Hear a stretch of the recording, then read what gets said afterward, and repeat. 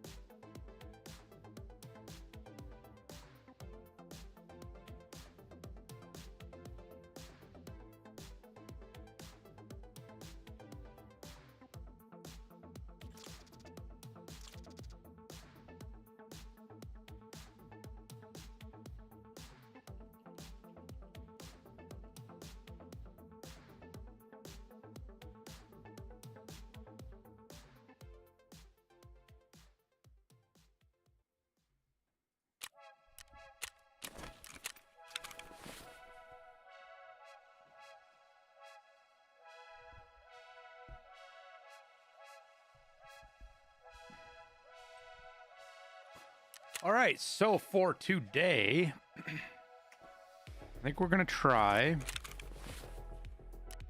and get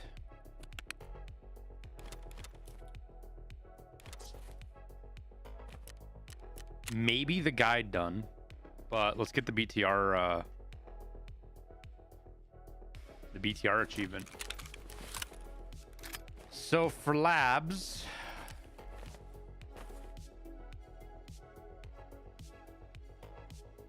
what do we bring for labs?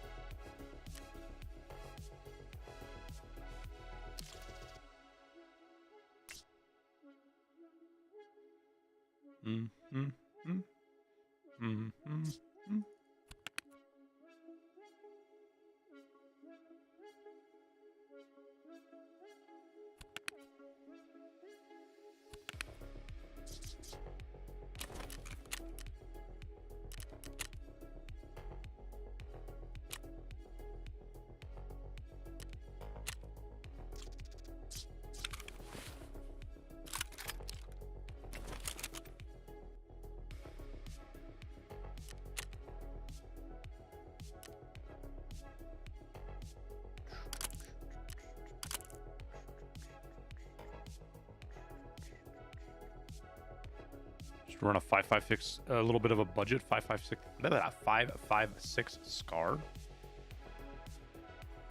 Probably get even. Don't even necessarily need to go super duper budget here. Spend a little bit more money.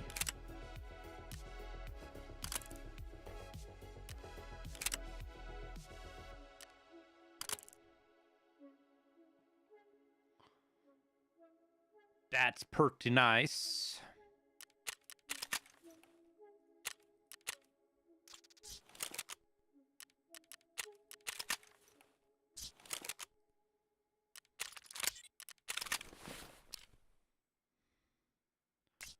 Don't know why it won't buy the CQR grip.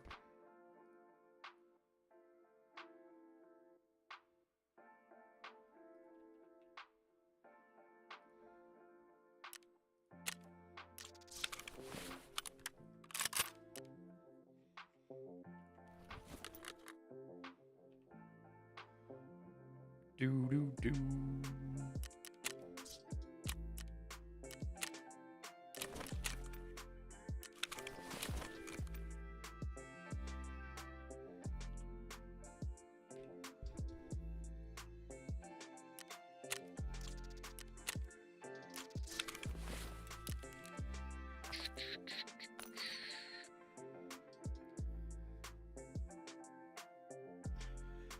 So I'm thinking of going factory transit to labs for the guide.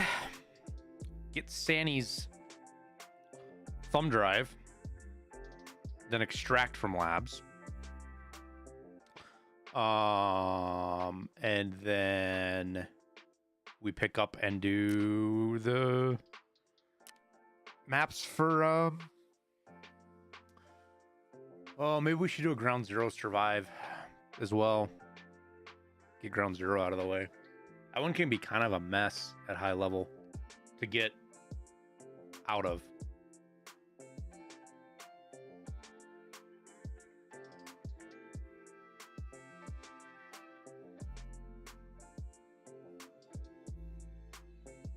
And maybe I'm just trying to do too much.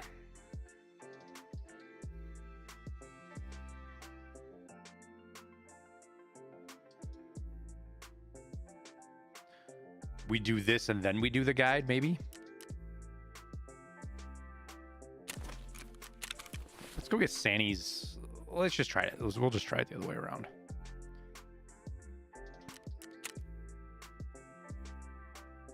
I don't even know what fucking backpack's at the bottom here.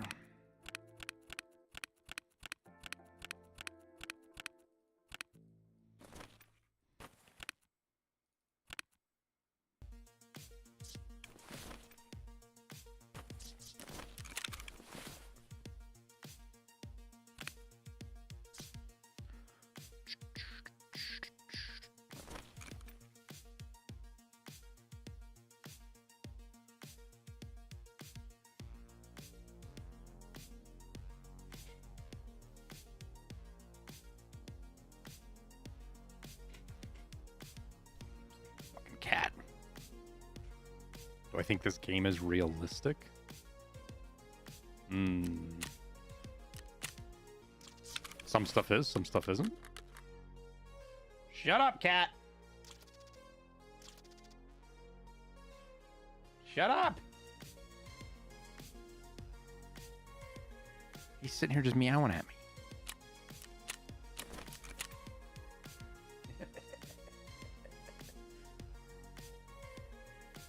Good girl, Sammy. The wiener dog just chased him off.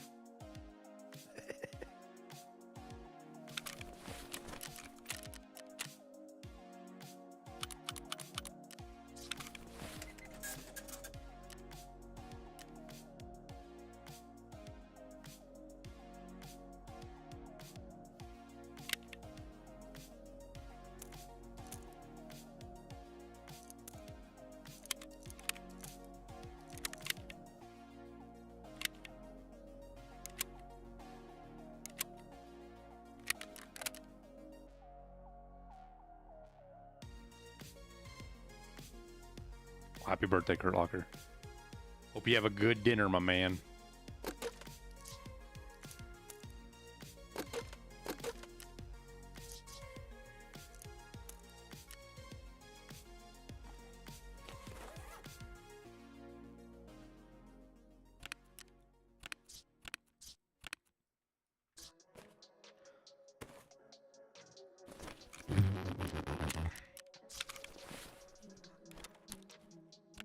Okay,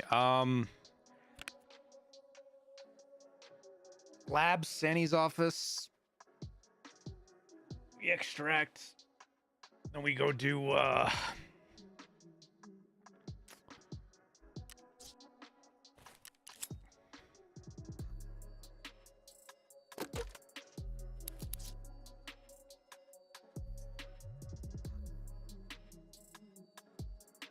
go to the BTR task line, hopefully.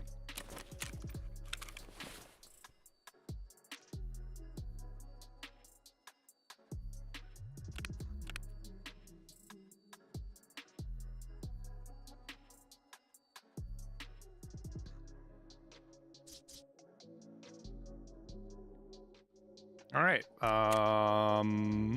Do we have our tasks ready to go? The guide is indeed ready.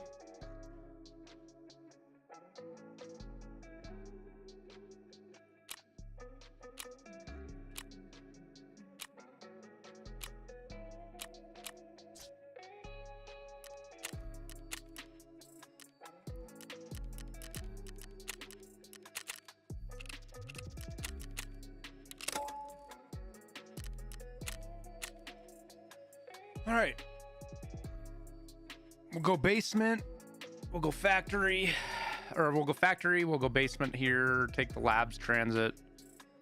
From labs, we will get our Sandy drive. We'll probably just hang out and chill in labs, to be honest with you.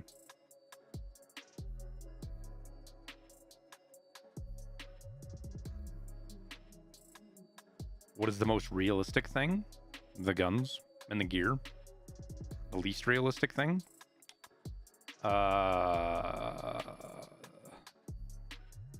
Health system, I guess.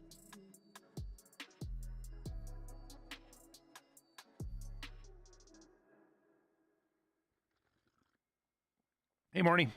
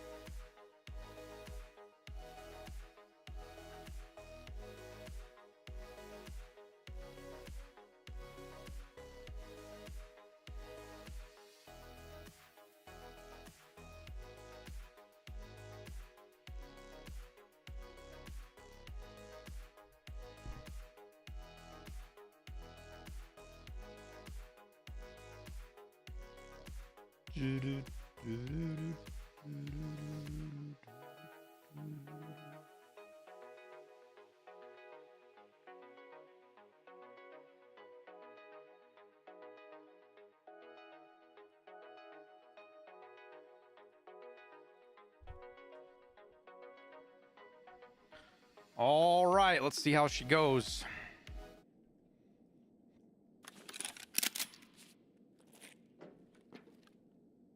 That's funny because I actually need a thing out of here, don't I?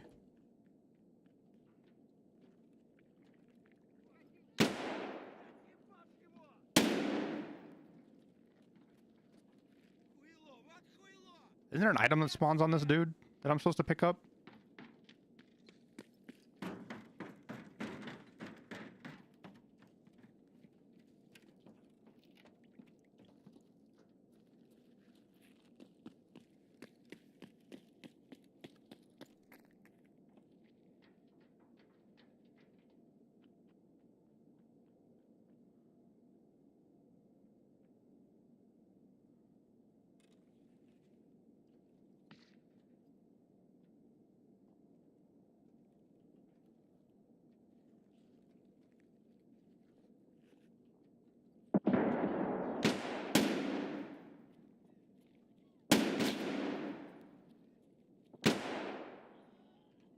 It's a therapist task.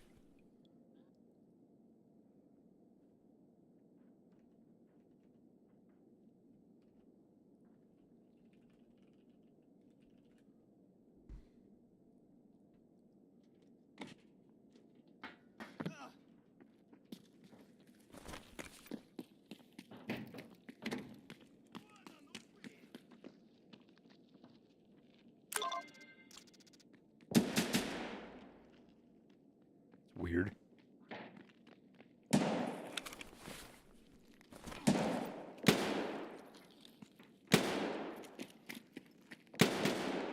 There's a bunch of Mosin men fighting it out right now.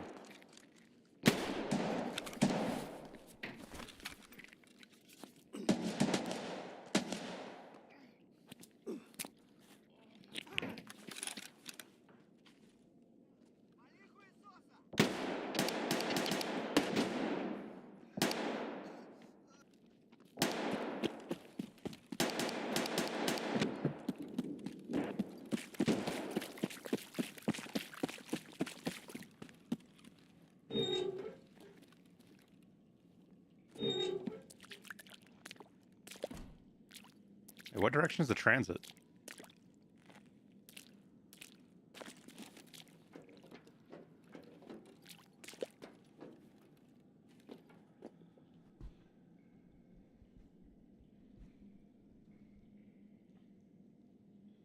It's kind of handy that it just spawned me right where I needed to do a task.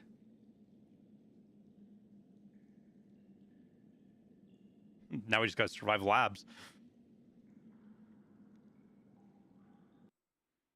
And yes, you do need to have a labs card. I had one on me, which is why we were able to go.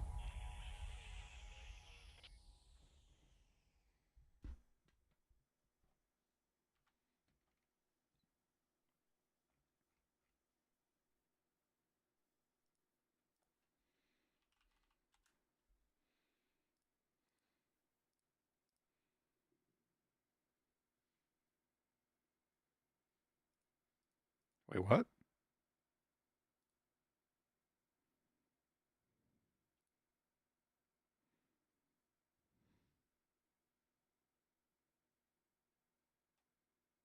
Oh.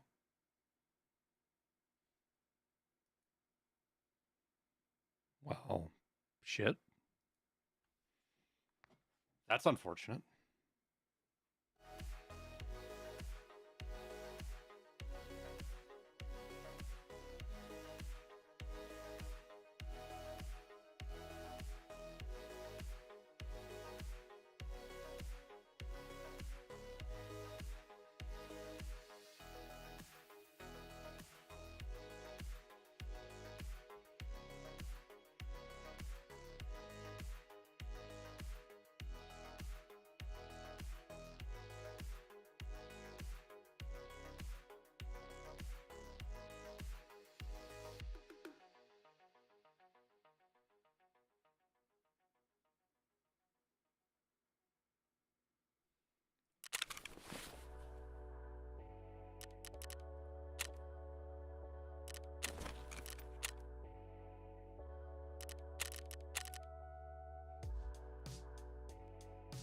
Well, that was convenient.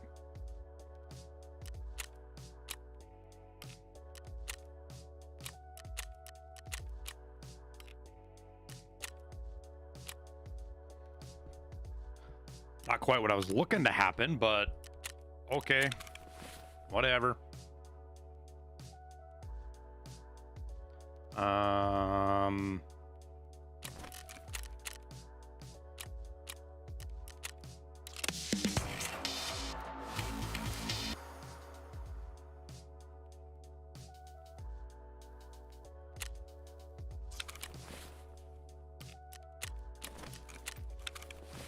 There's so many docs cases right now. Well, do we go back labs?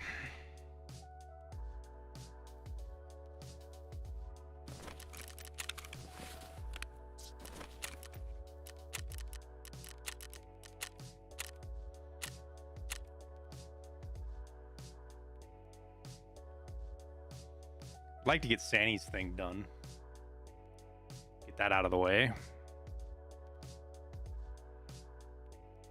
Then it's the BTR task, which I think is 4 maps, 4 or 5 maps.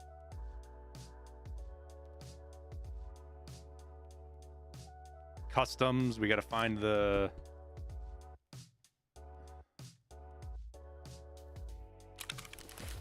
note.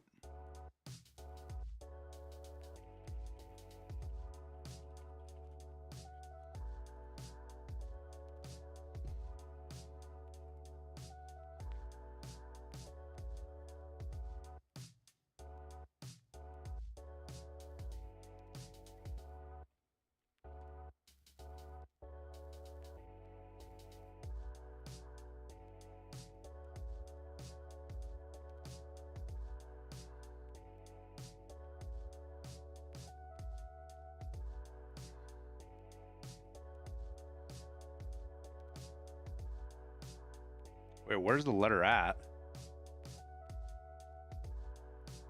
Oh, it's upstairs in this building. Okay. So we go there. Then we got to transit to reserve, which the reserve transit is, yep, down there. So that's a pretty good hoof to cross the map. Then we got to stash the letter on reserve in where? Oh, that's a crappy place to have to stash it. That sucks. Okay. Then we have to go to the woods transit. And what do we have to do on woods? We have to kill 3 targets on woods and then transit from woods to lighthouse.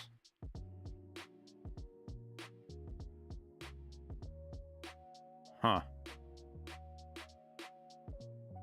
And then we have to light a flare off here and here. Oh.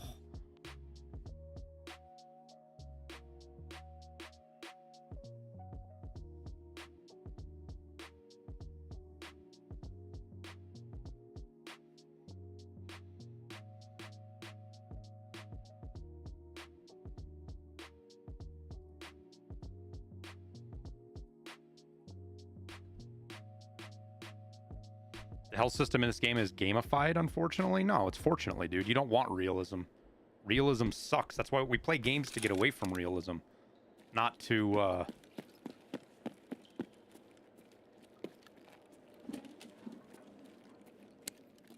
wonder if I can get in here and out of here real quick, like.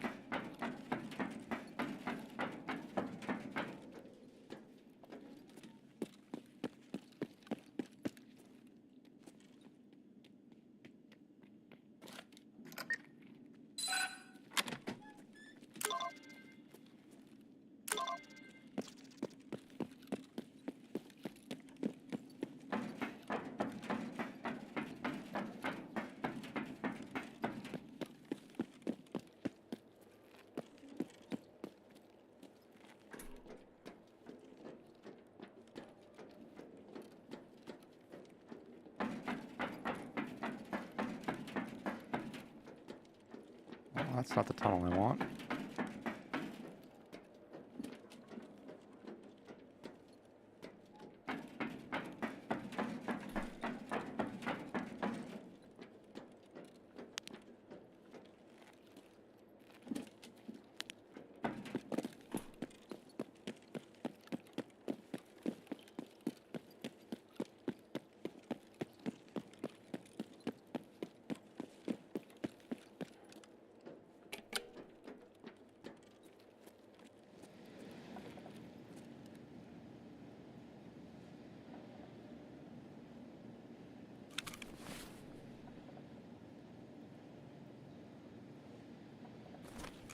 And now we wait for 5.5 more minutes.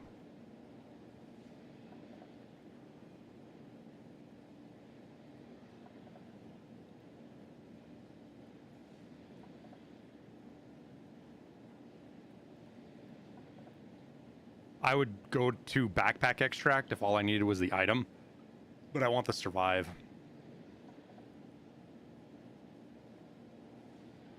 Nah, Zola Bear, that doesn't fix the problem, bud.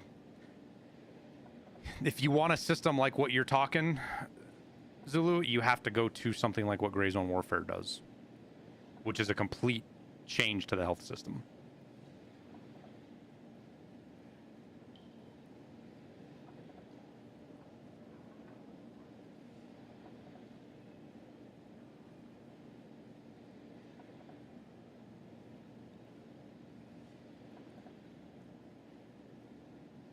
Do do do do do do do do do do.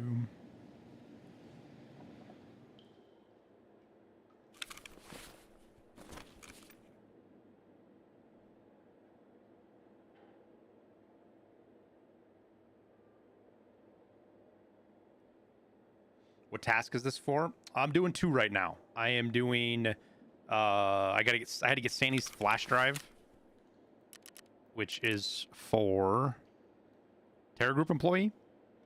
And then I am also, maybe if we're lucky, going to get the guide done. Because we're going to do this map. So we'll have factory and lab done. And then I've got to do, there's 4 maps I got to do for the BTR task. So Gray Zone has a nice health system, but everything else in the game is jank? I don't think so, man. I think their ballistic system's pretty good. I think the struggle Gray Zone Warfare has is people don't understand how the systems work because they don't do a great job of explaining how the different bullets impact stuff or how armors versus bullets work and all that kind of shit.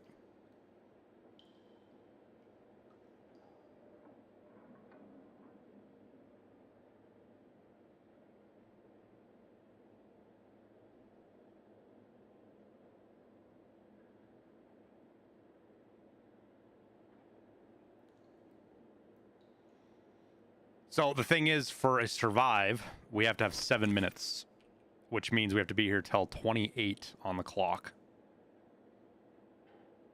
So that's what I'm sitting here waiting for, so we don't get the run through.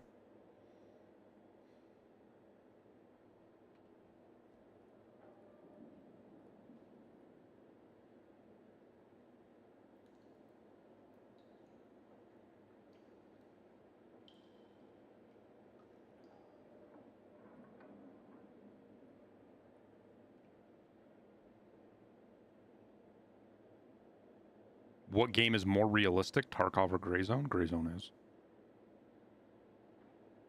In my opinion. Gray Zone's just, it's in alpha state, man. Gray Zone is where Tarkov was 6 years ago, probably 7 years ago.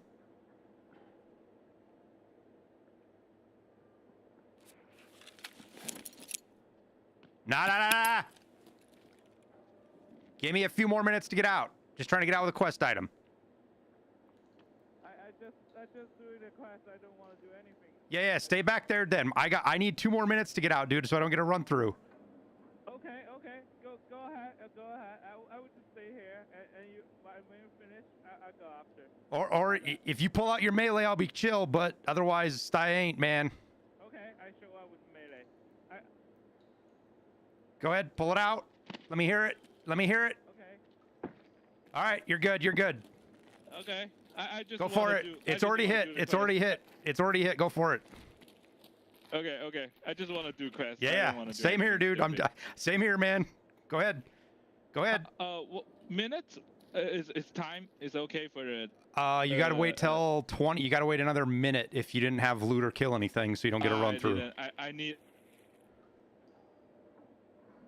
All right. So 30 seconds.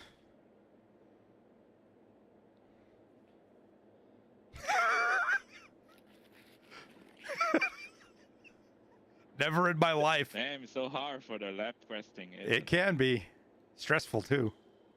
Yeah. You see, I literally have nothing on my rearing. I just here for the running crest. Yeah, the guy you doing the guide? Yeah, starting the guy. Yeah, same here, me too. I got Sanny's thumb drive on me too. Oh yeah. I'm starting the guides. Hopefully. All right, there's the clock. I'll let you go first. Okay. Thank you. Good luck on the rest of your trip. Okay. Good luck for you too. Hopefully we both eat.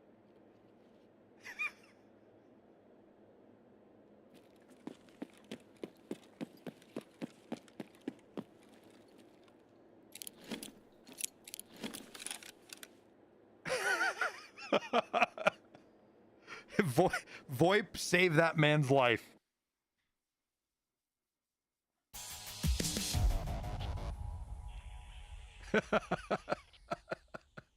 Holding somebody hostage with a grenade.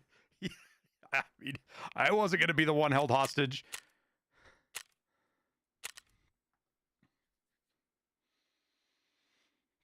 That's on all my years of doing this, that is the first time I've ever had somebody run down there when I was down there, dude. That freaked me the hell out.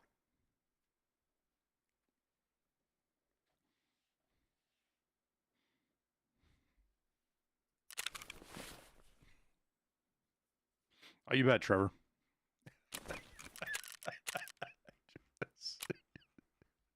Oh.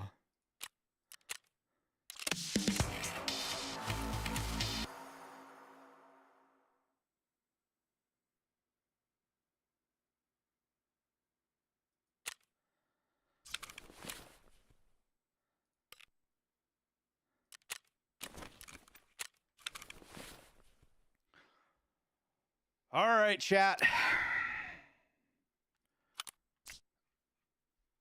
Now we continue the guide the hard way. Oh, I got new beginning done too. Look at that. Could have been quicker, but it'll do. Go fuck yourself, Ragman. What the fuck?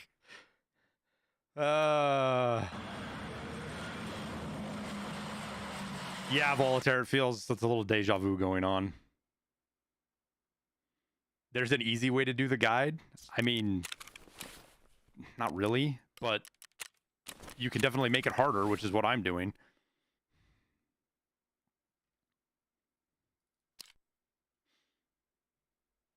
Gil Dustin, thank you for your Prime sub, man.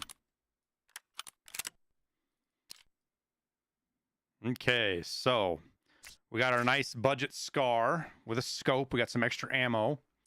We better top off on food and hydro. We'll bring you and an MRE.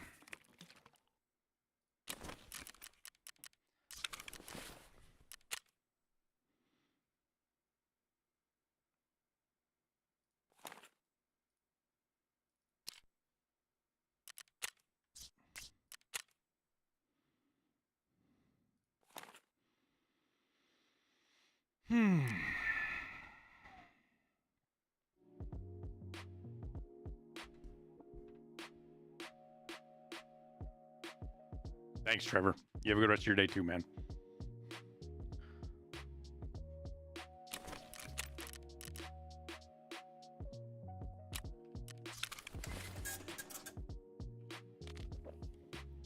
Okay, hydration's topped up. I'm gonna bring some extra SJ6s with just in case.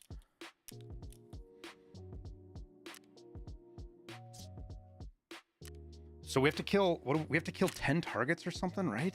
What is it? We have to kill 10 targets and 3 of them have to be on woods. Oh my god. So it's try to kill some stuff on customs, I guess. Because I don't want to be fighting on reserve.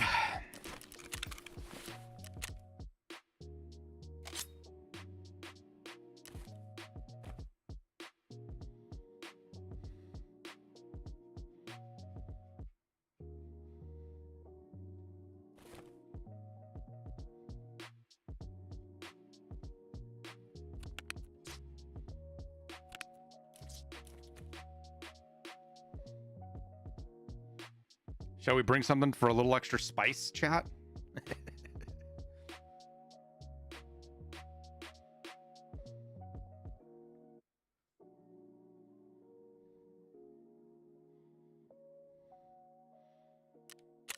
All right, so if we've got these two done, if we get this task done, we'll have Woods, Customs, Reserve, and Lighthouse finished. If we manage to pull this off.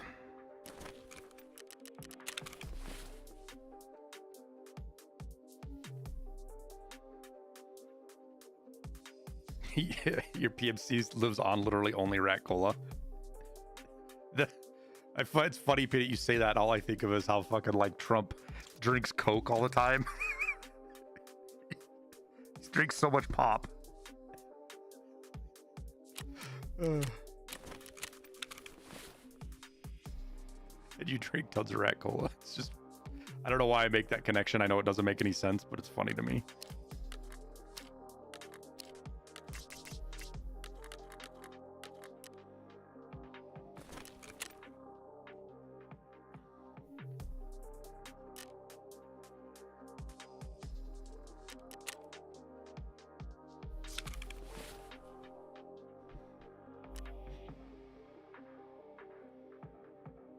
All right.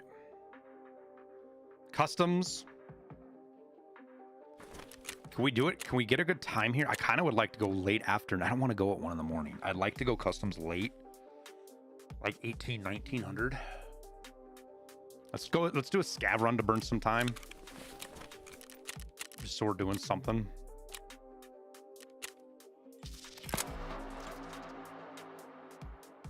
Oh, I'm going to fail that right away. Kill any target. 14, huh?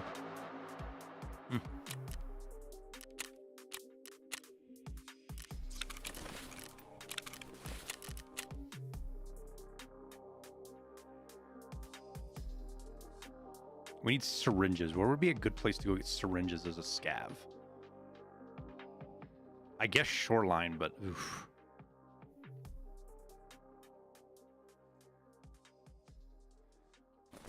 Shoreline's kind of sketch to go to right now.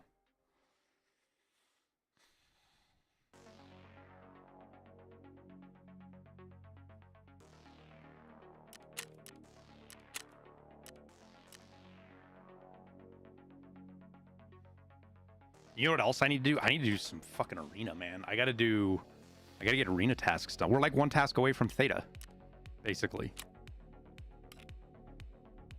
But I gotta play some solo. So here also, as far, I think I've made up my mind on the 2nd prestige, chat. Here's what we're gonna do. We're gonna get there. We're really close. We're gonna get to the 2nd prestige. And I'm trying to put together a charity stream here. We're gonna do a charity stream for a pretty cool organization. You know, we're gonna have goals on that charity stream, and I haven't decided like if we're gonna do it for like a day or 5 days. If we do it for a full week, you know, kind of. I haven't decided yet what we're gonna do there yet, but we're looking for goals to set for like how much we raised for the charity, the donations for it. You know, one of them is gonna be shaving the beard off. I think we'll set prestiging as another one.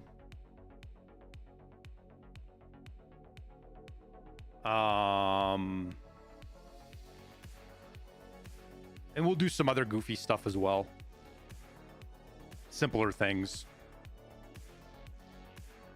Should I do all Keeper Quest to unlock Dungeon Master achievement? If you do all of the Labyrinth tasks, you'll get a much easier path to Lightkeeper. That's what I'm on right now. I'm waiting for my Intel Center to finish crafting.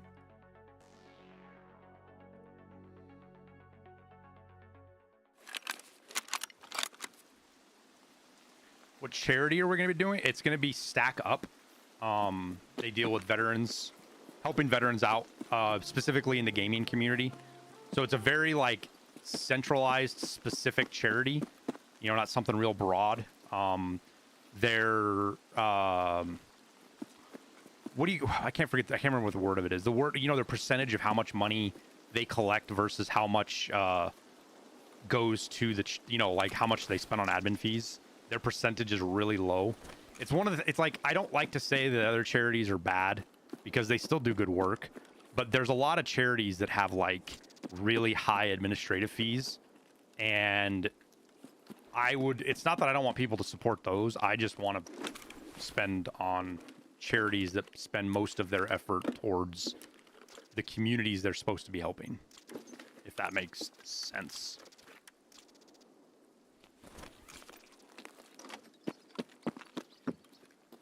You don't give to charities that are over 5% admin fees? Dude, there's very few that are that low. Like under, like 10, it's under 10, like the real good number I think is like 8% or something, or 9. I can't remember exactly what it is industry wide, but like I don't remember exactly what it is. Maybe somebody can fucking ask Grok or AI, ask fucking Google or Grok or somebody real quick, but like Red Cross is like 30% or something. Like even St. Jude's is really high. Now, St. Jude's kind of falls in a little bit of a different category because of what they are. They're not apples to apples of other charities that spend as much money as they do. But they still are pretty high.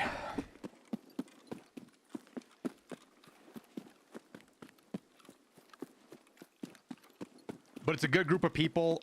They approached me at TwitchCon in October. And I've just been dragging ass, not getting everything put together all the way for it. But it'll be set up through, I can't remember the name of the organization. So like, I don't touch any of the money you guys donate. I don't see any, it doesn't touch it. It doesn't go to any account. I never have any control over it. Which is a benefit for like everybody because I don't want to have any of that, but it also, makes sure that it's, completely on the legit. And then I don't have to deal with like tax stuff and reporting and all that shit.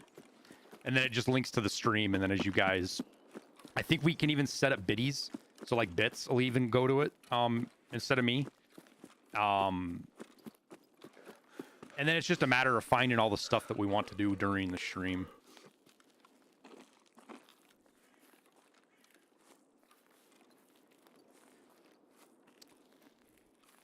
Volatar, maybe you know about this because you do pay attention to the smaller charities. What was Rush? It was the charity Rush Limbaugh was really involved in, and it had to do with paying for scholarships for, I believe, for police and veterans who lost their lives. They paid for the scholarships for kids, and everybody who ran. It was basically a bunch of wealthy people who ran the charity, so it had next to zero admin fees, I believe, because of it was guys like Rush Limbaugh and stuff like that that ran the charity. And they paid for all the admin on their back on their side. They paid for the admin. That way all of the money they collected went.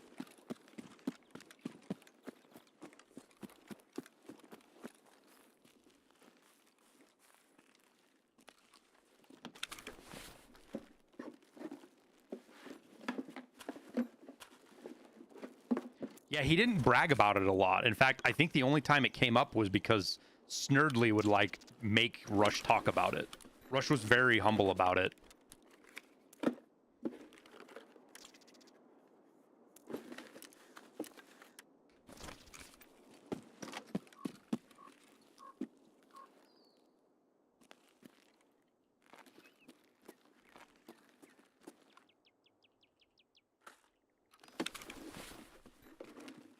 Oh yeah, Varric, we can do all sorts of stuff like that. In fact, we should set up a thing in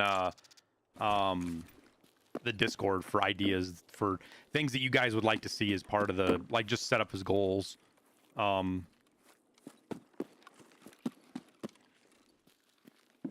know, I mean, I would just brainstorm, and I was like, I could put on tactical gear and play with tactical gear on for a couple hours.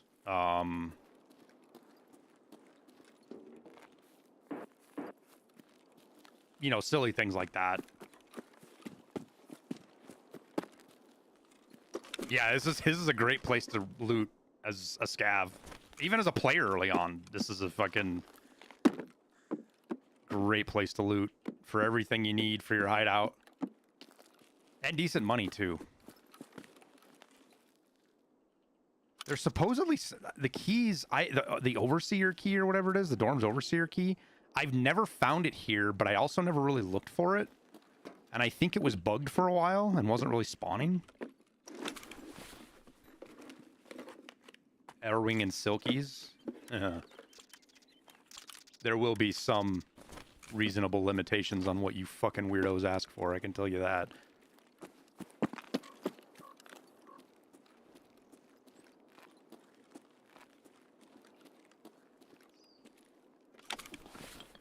What does that key do? It's for the, like, it sells for like 250, 300K, I think. But what it does is it's for the ref task line. You have to get into a room on dorms with it. Or that's how you get into a room on dorms you need for the task. You have to get in there twice, I believe. Somebody came through here already, and those are worth a lot. But it looks like they looted all the shit on the ground here. Probably somebody looking for the overseer key. I think there's a spawn here or somewhere right here, maybe? Давай, мочи! Hello? If you PMC, we can take the joint extract. I don't want to fight.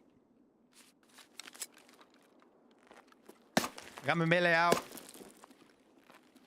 We can be friendly. I hope.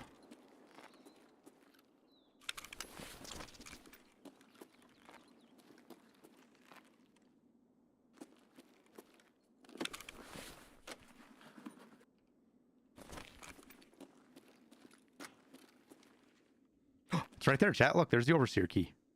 Look at that.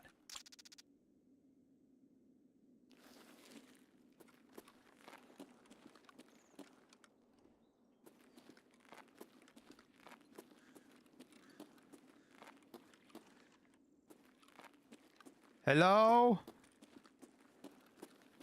Hello? I'm just here trying to find syringes to feed my drug addict self.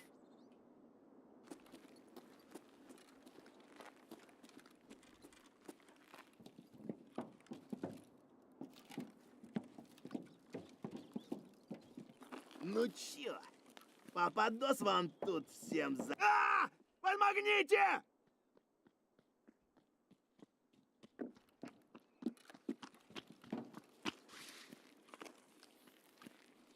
Oh, it's an AI scav. Okay.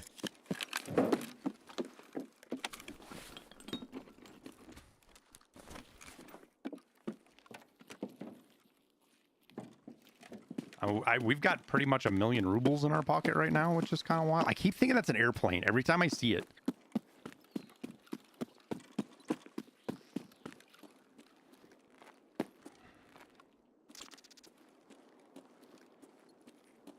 Nikita parody. I don't know if I could do it, dude. Like, I'm not really good at imitations.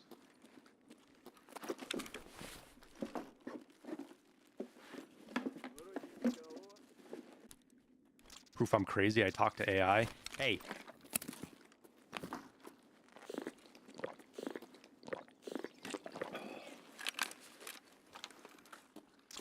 Poster.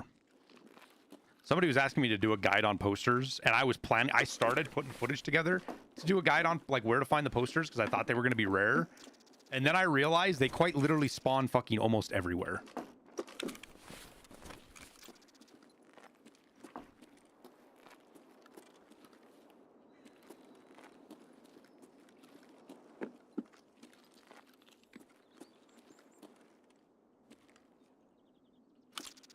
Well, somebody cleaned house pretty good. Wait. Oh, he just looted that. You little bastard. What happens if I throw you a med? Do you give me something back? He looked at it. Chad, he looked at it.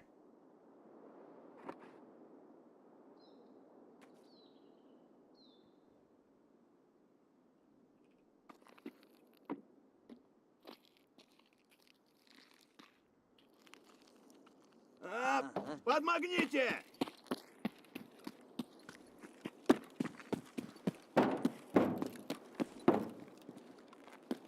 You know, everybody bitches about AI. Tarkov's AI sucks. And they don't take time to appreciate shit like that. You know?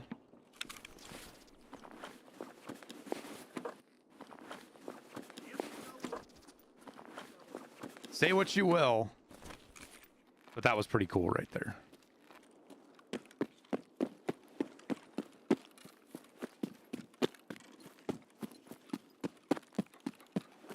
Burnt peanut asked Nikita for a streamer item. Ew.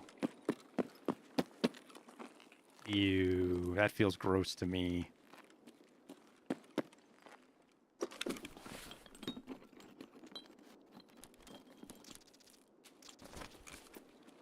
I don't like that. I wouldn't do that.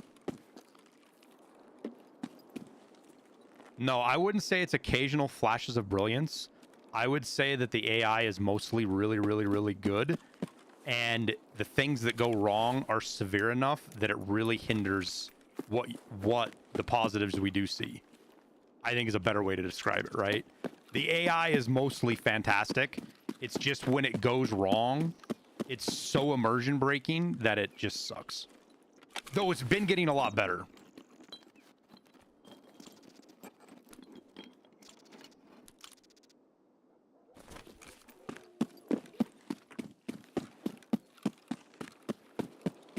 Someone asked on his behalf. Okay, well, that's different. That's completely different.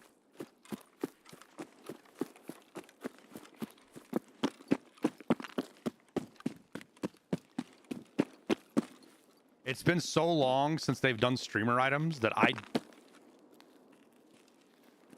I said, chat, they literally put posters fucking anywhere.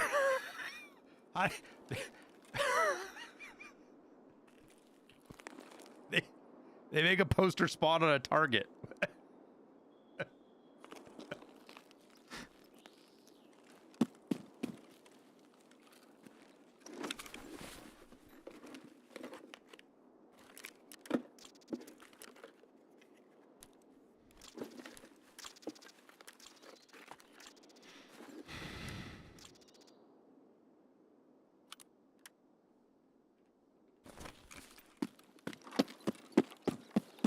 Feels wrong to be this far down range, dude. If it makes me fucking, I don't like it either, dude. Every time I come down here, I'm like, it's like, this isn't, you're not supposed to be standing down here.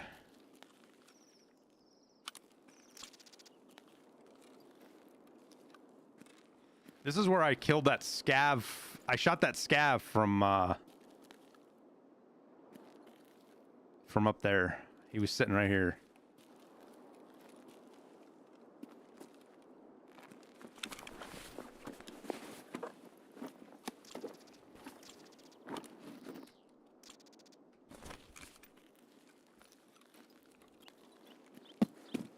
Came for syringes and found none. Of course, I didn't go to resort either. We try to go up to resort. We hit a couple of med bags. I do have East Wing gym entrance.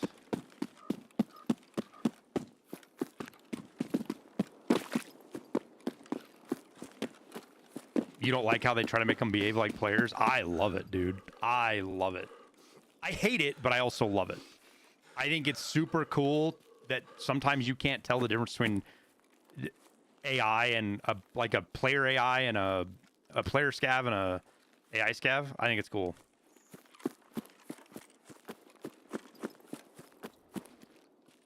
Yeah, I have no intention of going anywhere near the labyrinth side.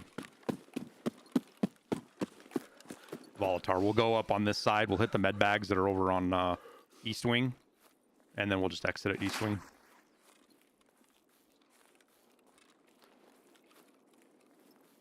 Well, Kurt Locker, like that question gets asked a lot, right? People come in here and ask me what I want for a streamer item. I don't want to pick my streamer item if they ever did one. Again, I think they're done doing streamer items. Plus, I'm not as much of a... I'm not really, like...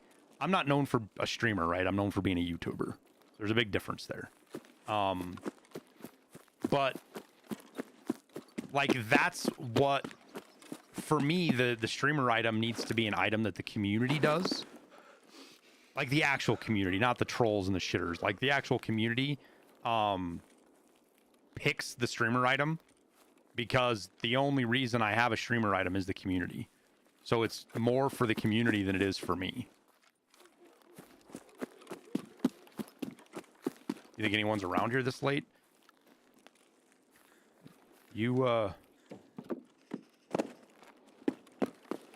feel like that's a question only somebody new to the stream would ask, Volatar.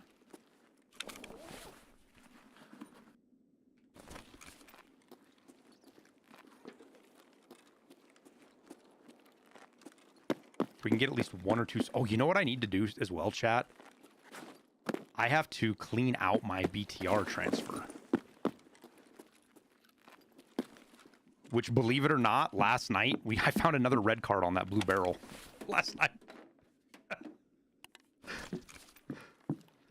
I'll show you guys the clip, because Liston's pissed off about it. He didn't like it at all.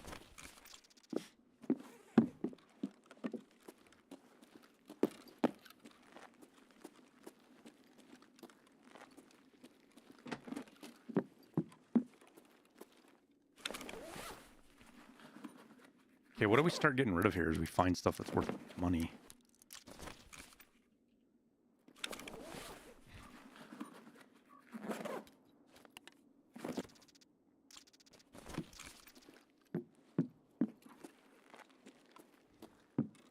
No syringes. No med bags either. Sometimes there's like 3 med bags in here even. This time there wasn't a single one. I guess first floor for the other med bags other than the ones that are up here on 3.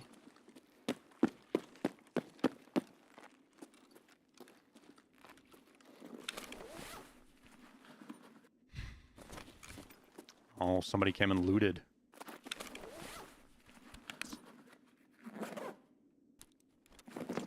They missed this one though.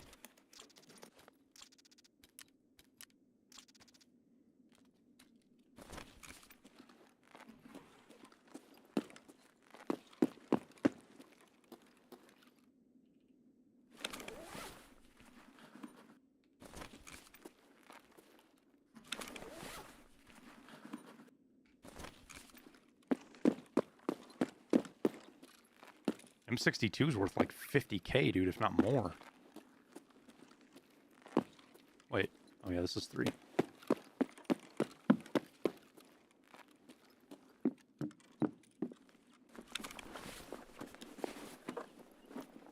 Don't feel like we're going to find any syringes, unfortunately.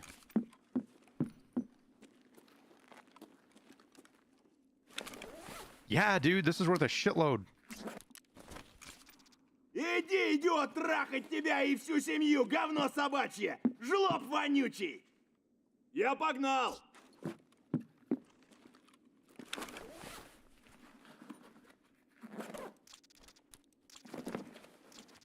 Yep, it is indeed worth a ton, dude.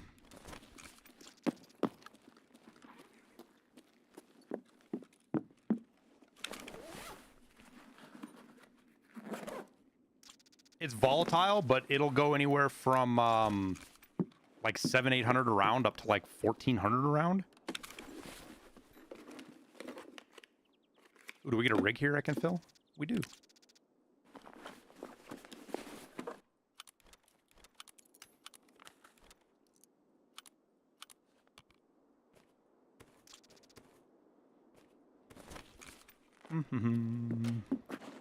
No med bag there.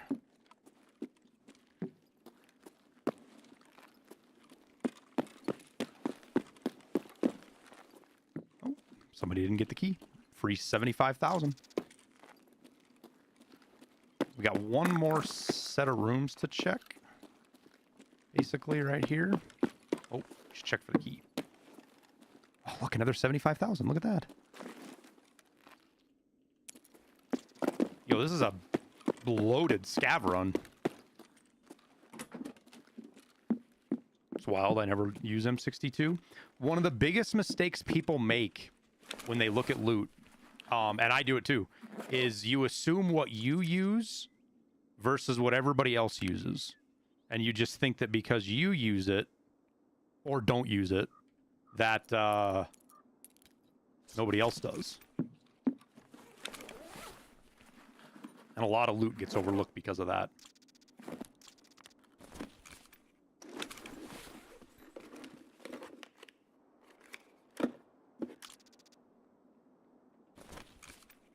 Damn, not a single syringe, though.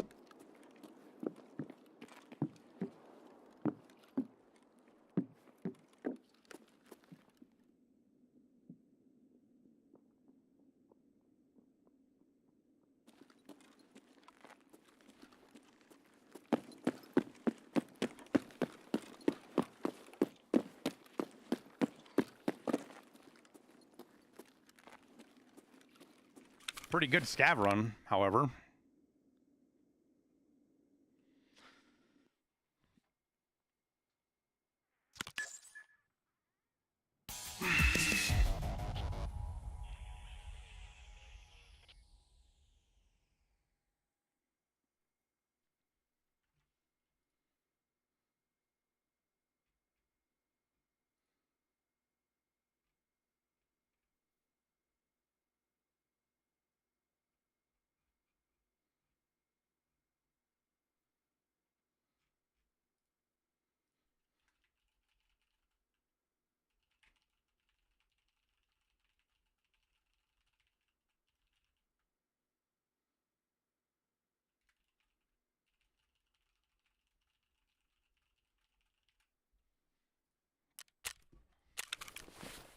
All right, let's get a rough calculation. Well, let me just pull everything off. We'll get a rough calculation of how much we made here. Just on a chill scav run.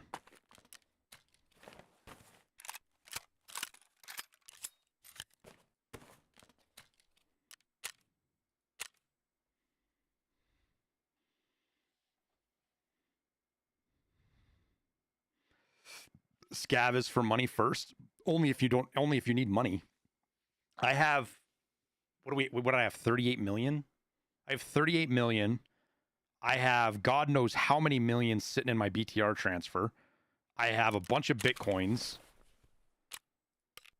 Like, I don't need to scav for money. It's fun to scav for money, right? I have 36.5 million. I have 5 scav junk boxes full of shit.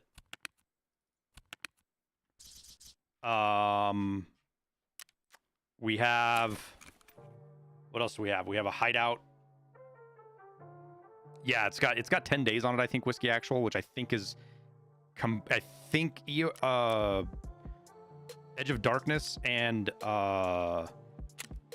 Scav rep might impact that. So I've got all these Bitcoins, which we got more we can put in there.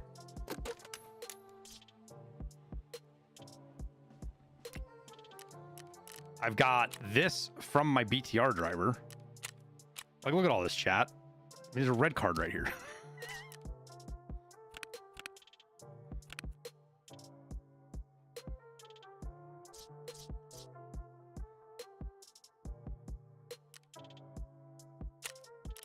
So money can be important if it is important for you. For me, right now, I was just going for, I was trying to burn time to get time for a better part of our run, and then do some other stuff. But let's figure out how much we've got here. Like, actually.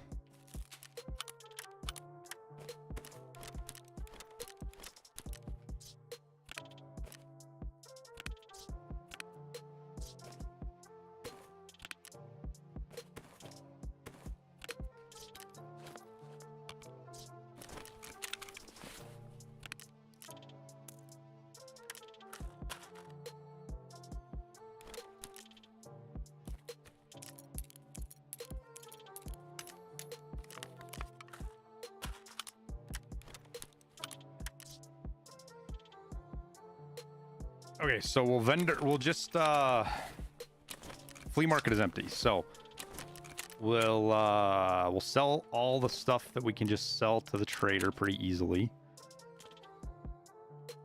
I could get more out of that stuff, but we'll do this. Okay, so there's that. Oh no, how much money did we have, chat? I forgot to look. How much money? Did you guys see how much money that was right there? Shit. Somebody go look. Tell me how much money we had right there, how much money we started with.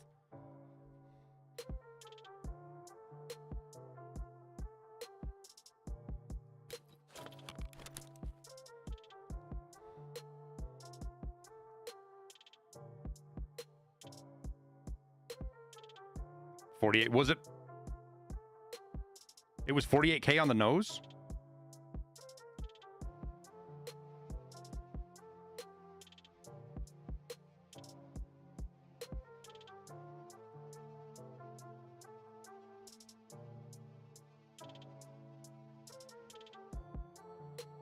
Okay, so 36,508,000. Okay, so we got that. All right. So we sold that.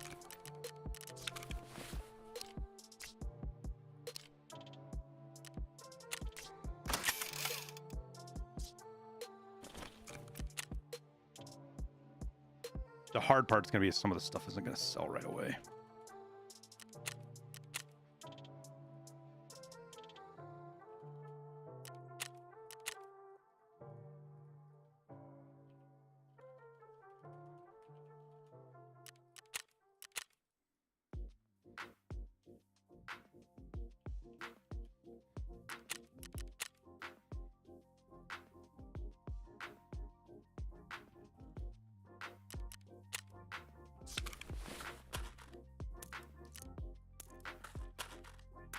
I hope M62 is worth a lot and I didn't just clown myself. Yeah, no, see? You can definitely sell it for a lot more.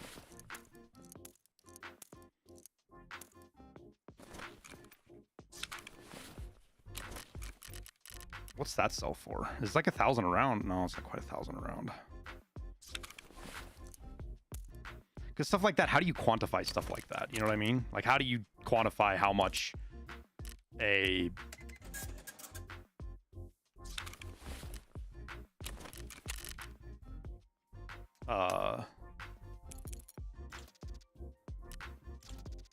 ammo that you can't sell or buy is worth.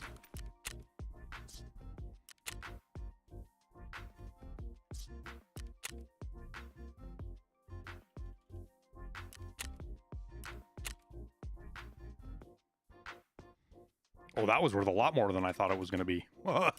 Okay.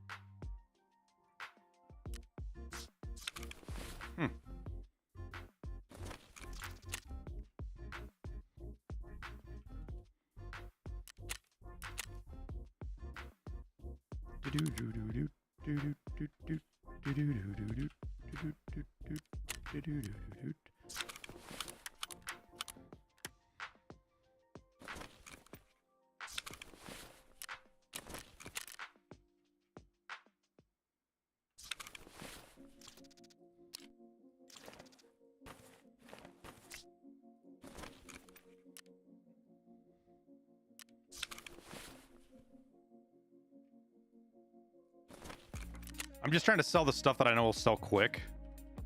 And then we can just rough price everything else.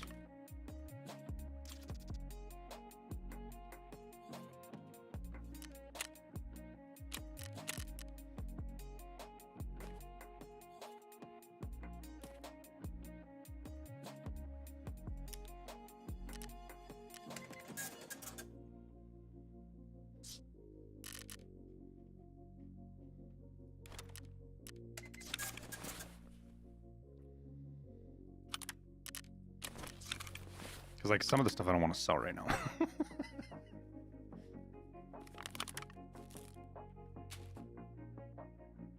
All right, so let's start doing some math here. This is 41,000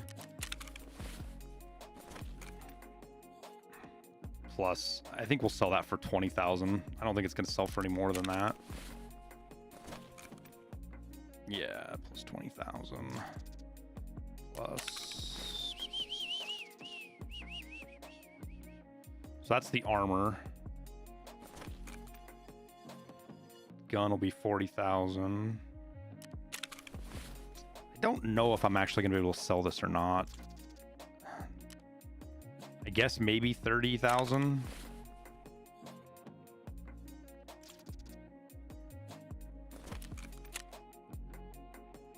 This we can sell. This we can sell. Squash should sell. The table sell.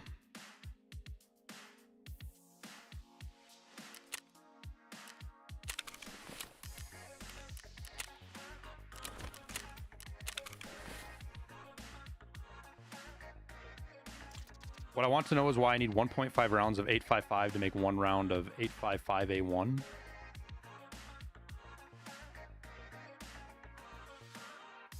I mean, if you're going to ask questions like that, there's a lot bigger questions that should be answered or asked about crafting Volatar. To be honest with you.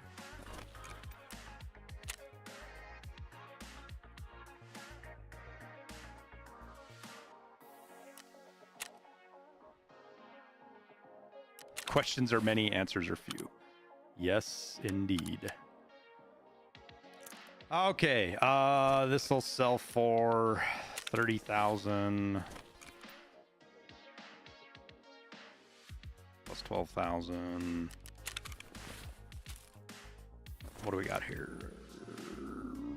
We'll call it 40,000.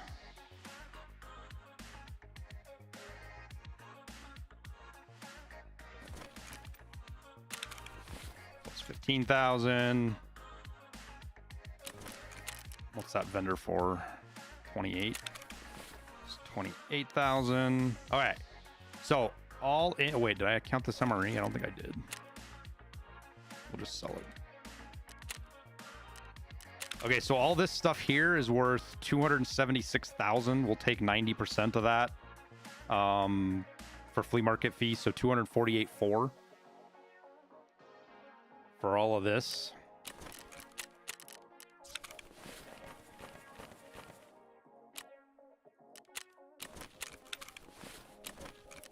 And then what do we still have for sale on the flea market?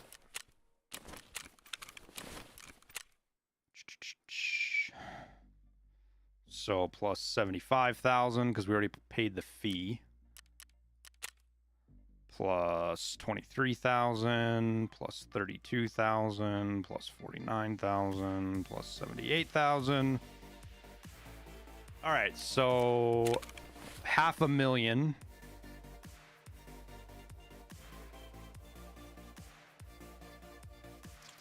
Plus 38, 427, 654. Right? 38, 427, 654. Yep. And then we minus that by what we have? 36508,546. So we made 2.4 million on that Scav run. 2.4 million.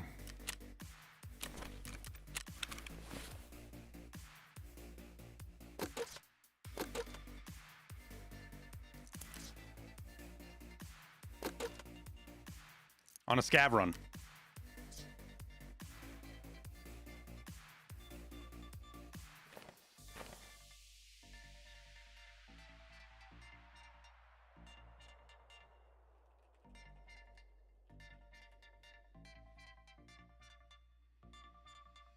Tarkov is easy.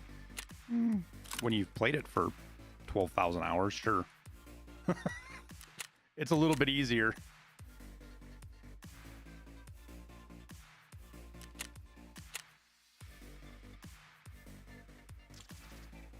I don't know that saying it's easy is quite fair, though.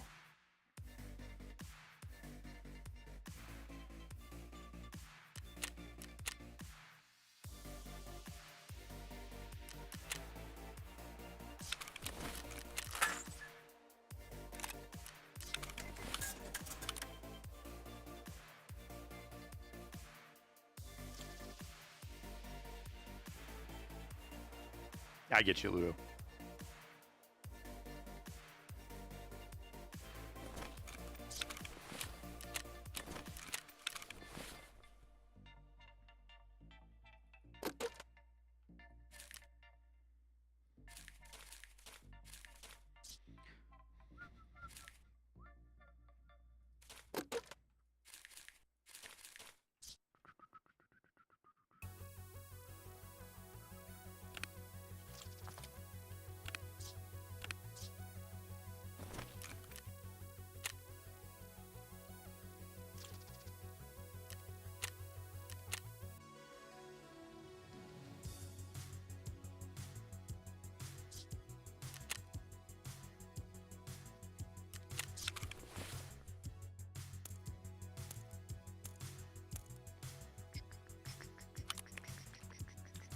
All right.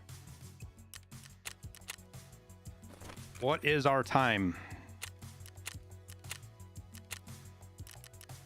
We are 1800. We're almost there, chat. I'm gonna go to the bathroom real quick. And we will dive into the next bit.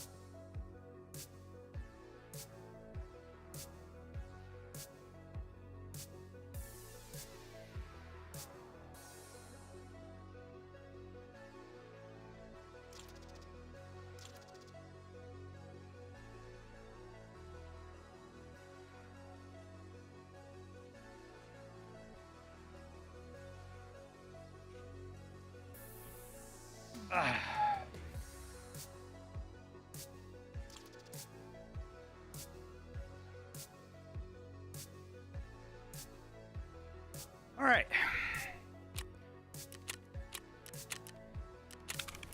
Now that we're all settled,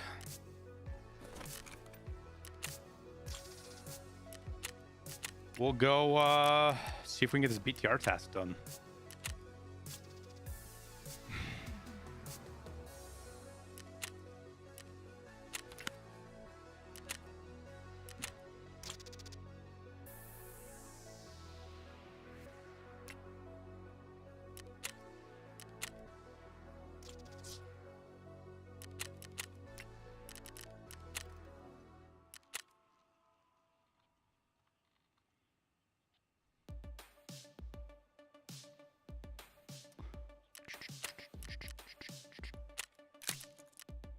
Okay.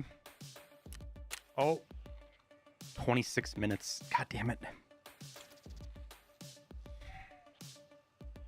So I've got 11. It's going to be middle of the night anyways, chat. So I can't do this craft here until this is done. But this craft's 11 hours, right? That's how I go get Lightkeeper and get... Oh, for the... I got the task done last night. I got on with Liston after the stream in the evening, and we played like... I think we got into Labyrinth like 5 times. I didn't survive a single fucking time. I died to cheaters 3 times. I swear to God, chat, that I can run... If I got off every day at like 4:30, 5 o'clock my time every day, I would never run into a cheater in Tarkov. I swear to God.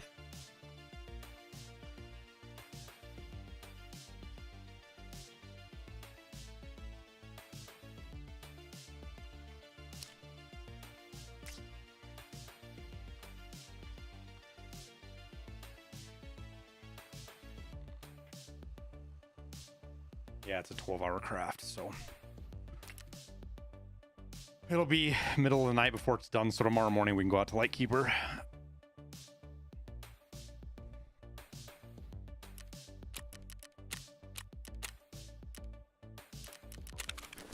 All right, so customs.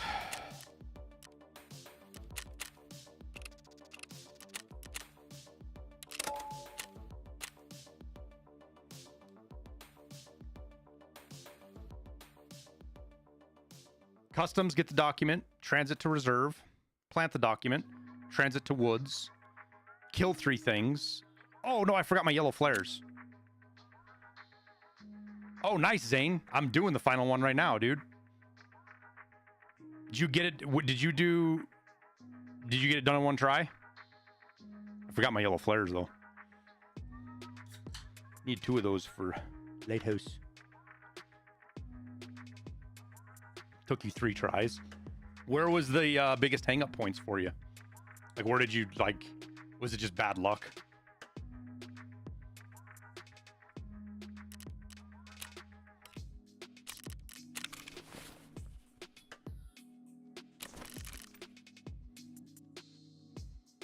Oh, you know what I should do?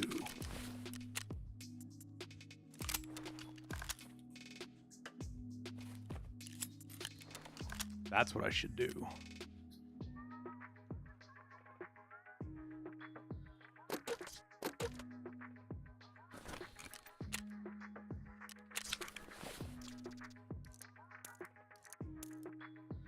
Perfect.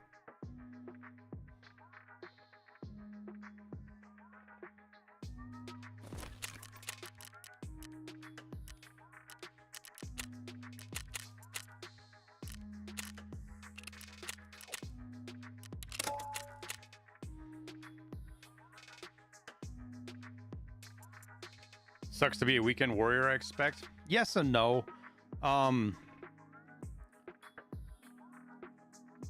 You know, honestly, like, there's something to be said about if you don't rush loot and you don't fight stuff, you run into less cheaters.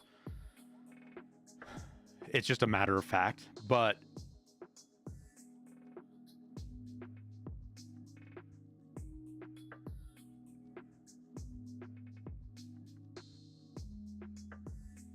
you know, we didn't run into any cheaters anywhere other than the labyrinth. And I try to make myself feel a little bit better by saying that, hey, at least I ran into him and I can report him to help him get banned. Hopefully. Speaking of that, I want to show you guys a YouTube comment. Shit makes me chuckle, dude. I got a pretty good YouTube comment.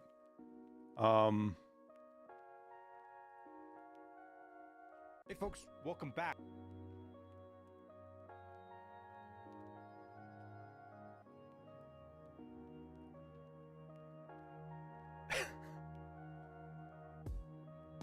I promised I'd show this on stream and we can make fun of it.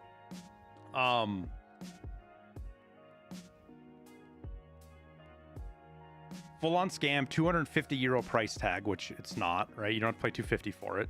There's an option to. Microtransaction business model.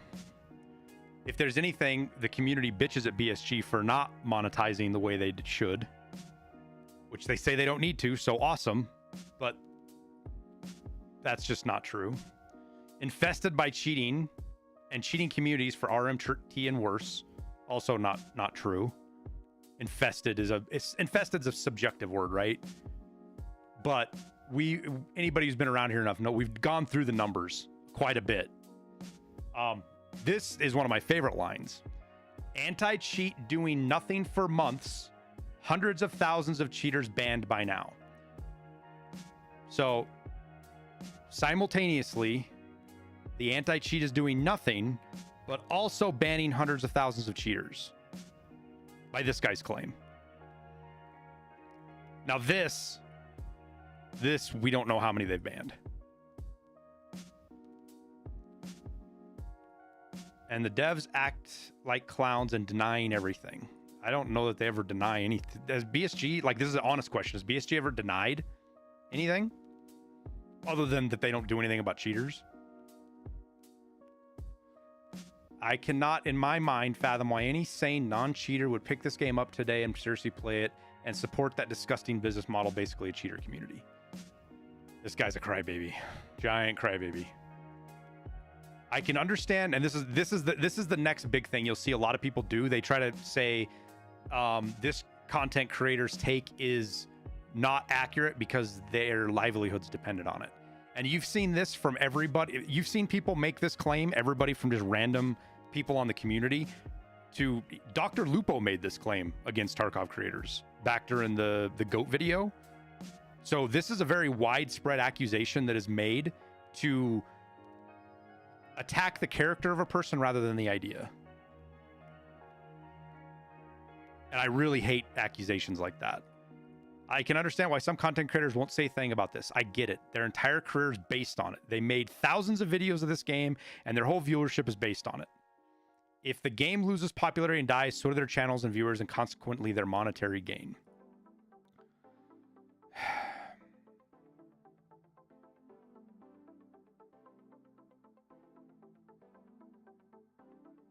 They don't want to flip those burgers. So this guy is straight up just saying that if content creators aren't capable of doing anything but flipping burgers.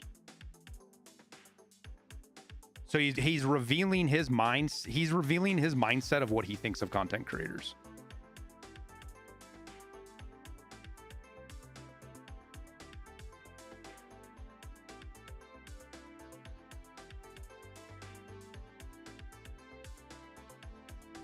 They will say it's not that bad. I say this to people that claim that the cheating's an epidemic. I do say this. The cheating is not that bad in context of there's cheaters every raid. Or did somebody, every death is a cheater, or it's infested, right? They really play the game because they like it and fun and don't do it for money. Yeah, right. Well, we've had that conversation quite a bit. I don't need to fucking gloat about my financial status or how little money I make actually doing this. And the game is still okay in that you're just bad. Fan favorite one there. Well, yeah, because if everybody's telling you you suck, you probably suck, dude. It's not a conspiracy against you. Like, if that's what everybody's telling you, probably true.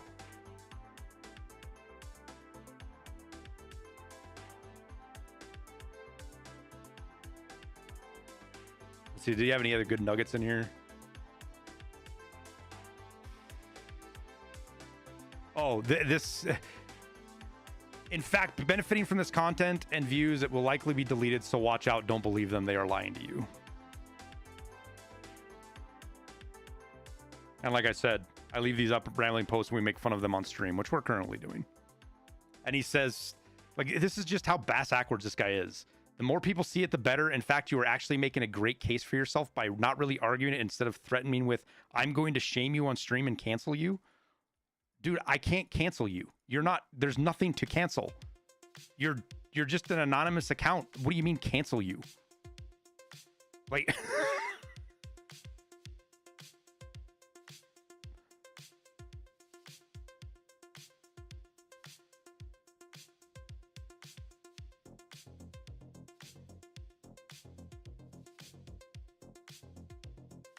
Show me one assumption you think I made that I can't back up with graphs.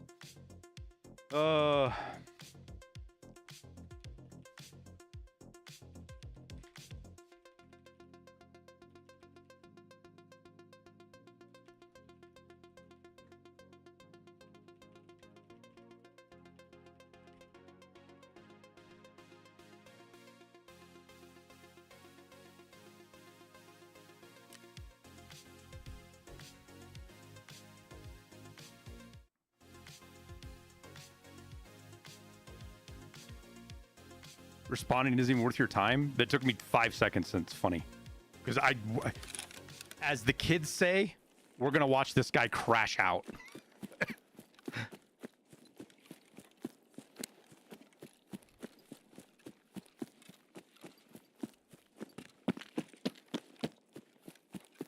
And while reading comments and going through content like that, or posts like that is draining. It is definitely draining. Like, I'm not even gonna lie, that takes energy to keep up with all of that stuff. But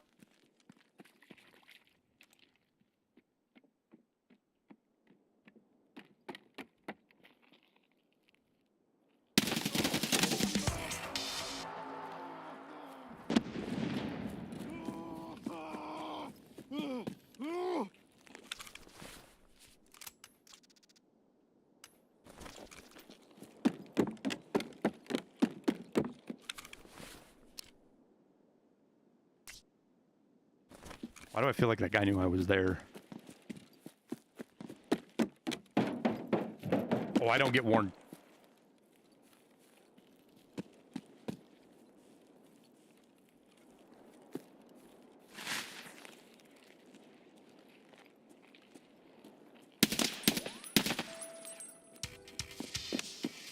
Guys like that don't really wear me down.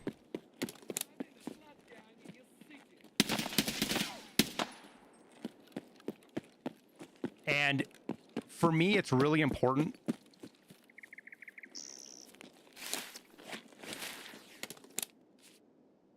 to combat false narratives and ignorance. And a lot of times you just run into people who are not, they're never going to listen, right? I fully understand that. There is a large group of people that are just never, ever, ever, ever, ever, ever, ever, ever, ever going to listen. And I can't do anything about those people. But what I can do is people that are actually willing to learn and listen, and educate themselves, and then make their opinion based off of an educated bit of facts. Those people I can actually help, if you will.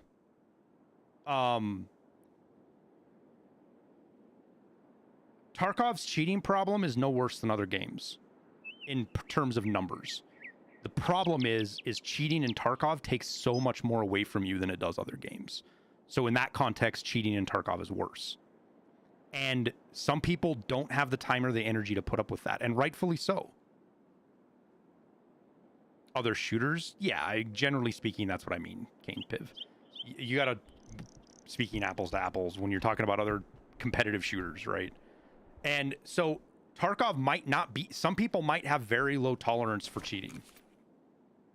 And they can only play 2 games a week or 3 games a week.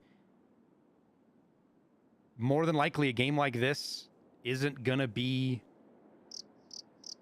for you. It's just not.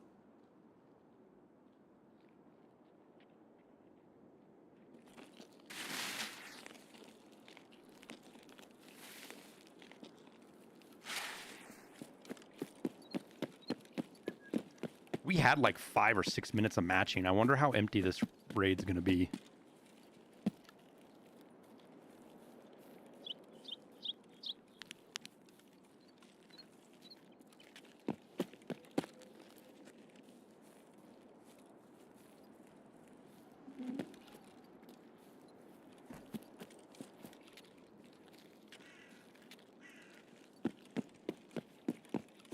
I hear footsteps all around me.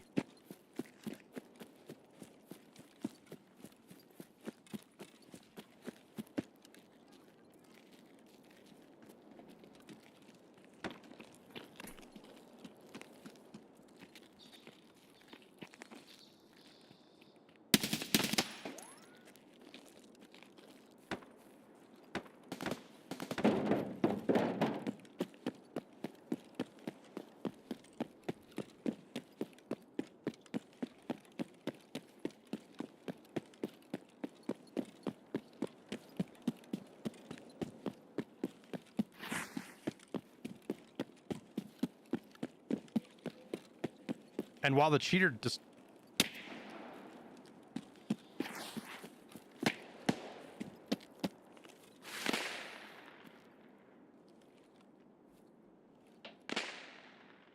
The cheater discussion is an incredibly difficult one to have. That most people are not going to be able to have. How long does it take to encode the beeper? 12 hours without any crafting skill calculation put into it.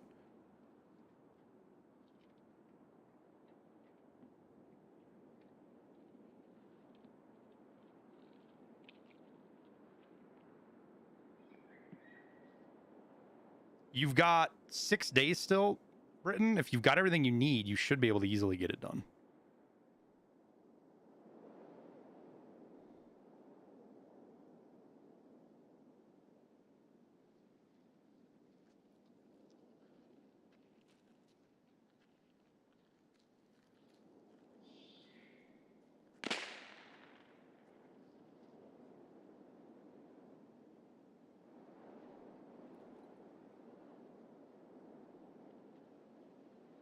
I'm going to chill here first because we got to go up into the warehouse here.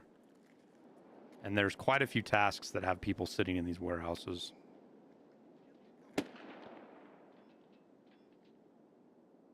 there's people fighting over at Old Gas right now, probably killing scavs for their task, which I think we'll just let them do that.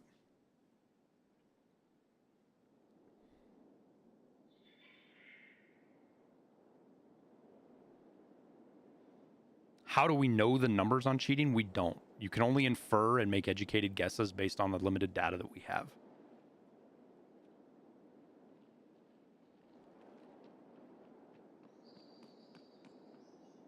Yeah, Zane Kills, that's what I've heard, is that once it's kind of, once you plant it, you're good. You don't have to do that again. Do you have to do all the transits and stuff, though, still, Zane? Or, like, the customs reserve transit checked off, too?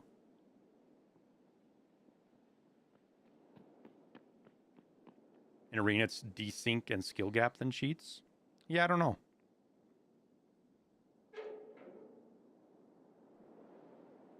Does it end Sunday? I forget what time it is, but the 21st is when that 21st is when you have to have it done by.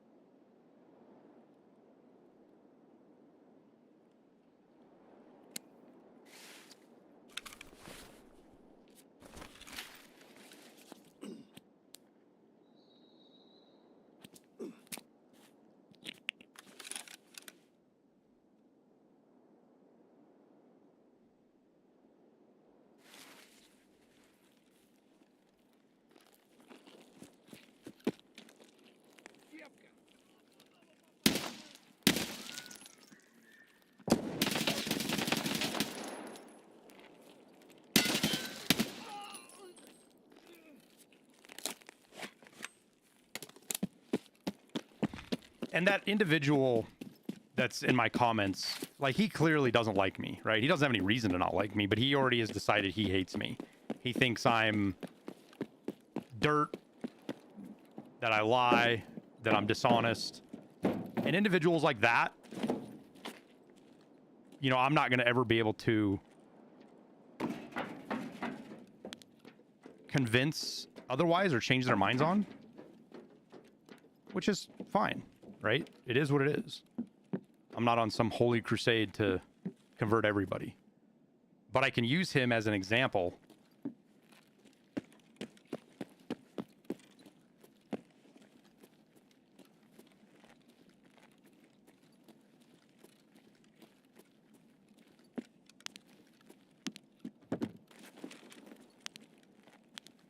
And as a bridged talking point to exemplify... Oh, I forgot to change my docs case. I don't have. I was going to send stuff back in the transit.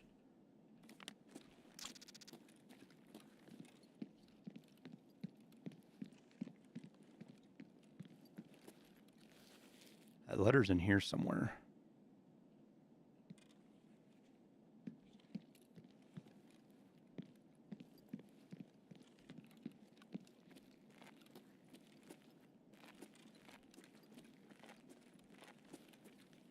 Man, talk about a hidey spot.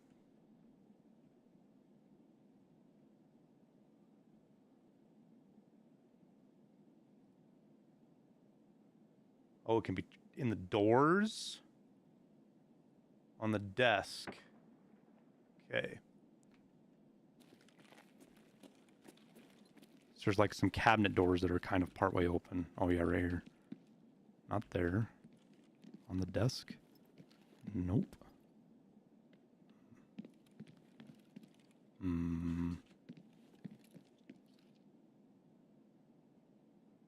Where's the other spot?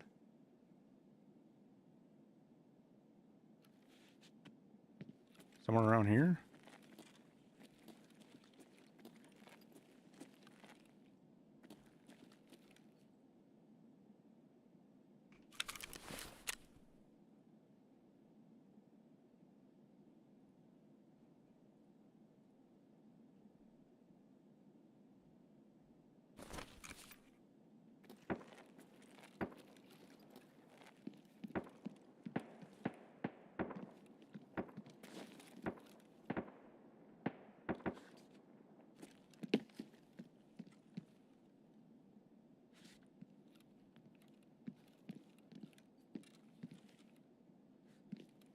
Huh.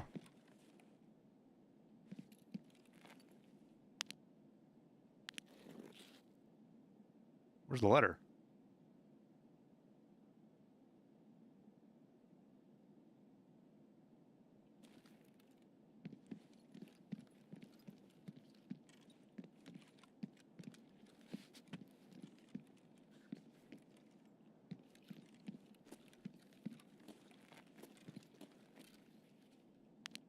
Yeah, like this is one spot right here, right?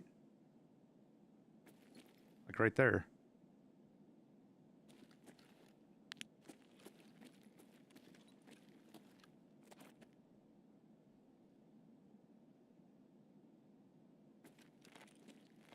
If it's in the metal cabinet, it won't prone till you won't show till you prone to look at it. Wait, what? I got a dot.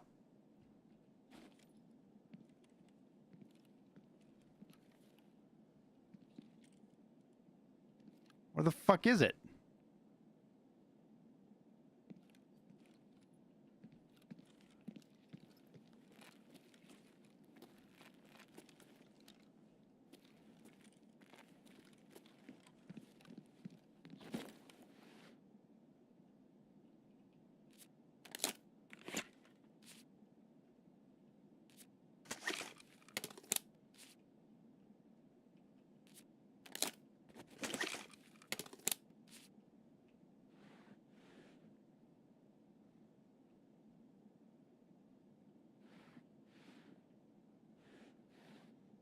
I am prone, but it won't let me grab it. It's like right here.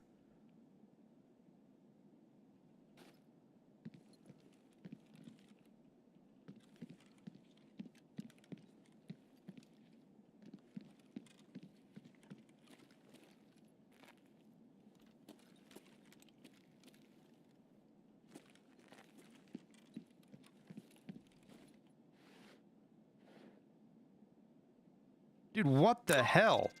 That needs to be fixed. That's not good.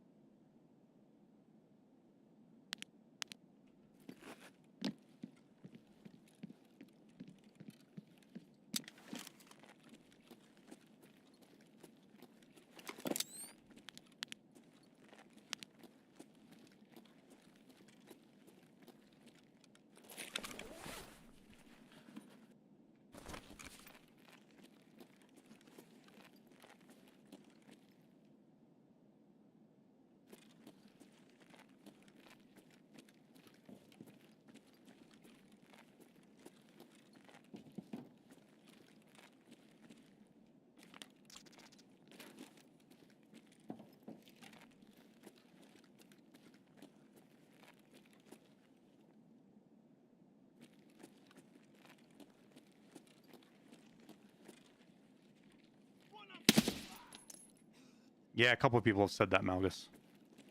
That they've had luck with planting it and not needing to redo it if they died. Hopefully we can find some cash. I'd like to be able to transfer these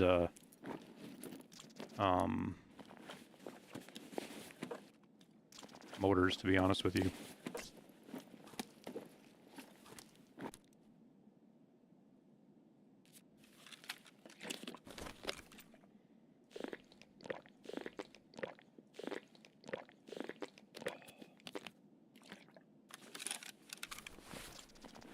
Hit registers, yeah. Kind of requires us to go places I don't really want to go, though. I don't want to take any extra risks.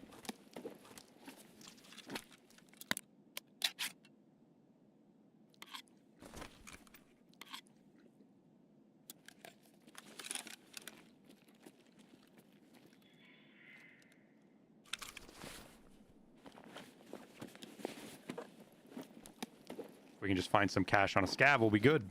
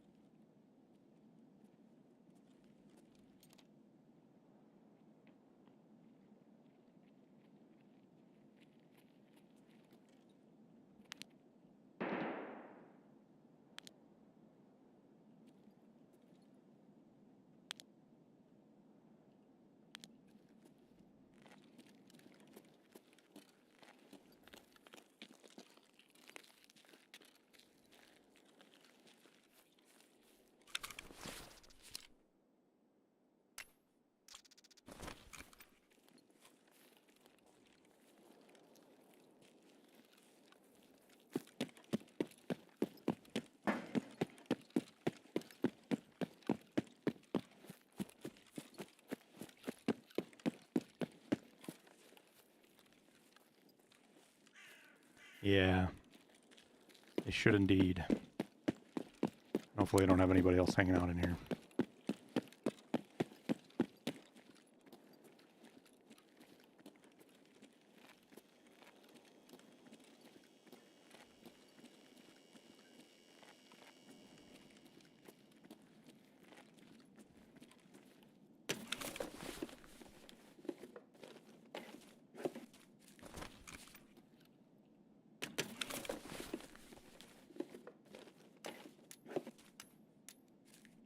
There's actually quite a bit of... These things are 100% worth hitting now, man. It used to be you'd get like 1,500 out of these.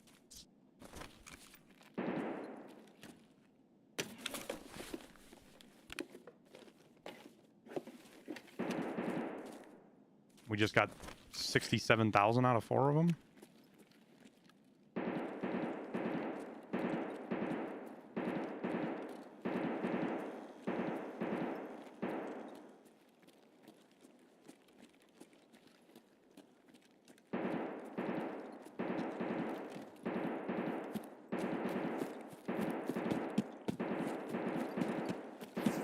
Hell is shooting? The cash register change is one of the best. I think so. And I haven't sat down to really put an objective, a bit of amount, like math to it, but I don't think it really breaks the economy or the game either.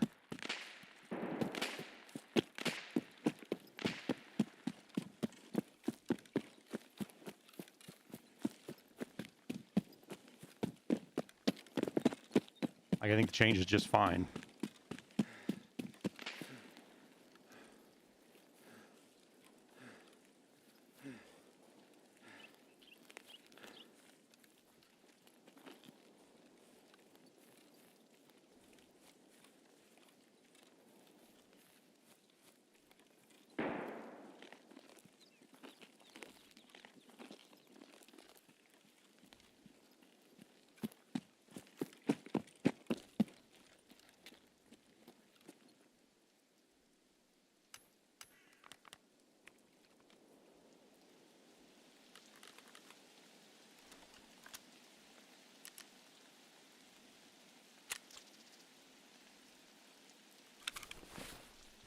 Good little transit there.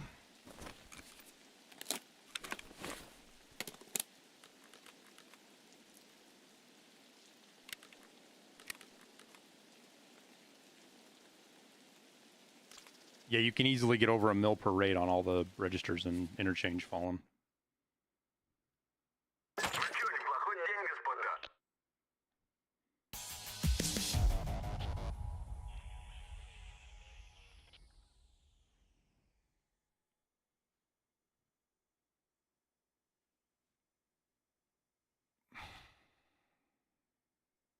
How many weeks are we into wipe? Well, wipe was December 28th or 27th, 28th, something like that. So 4 months almost now. Crazy to think that we're almost 4 months into wipe.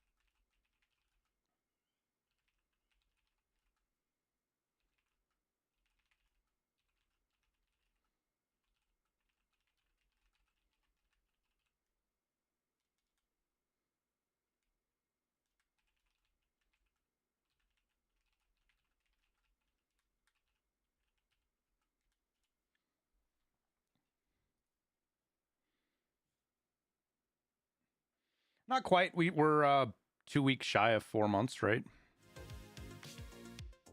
All right, so now we got to plant this in Black Bishop, right? Schoolhouse.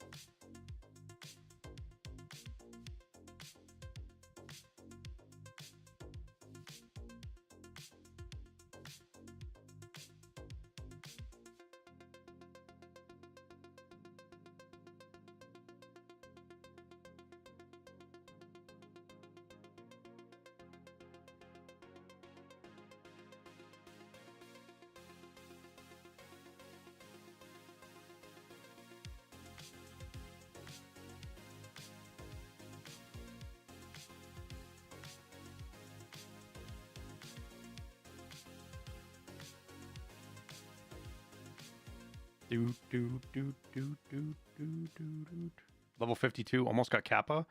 Just test drive and Insomnia left. Going to Prestige once at the end of the wipe. Nice.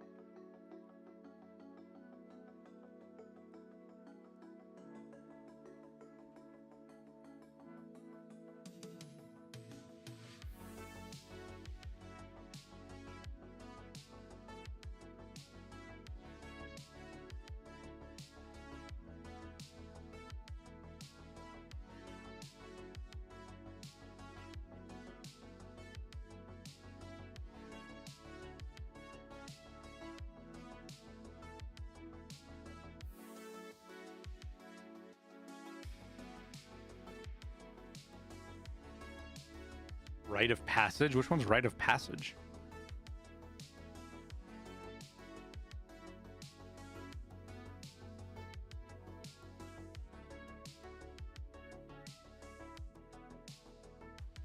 Oh. Pick a late afternoon raid like I just was, Cynical Turtle. Like, go in at like 1800 or even 1900. Go for old gas. Throw a grenade and just chill and wait. Give it like 5 or 6 minutes. If no scavs show up, run over to ZB12 and run back and try it again. Because the scavs will walk over from the factory district to check out the noise and the gunshots and the grenades. And that's what you need them to do.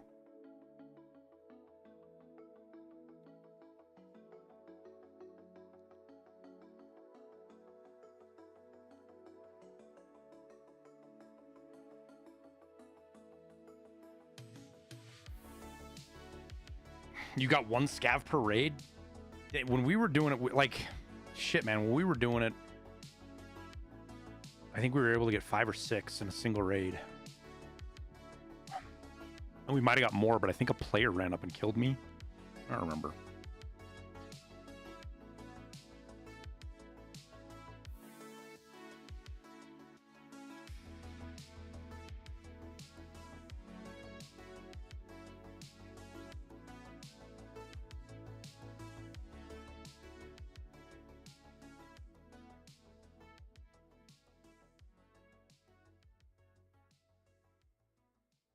Does it have to be scavs or can it be players too? Is it any target or is it scavs? I think it's scavs, isn't it?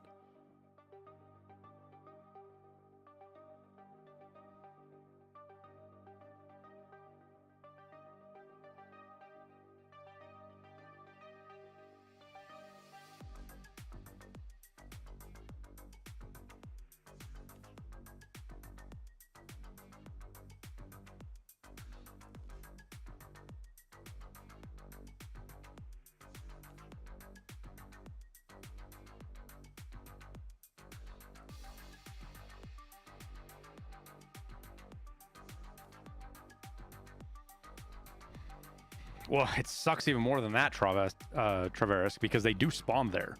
They just walk away. They walk over to the factory. They go to loot. They go do shit like that, and they don't ever stay at gas. Not like they used to. What's up, Sobi? Any good raids? Yeah, we're working through. We're trying to do our final BTR task right now is what we're trying to do.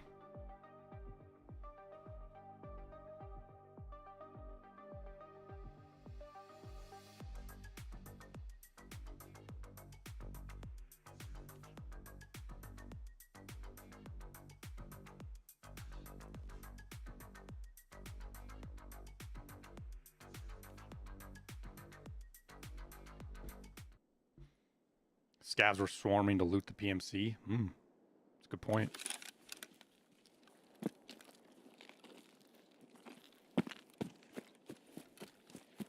I just have to pray that there's nobody right there. This is actually a killer spawn for us.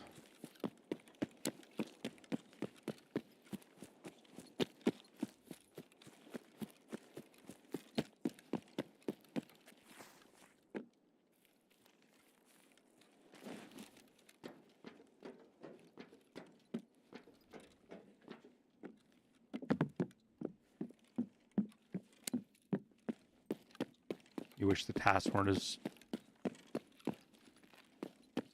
a hassle as they are. Yeah, but again, I mean, that's part of what makes it Tarkov, man. I understand what you're saying. But if it was, I have a shirt that says if it's easy, it's not Tarkov. And it's 100% true.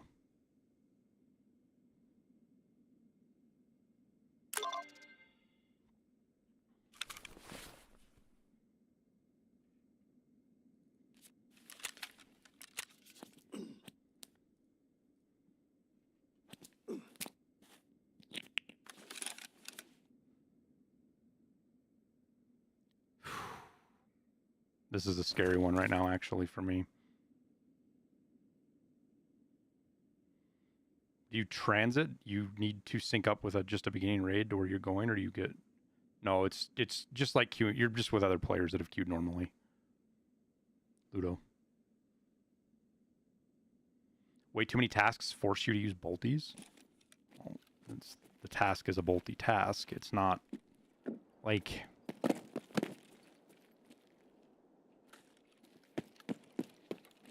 There's only 2 task trees that make you use bolties. It's Tarkov Shooter and Shooterborn. And I consider Psycho Sniper part of Shooterborn.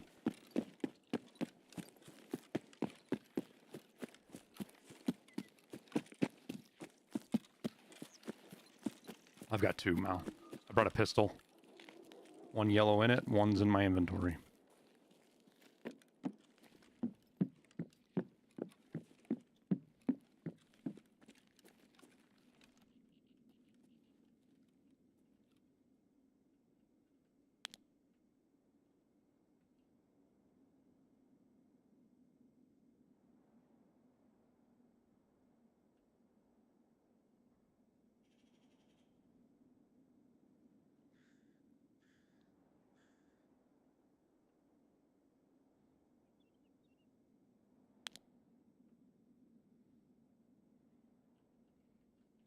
I'm probably going to chill here for a few minutes, chat. We'll just chill here and chat because ooh.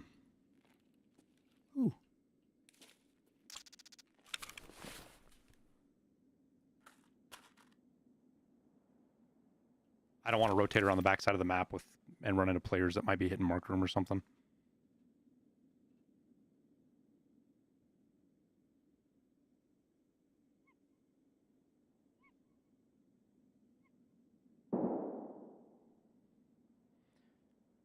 Don't you think if task items were more easy to find, loot was everywhere, was as good as Labyrinth, more people would play the game? No, Nemo, what I think would happen is the game would die off incredibly quick because it would become boring. What makes the game interesting is the struggle.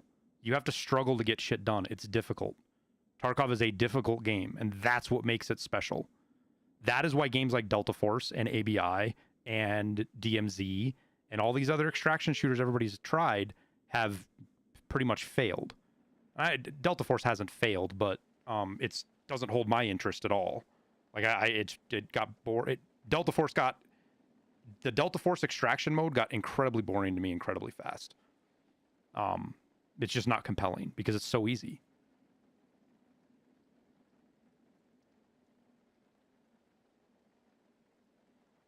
There is a timer on Lightkeeper Kutado, but there's also a bug that can happen where he won't give you tasks, I think.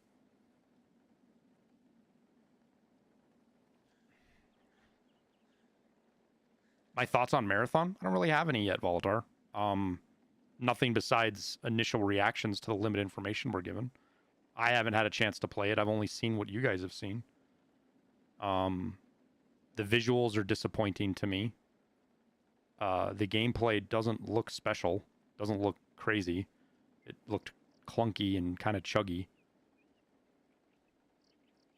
They already got kind of a strike against their whole thing about not putting VoIP in the game because it's too toxic and we want to protect our community.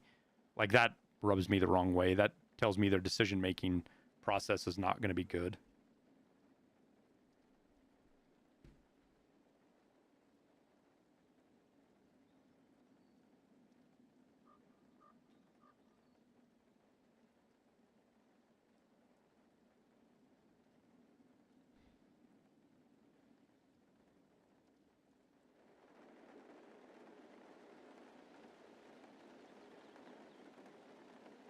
Well, when did you do your last task, Kutado?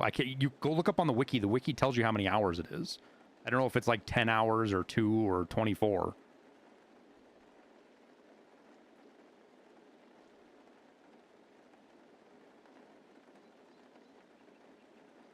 Like, it might just be a matter of going back in the next raid.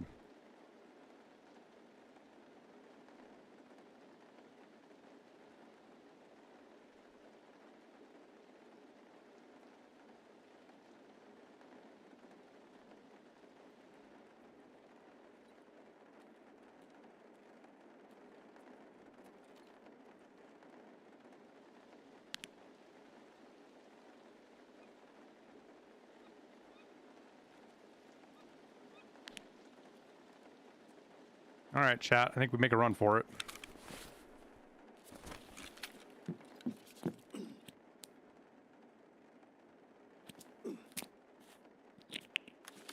Rilo posits they are aiming Marathon to be the first extraction shooter aimed at a mass audience. DMZ, Delta Force, and ABI were all aimed at a mass audience.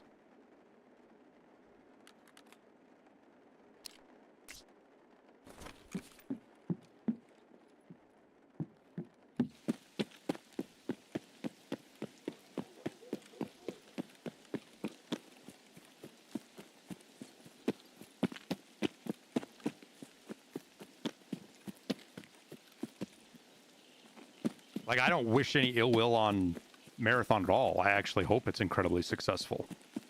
Successful games lead to better games in the long run. You know, it's what we saw with Tarkov, right? Tarkov's success has spawned a whole new genre of games. Of type of game. Which is fantastic. Doesn't mean Tarkov's for everybody. And I think one of the biggest mistakes BSG could make is try to make Tarkov for everybody.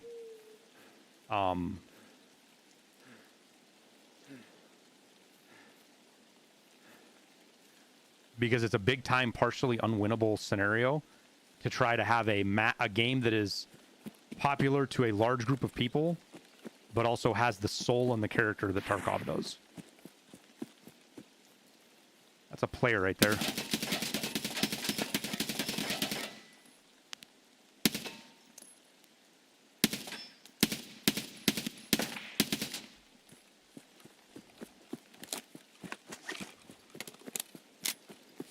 What the fuck is that man doing up there? I panic fired the fuck out of him. God damn it, dude. Fuck you.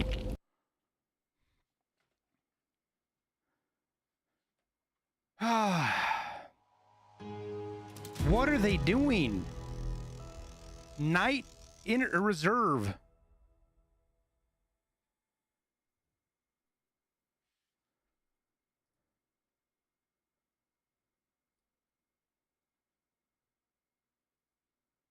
The fuck is he doing?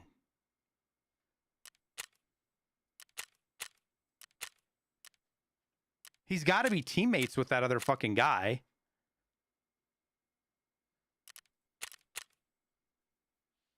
That's fucking annoying as hell, dude. Like really annoying.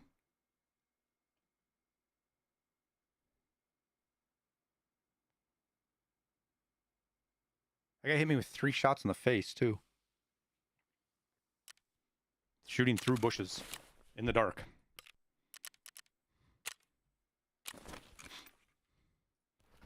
I'm assuming he was teammates with that other guy, which is why he ran out the way he did.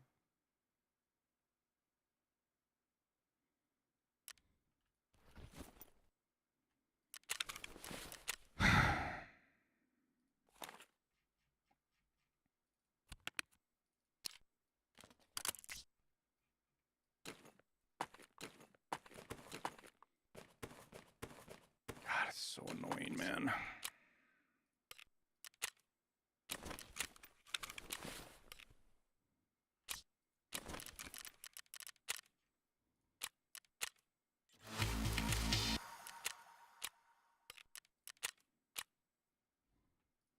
All that time sitting around doing nothing and then run into a fucking player like that.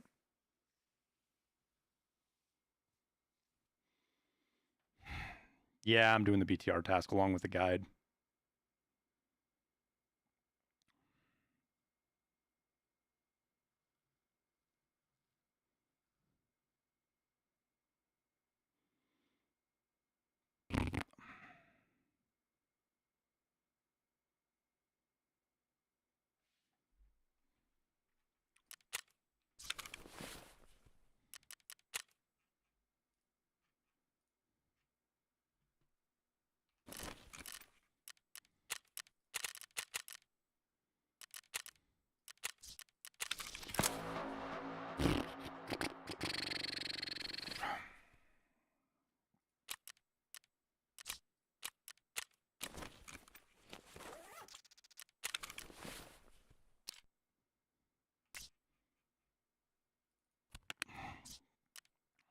Panicked on the guy up in the fucking tower.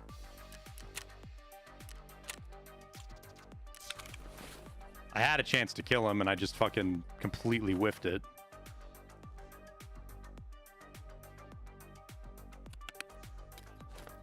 Well, what I'm doing right now is harder than the guide, Cynical, because I had to run across the map to a specific extract.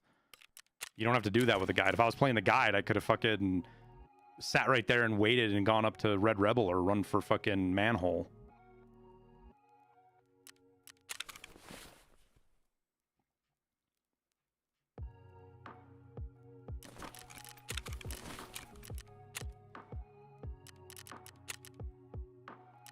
We died there because I had to run across. I have to go fucking take the woods extract or woods transit.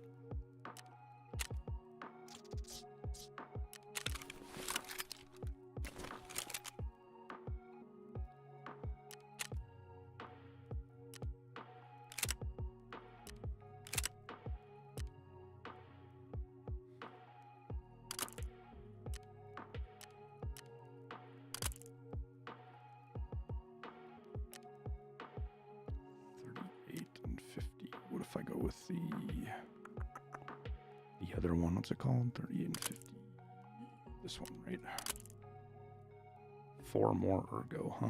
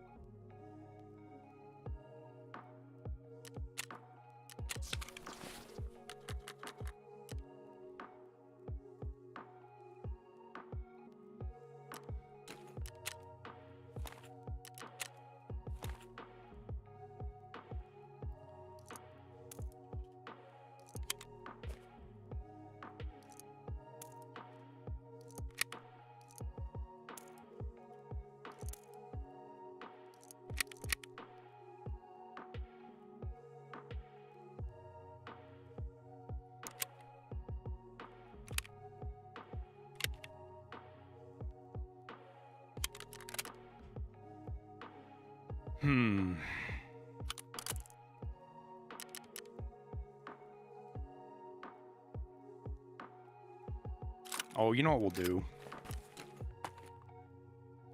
Actually, you know what we'll do?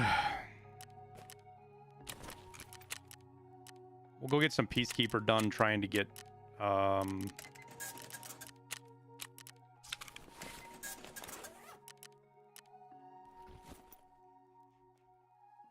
and try to get the guide checked off there. What do I have to do still? We have to do... I've got shoreline done and that's it. Okay, so we have to do ground... Oh, we can transit from ground zero to streets and get those both done and then extract. And then go factory and shoreline. Or sorry, factory... Yeah, let's do that. Fuck it. Maybe it'll work out. Maybe it won't. I've got a bunch of M4s buried in here somewhere. Find one that's not super epic, but not terrible either.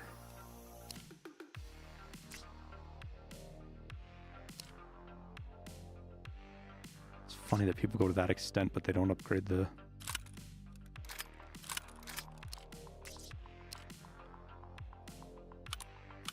There's so many parts on this thing that are worth a bunch of money.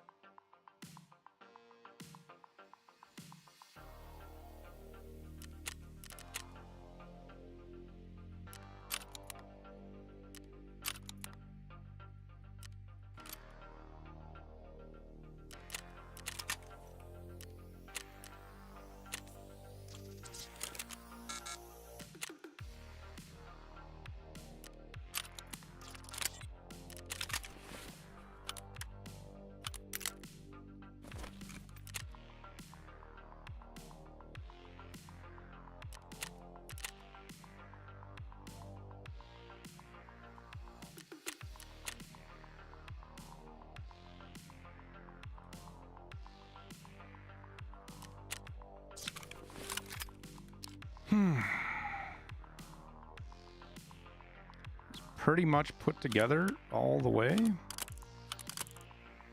So I think what I do is we get ourselves an upper, swap it out.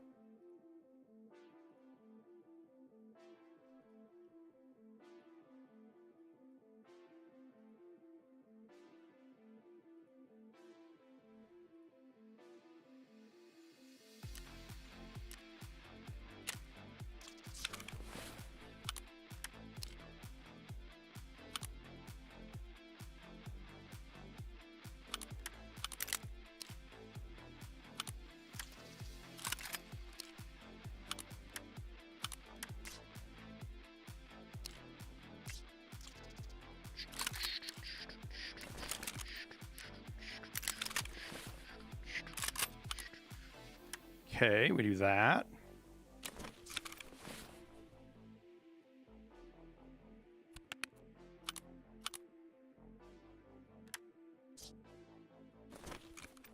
Slap a voodoo on there. And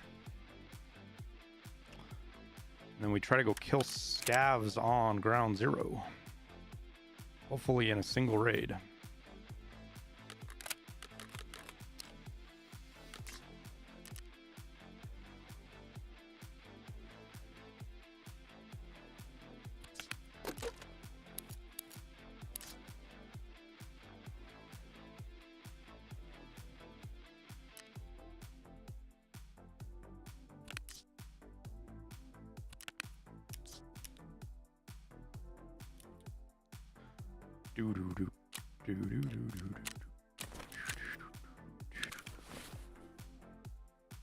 All right, let's restart the guide. It's restarted. We gotta go ground zero. Let's get out the correct tools for the job.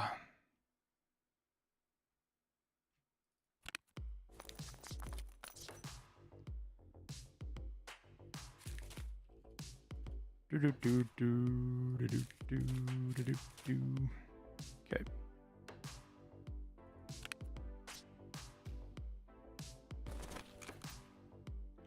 All right, now we gotta kill scavs on ground zero.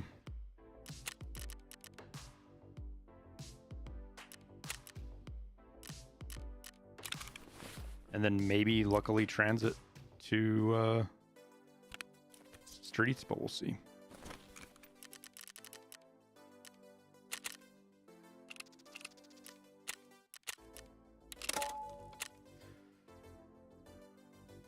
Actually, I'm not going to bring a bag.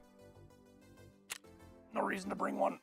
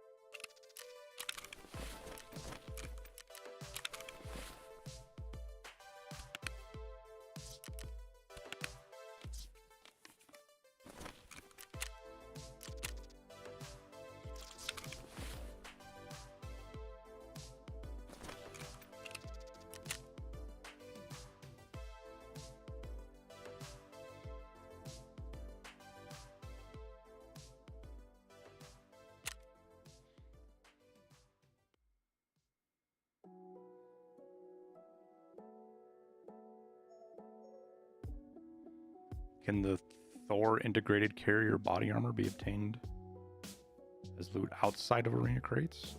Yeah.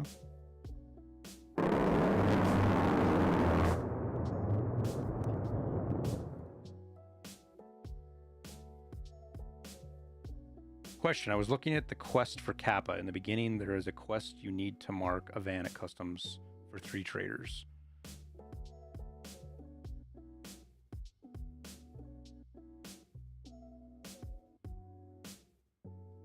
Well, there's 3 different task lines. One of them is a plant, one of them is a hide, and they're all different locations and what you have to plant for different reasons. But yes, they're essentially the same 3 locations.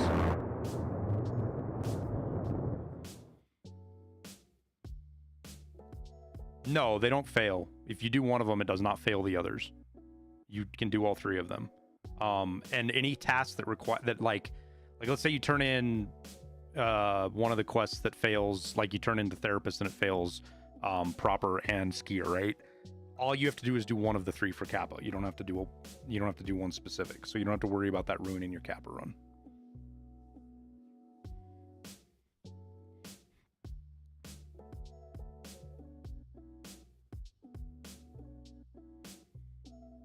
must be rare then, or it's just know where you look. Tavarisk. You see him on boss guards, mostly. You'll get him out of your scav case. As far as if a task is required for Kappa, the best place to look is the wiki, because it's constantly changing. Yeah, but that's not failing, Gabriel. I planted all 3 of those task lines. I've planted all 3 of them in the same wipe. They do cost you rep for the other trader, but they don't fail. The end path of like chemicals and what's the other one? Is it chemicals and one of the other ones that is actually you have to pick one task, one trader or the other. There's only like 3 task lines that do that.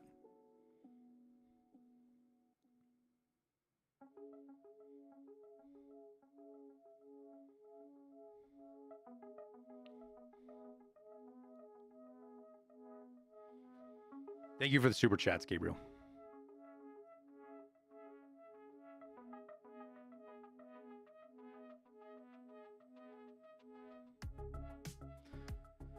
What quest do you need for the Zabralo?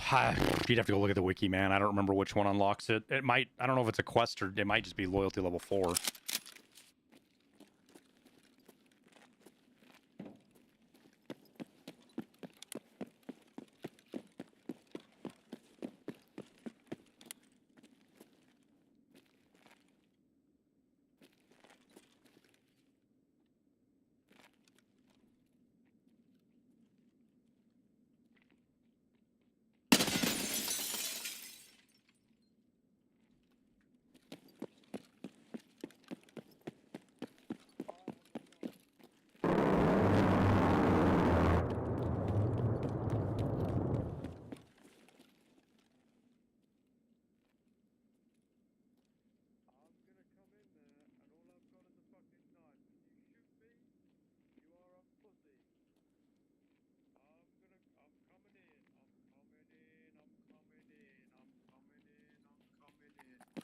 Where are you, baby?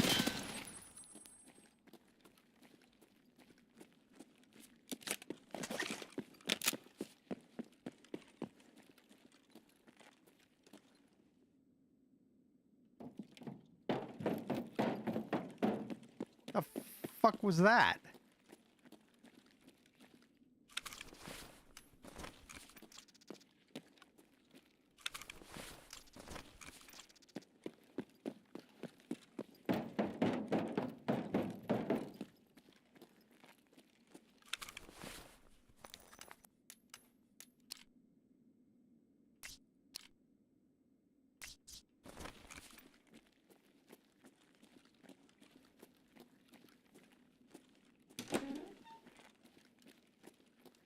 No, they're not stream sniping. I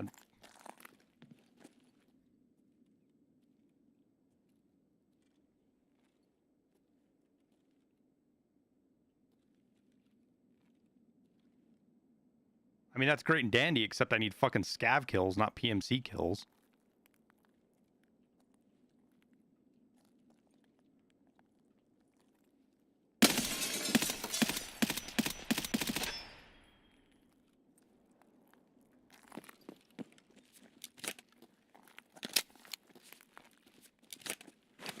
Half the lobby. Isn't there a lot of people on fucking Ground Zero?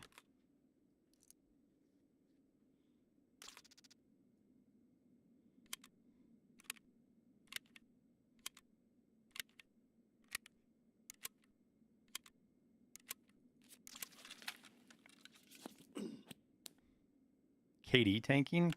I don't know.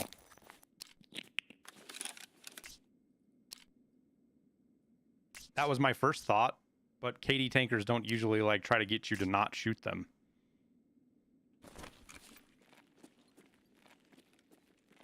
Ten players? Yeah. They were just the close spawn is all.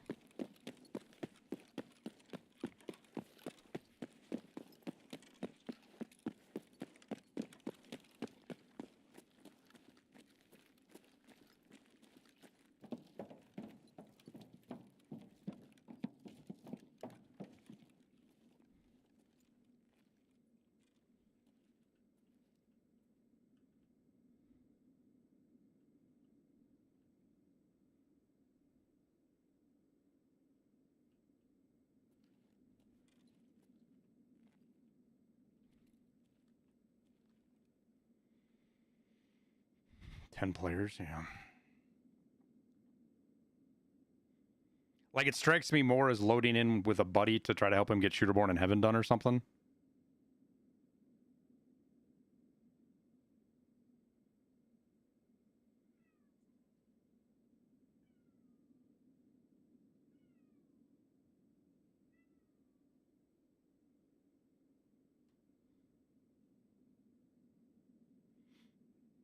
Doing the guide, kind of. We'll see if we get. We're here to get scav kills, and if we can survive and work on the guide, great.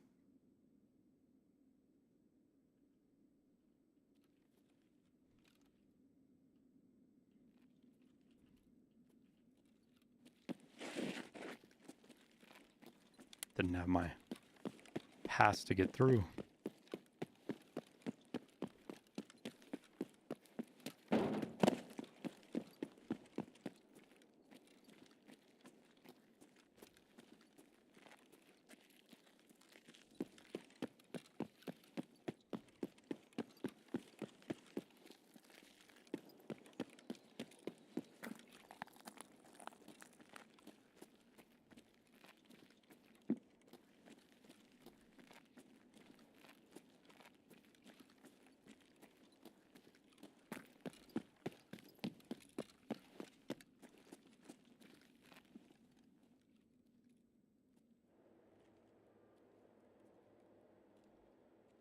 I heard a player or something.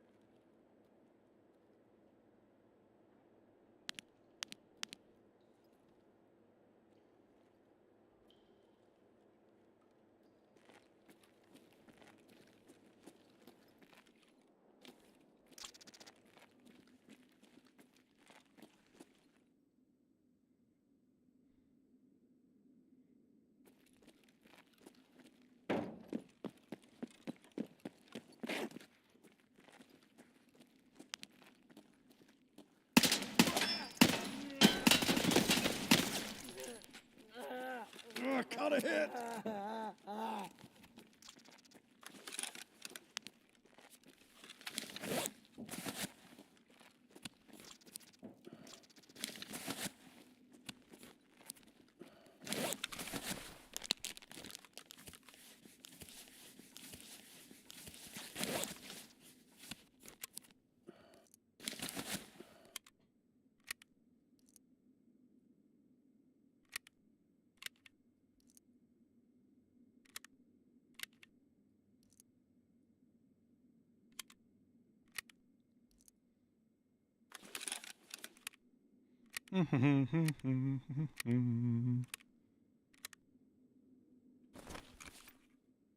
How many scavs do I gotta kill?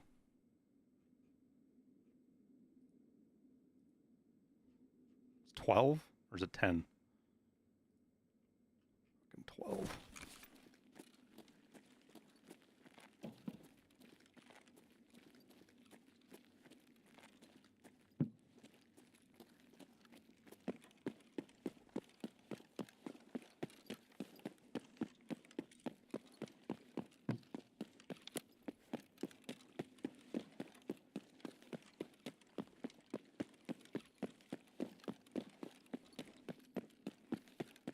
Ты куда пошел?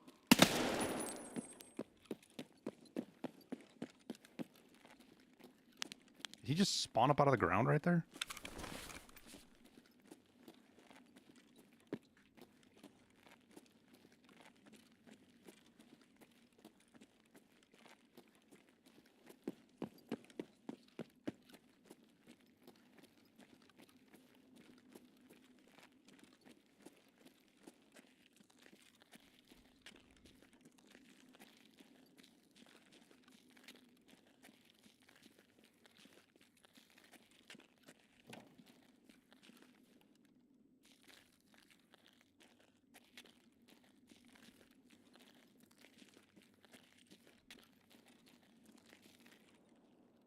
I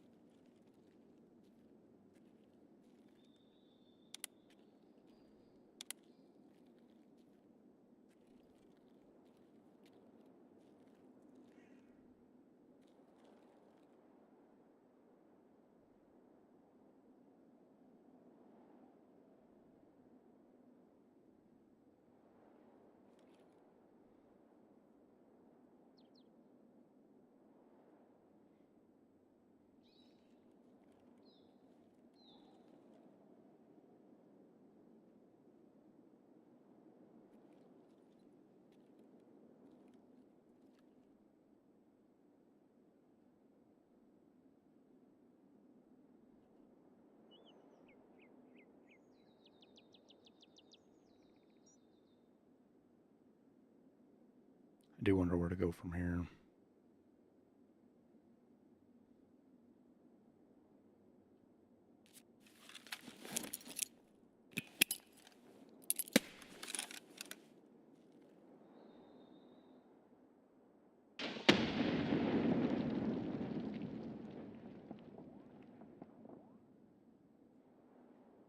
See if we can get some scavs to walk this way.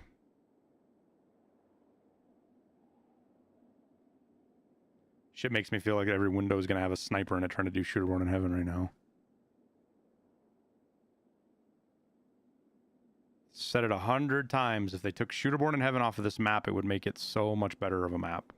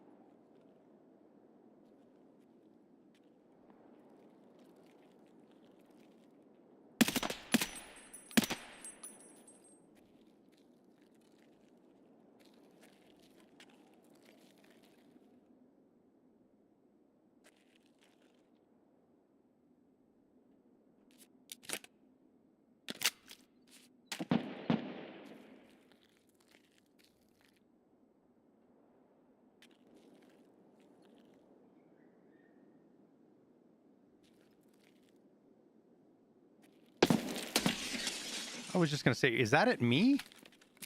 It fucking was.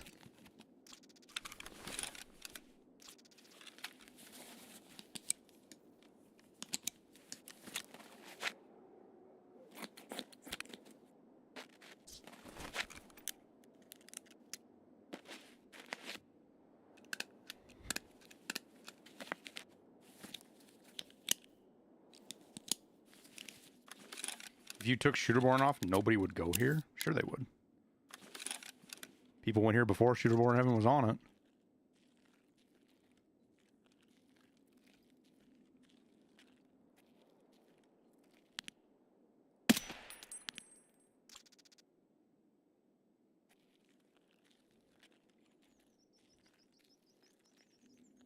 You've got a Kaban spawn here. Decent PvP.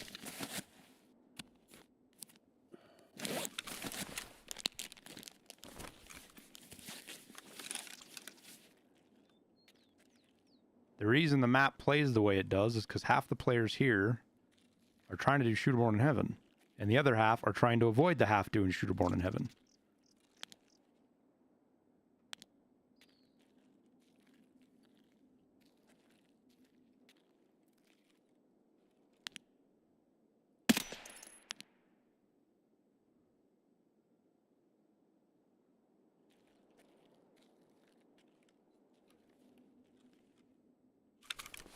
What are we at? 6. We're halfway there. Yeah, if you can do Shooterborn in Heaven before you hit level 20, it's fucking... actually a pretty damn good experience. Overall.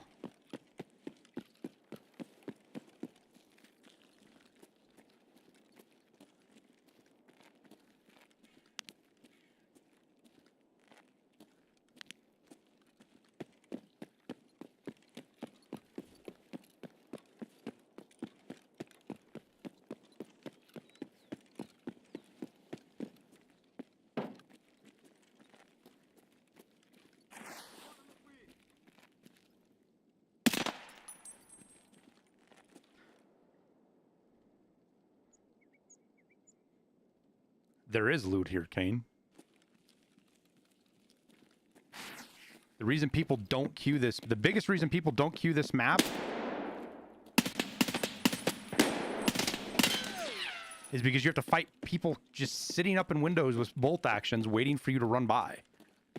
Like, that's most of the player base. Nobody wants to play against that. Unless they have to. Which is why the only reason people come here after level 20... is primarily for Shooterborn in Heaven. And then after that, they come here for the mission, one I'm doing right now, Peacekeeping. And then after that, it's to hunt Kaban. Or, I'm sorry, Kollontai. The loot is buffed in the level 20 lobby.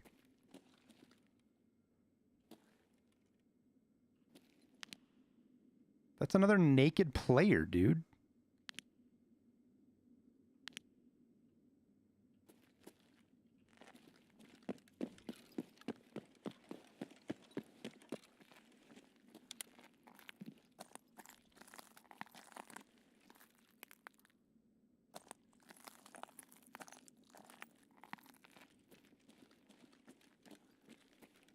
Is Ground Zero where these players come to KD drop?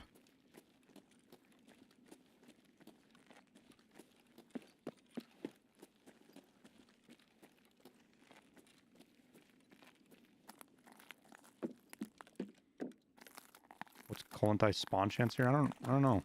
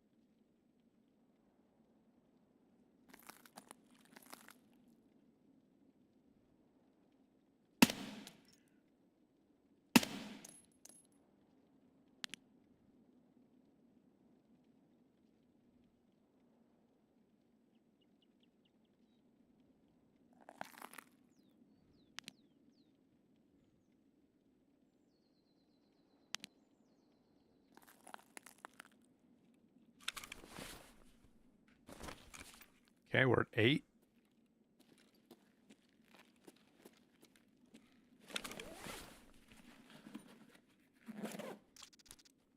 Oh, a syringe. Lucky us.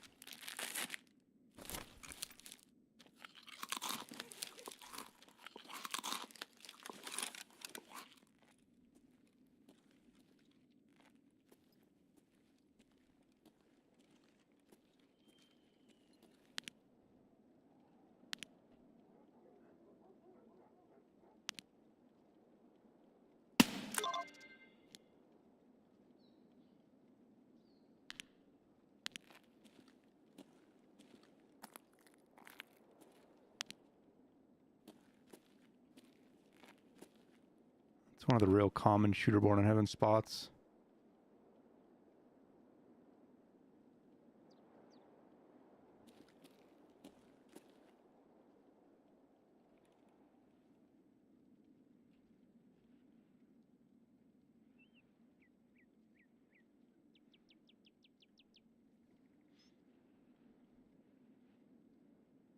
What's Labyrinth? The new map and event they added 2 weeks ago? 3 weeks ago?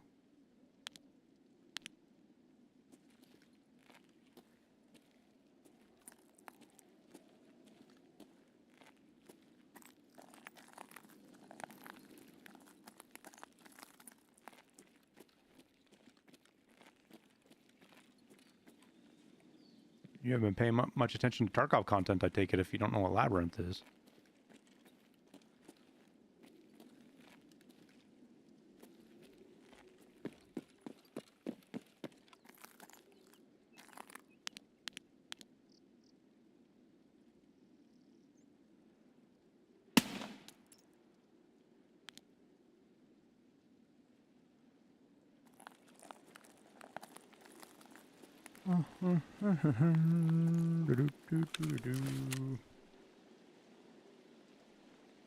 Oh shit, we only need one more.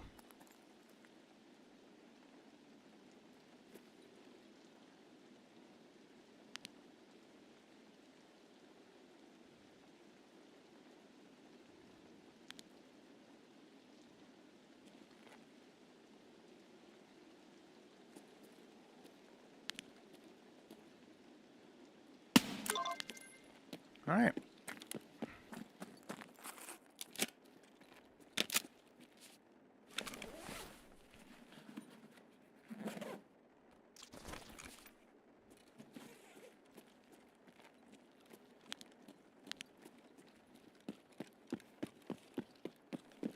I think we wrap around now and we transit to streets.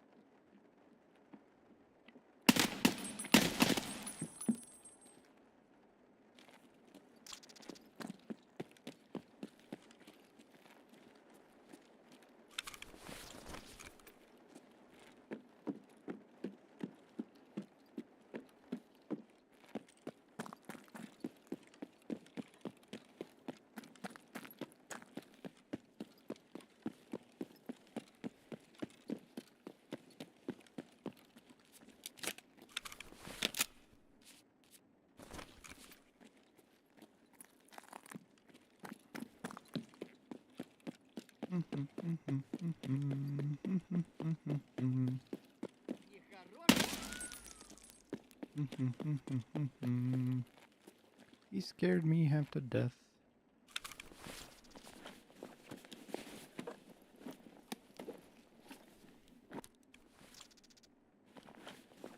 Need to find like a can of food. What I'm looking for.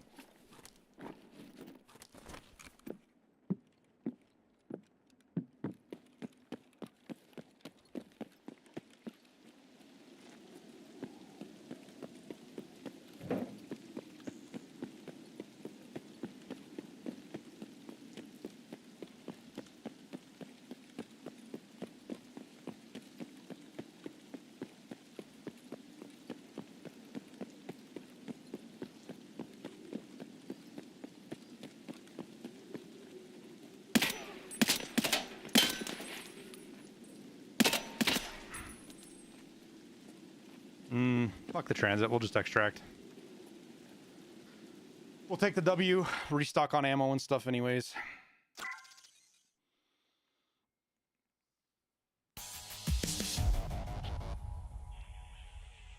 Ground zero done. Streets. Then we gotta go lab, factory.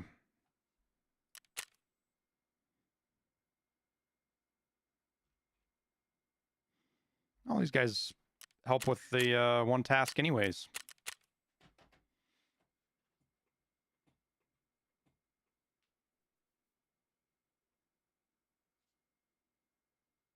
Do I have any interesting games like Valheim and stuff? I play Valheim with my kids.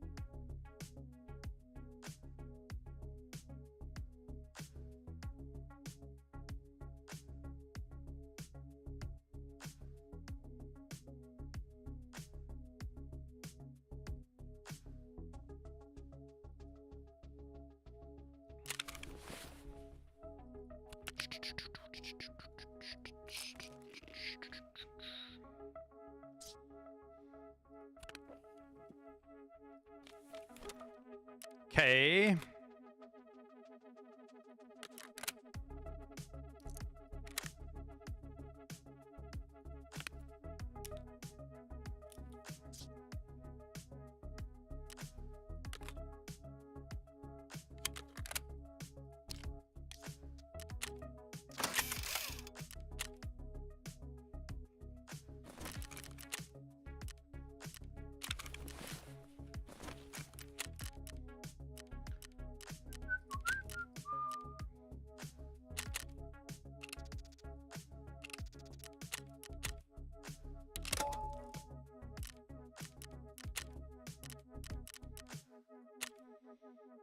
Streets.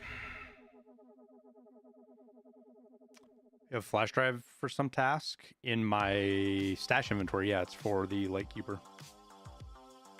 Flash in the DPST. Oh wait, I can actually do that now. The hideout craft finished.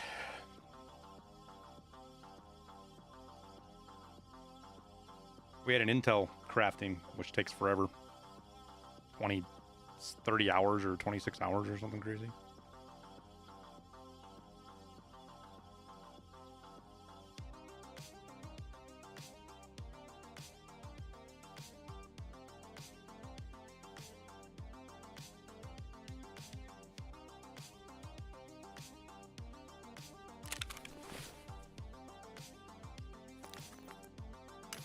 Almost forgot to take these dog tags out too. That'd have been upsetting.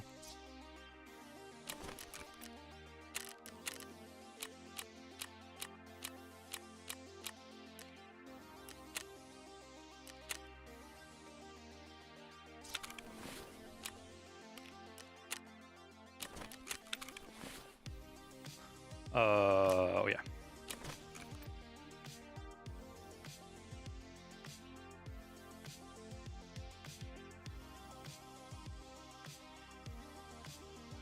What's up, Turbo?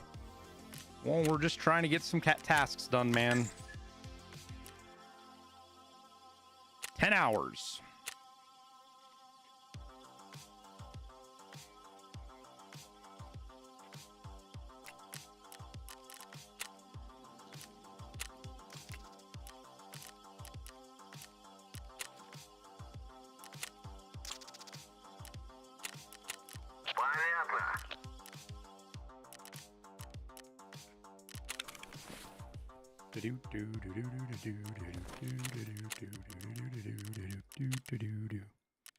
All right, we go again.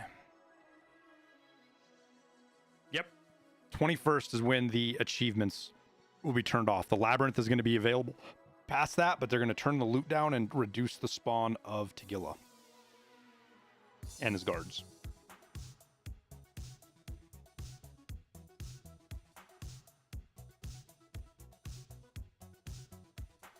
And make it harder to get into. I'll be right back, I gotta pee.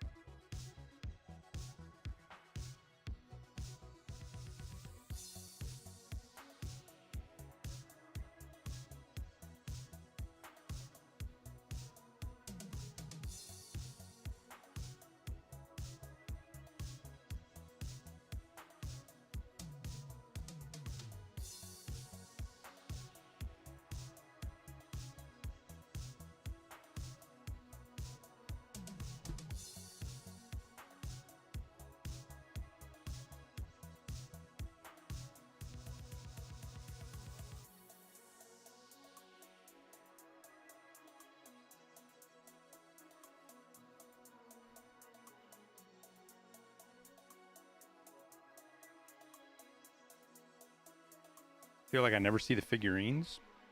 I've gotten 7 or 8 of them now. I don't have the pyramid guy yet. I'd like to get 2 of each so I can turn them in and get that Tagilla headdress thingy.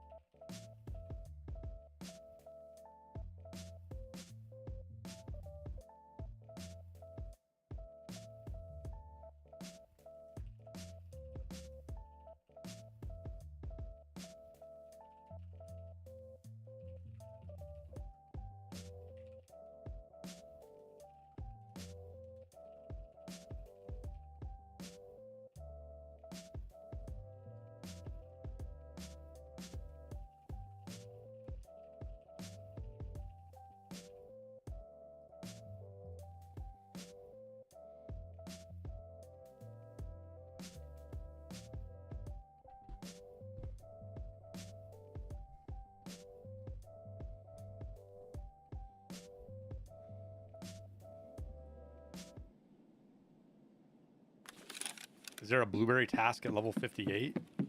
There's a blueberry task that I have because I waited this long to do it.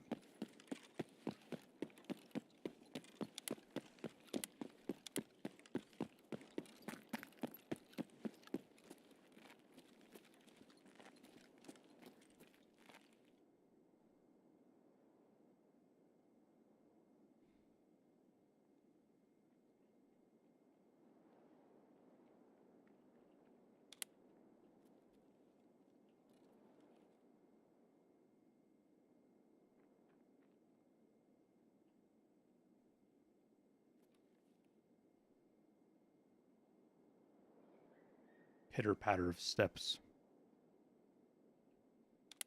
Oh, nice, Zane.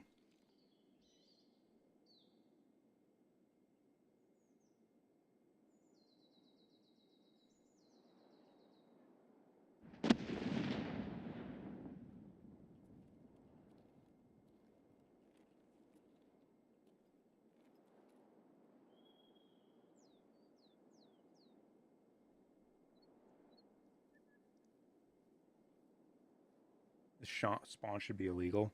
It's not an ideal spawn for me right now. I don't want to be over here for killing scavs.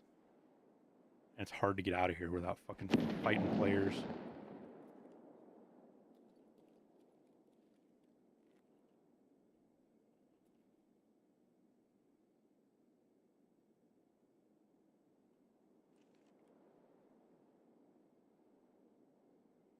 It's a bug altogether.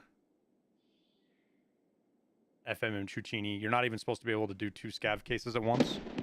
It bugs out and lets you do 2.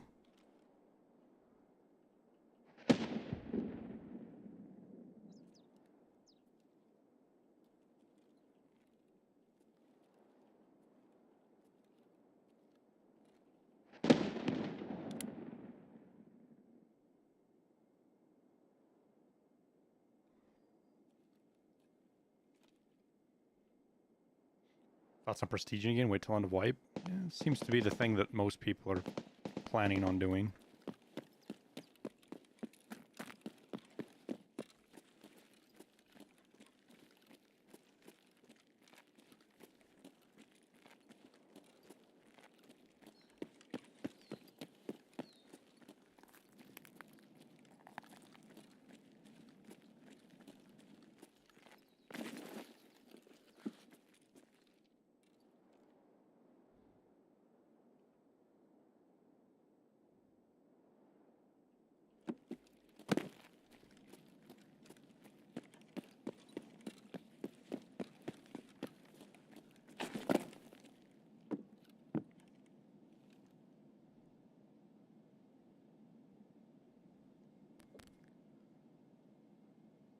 think we give it a few minutes.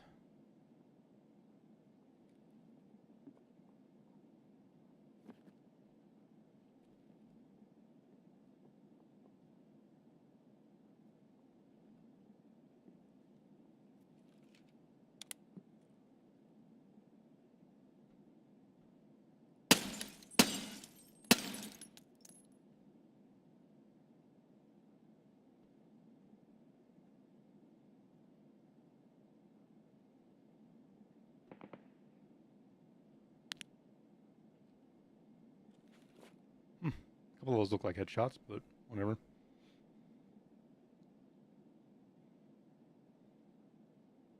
No, you can't. Wiping wipes everything, Morny.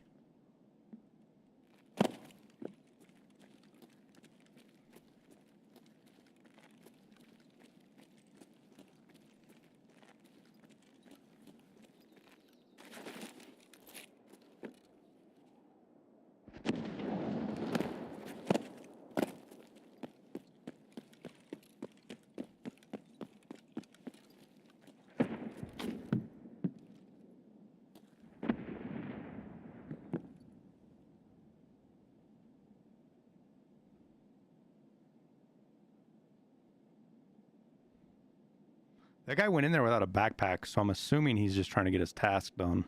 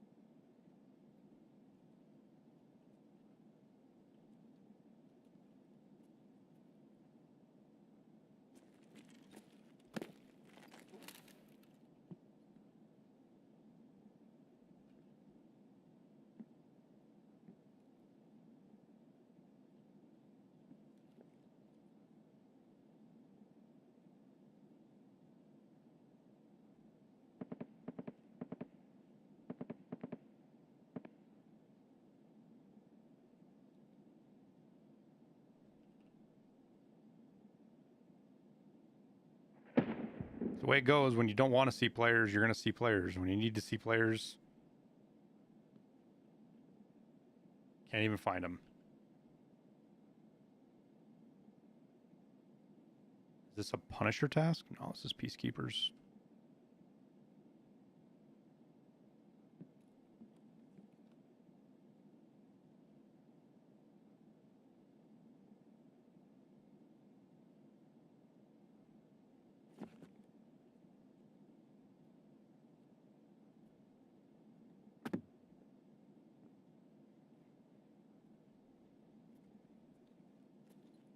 How much longer till wipe is coming? Nobody knows, man.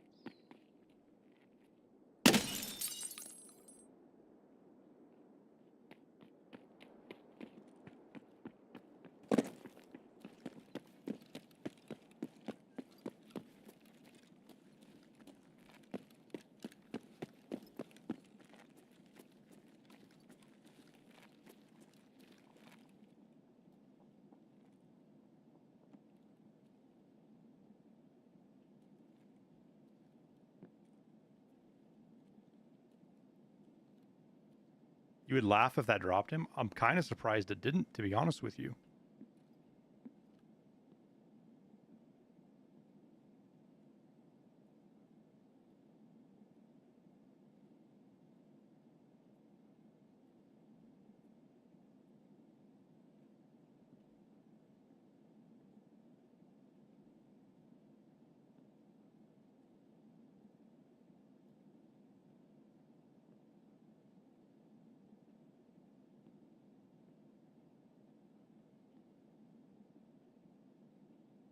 Glass bounced the bullet?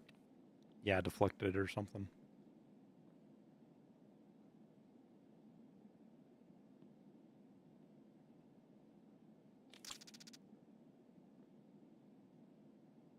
He pins his tweet saying Q2 of 2025. Yeah, I mean...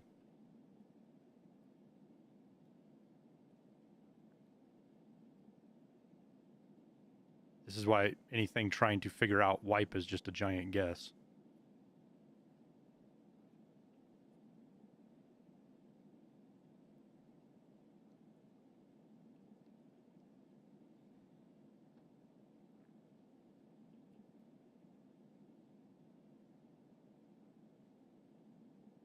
The last two wipes haven't been till August. Summer wipes haven't been till August. So if you want to go based off of that, there's that for you.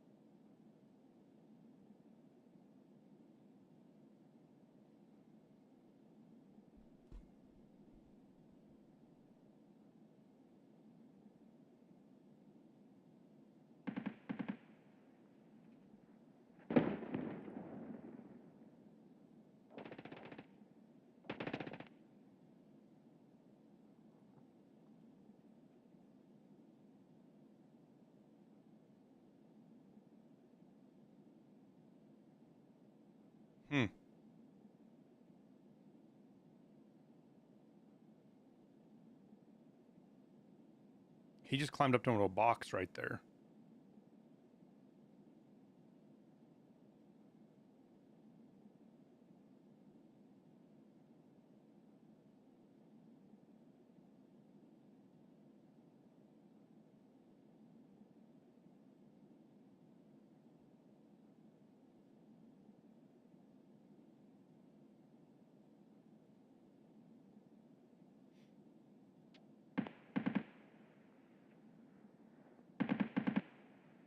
Yeah, I think so. Either that or he could be down below where the concession stand is.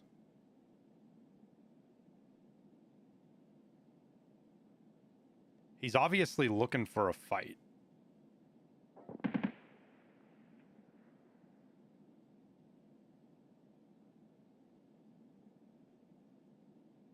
They just tweaked him, Morny. They put hearing distance back up to like 70 meters. With the patch that added the labyrinth.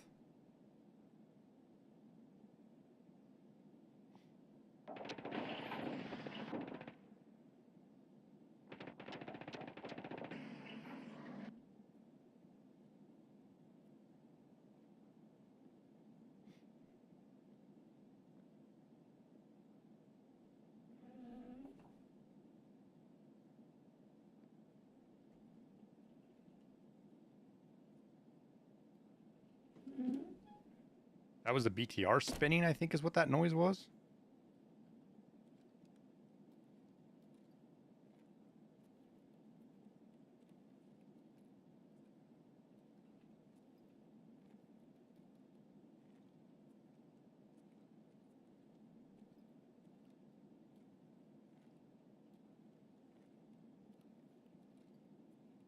I just want to kill scavs.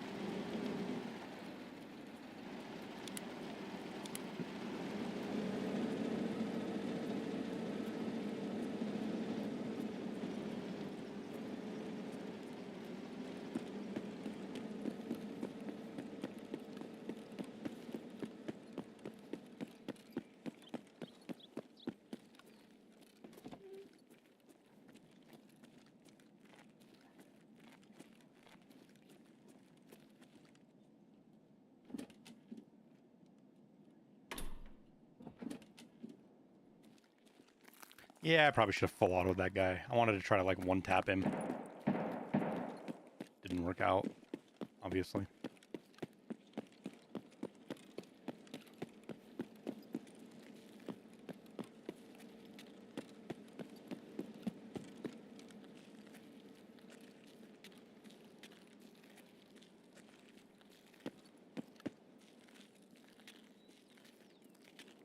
Well, see, the funny thing about streets is almost everywhere you sit is near a spawn.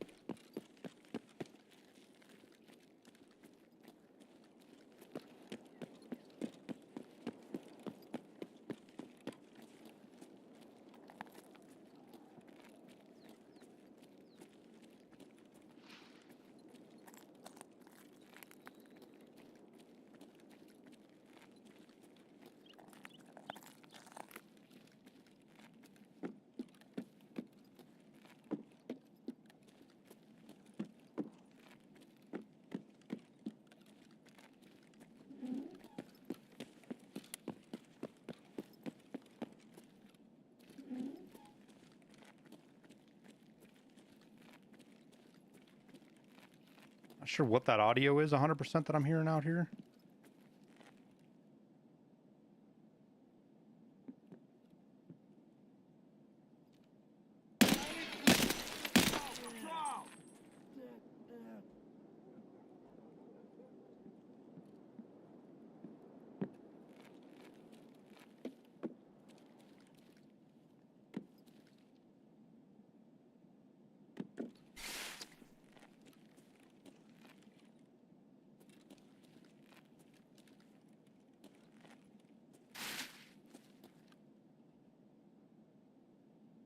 I feel like there's one more scav down there.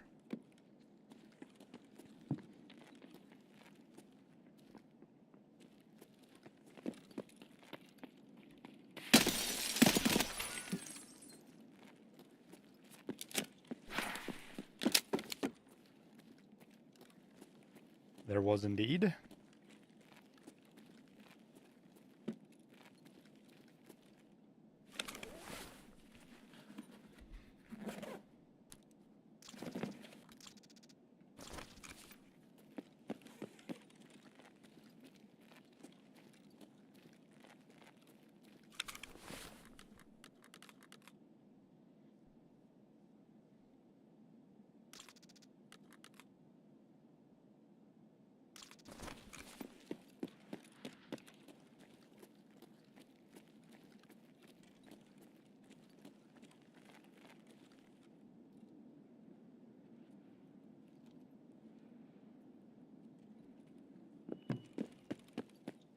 I think that's an AI scav that ran the other way.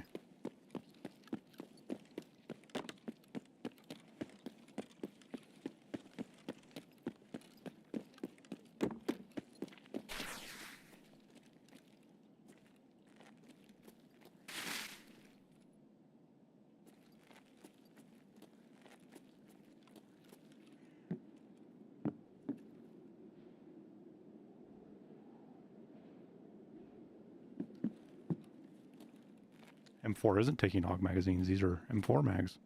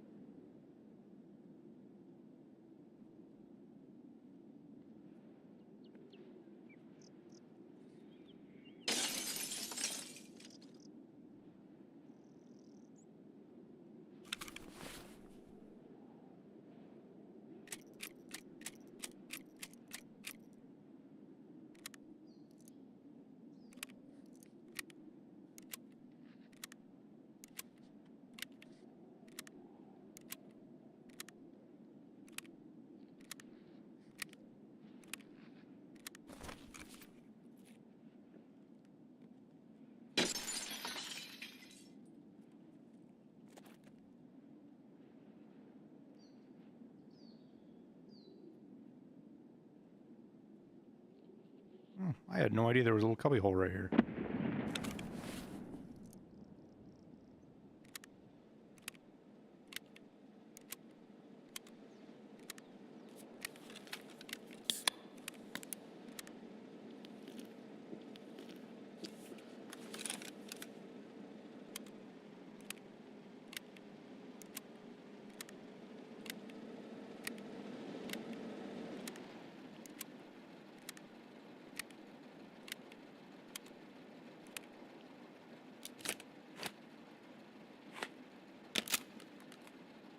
Stop wasting 855A1 on scavs.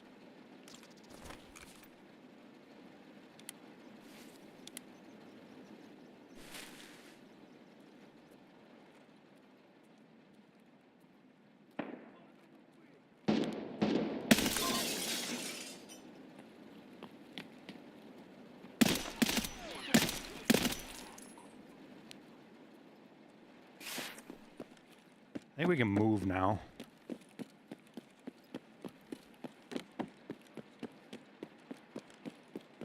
See if there's any sniper scavs on the roof. Or in the mall.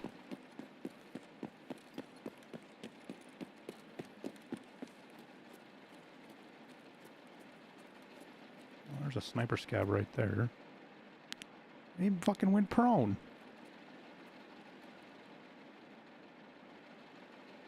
Stand back up, you nerd.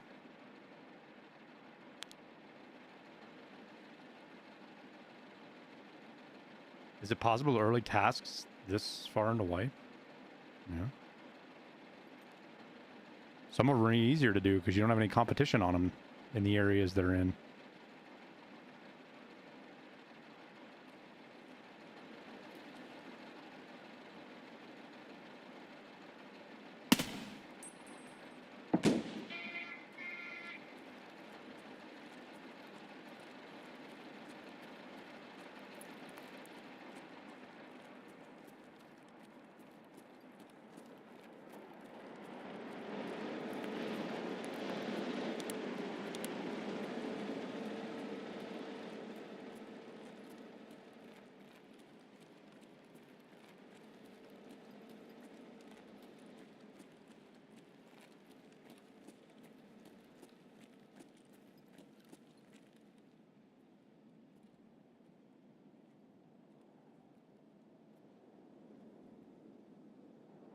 Something just shot a Mosin down on the first floor?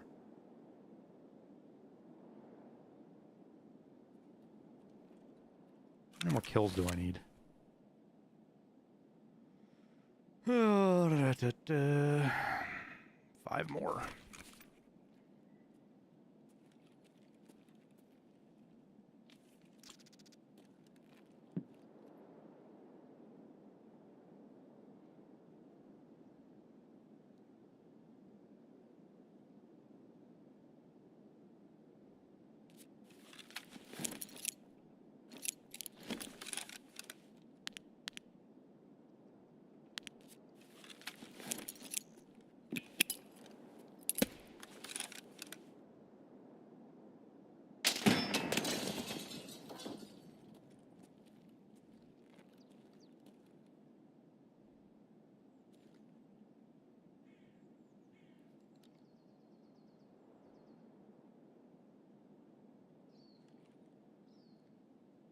See if we can get someone to walk over to a grenade.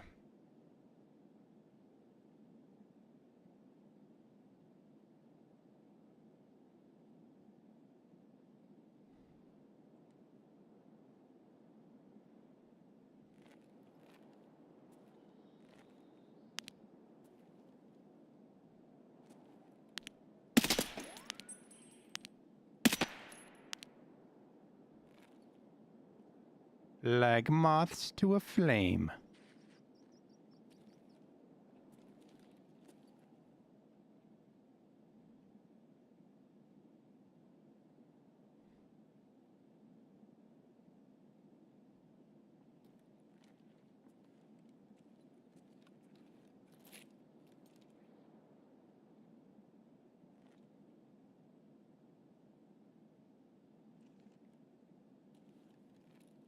I feel like this scav's trying to sneaky breaky up on me over here.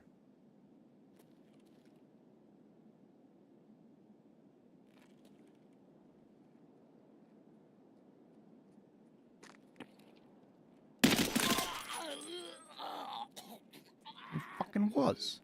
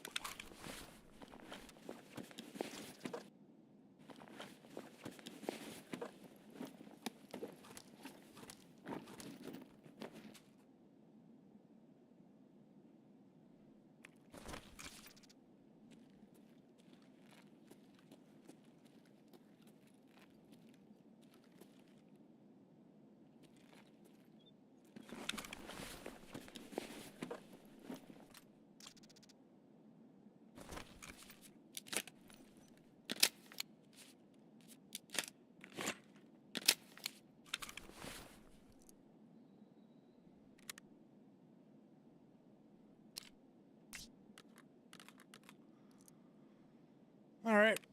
I guess we'll head over towards Cardinal, see if we can find a couple over there.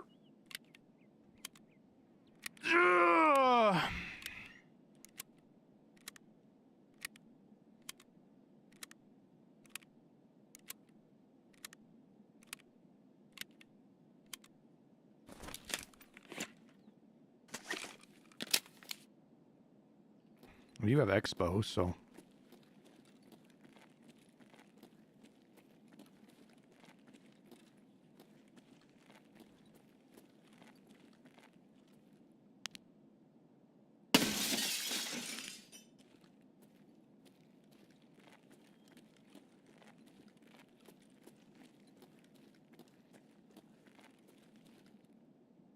How many more do I have to kill?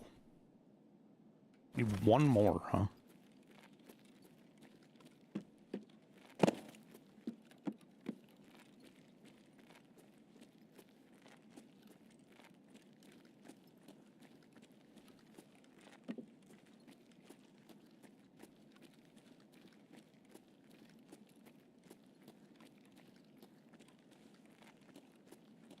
Check snipers? Yeah, I was gonna go see if there's any up on the corner of Cardinal.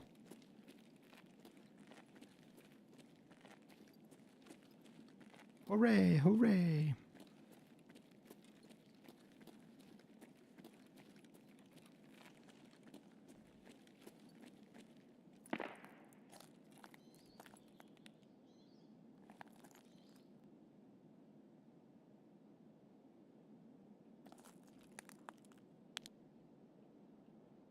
Oh, there's one right there. We'll wait for him to move. And we'll blast him.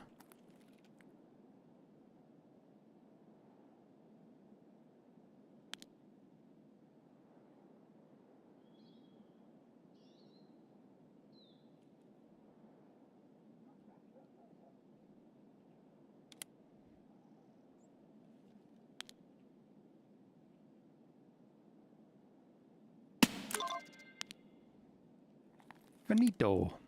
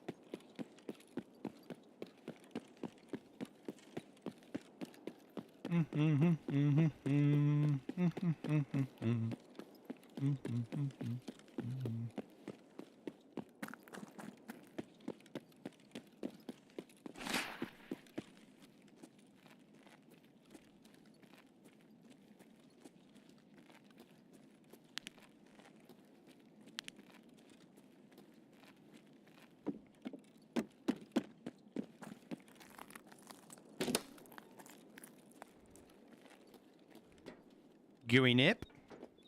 Or going down? It says there's 14 floors, but there's like 3. Peace kept. Yep.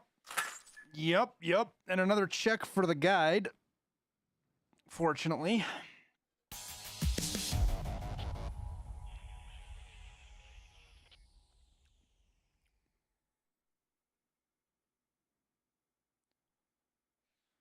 So now I think we go factory.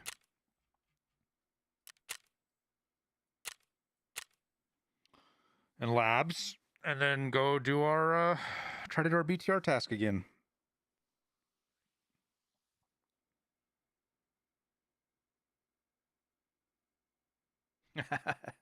Handy, Zane. Congrats on your achievement, dude.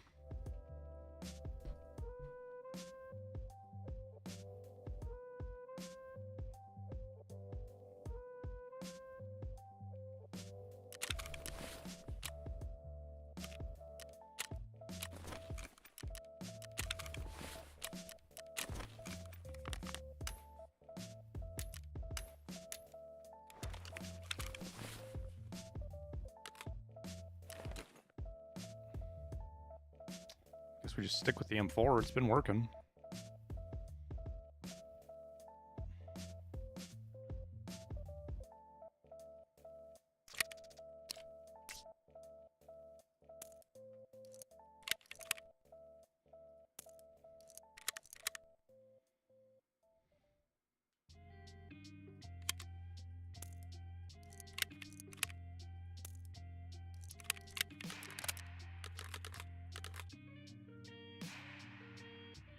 Didn't one of these have a bunch of 855A1 in it, I thought? Whatever.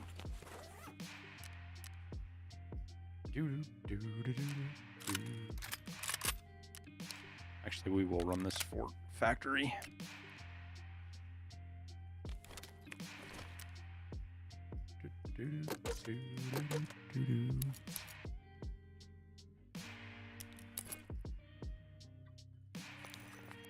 Okay.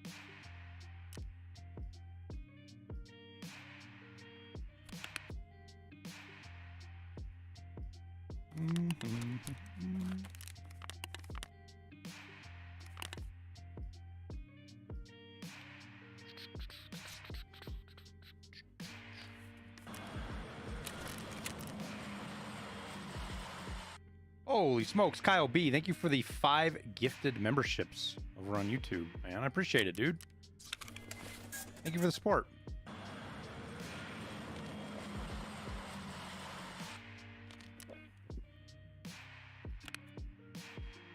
Okay, we go again.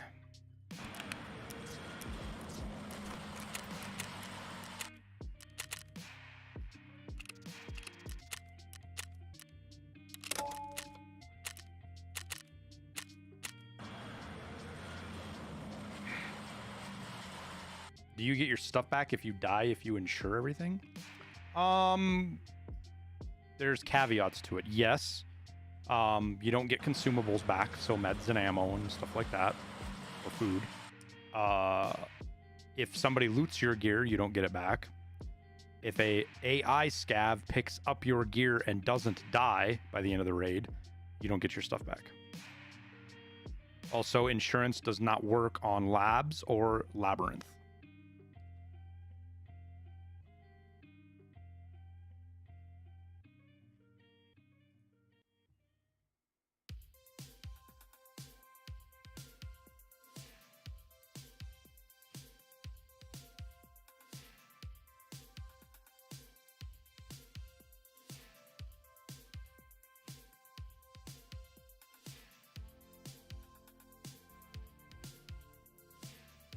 Can get ammo if you insure the box.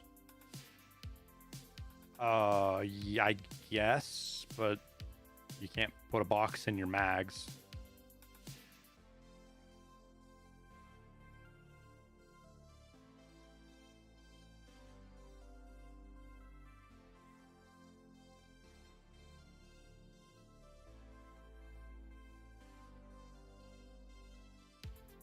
Like, that might be a thing for PvE to do.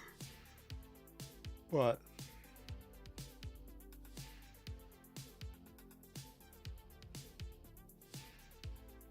you bring the box in raid insured, then unpack and pack mags and use to come back in insurance.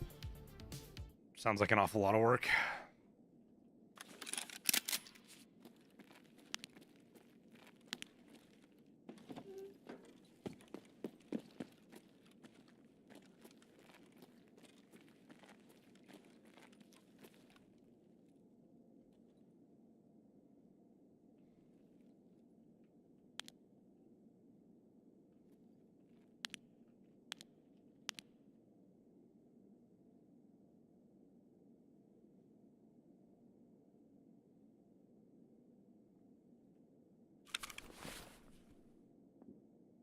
This actually sucks for our transit task.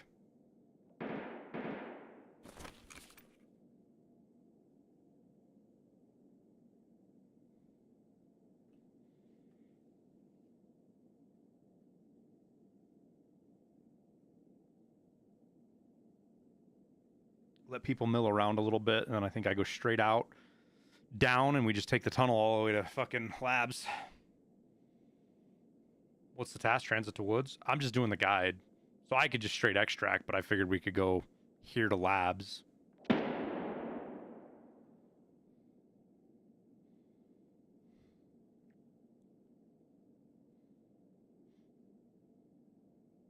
How hard would the game be for someone who wants to play it but just watches everyone?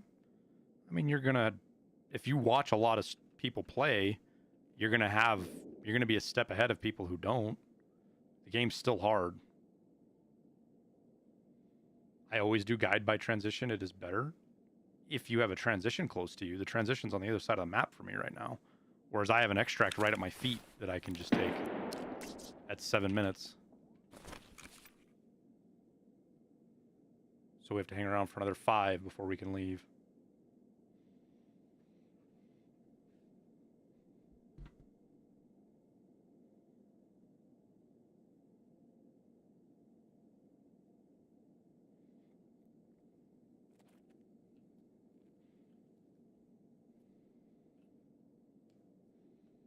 Tarkov is a game about knowledge and learning how to do things with that knowledge. So while you can be a bad or mediocre first-person shooter player, you can still find success in Tarkov because you use your knowledge.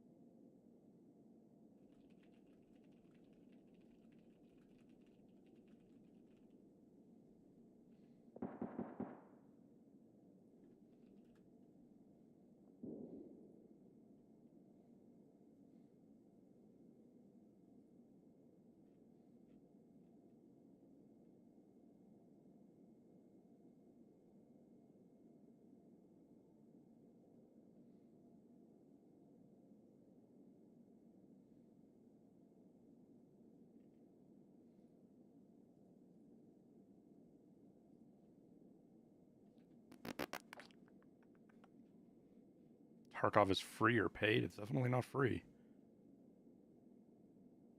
I think the basic edition of the game is $50, and the most expensive is $250, plus fees, plus taxes and stuff.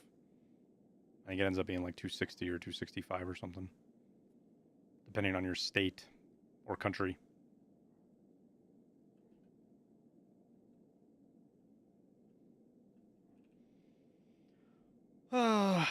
The lovely guide.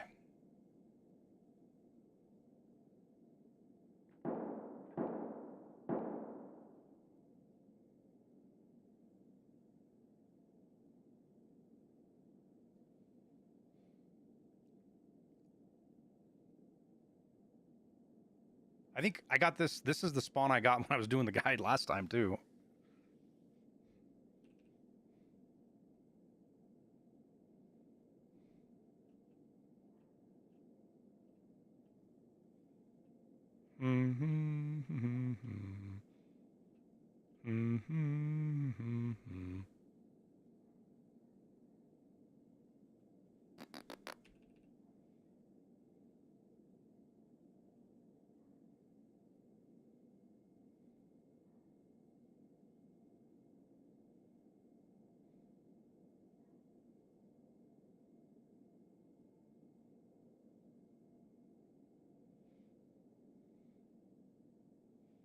Yeah, the guide is pretty boring.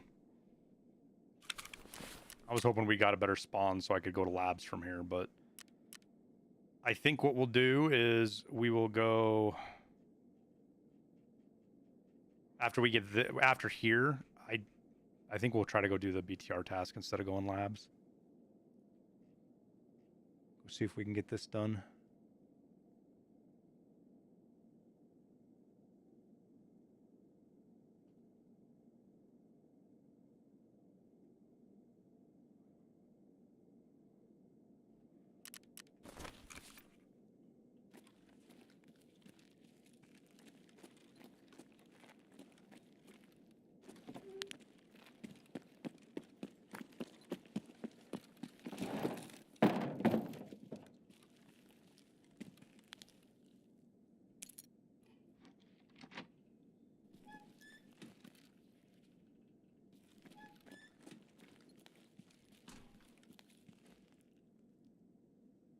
Easy peasy.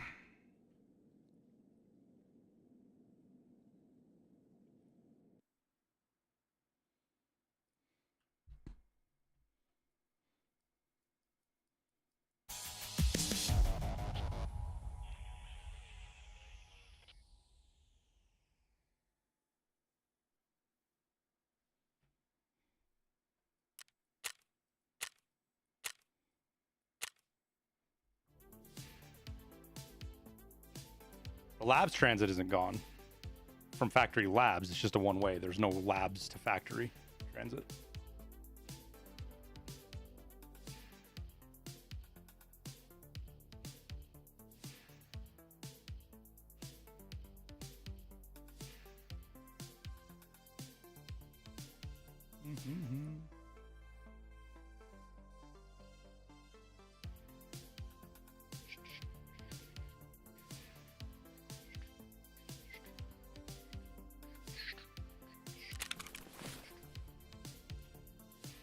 All right.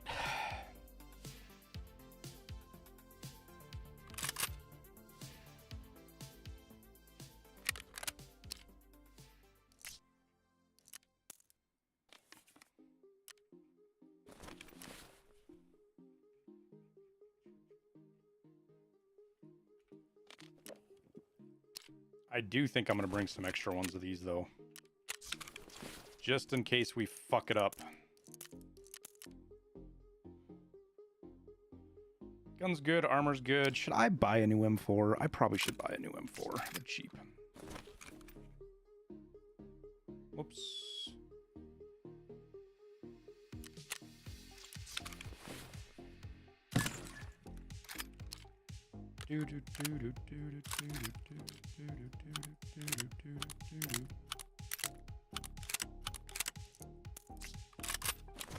And just like that, we got a new M4. And it only cost us 11,000 rubles, give or take.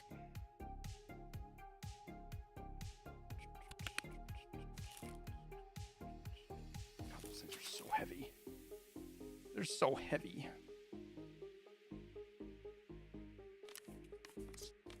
I just bring 2 rat colas because this is worth 40 energy plus some change. Yeah. We'll just make sure to drink juices that we find. Okay, customs reserve woods. We got to kill 10 things, 3 things on woods. And then flares on lighthouse. Right? That's everything? Hello, kitty. What? Okay, not up here. Looks yummy. Eat it down there, then you can come up. Sorbet.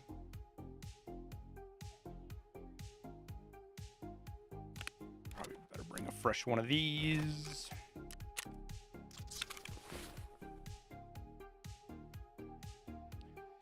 Good news is we don't have to go into the middle of customs anymore. What are we time-wise?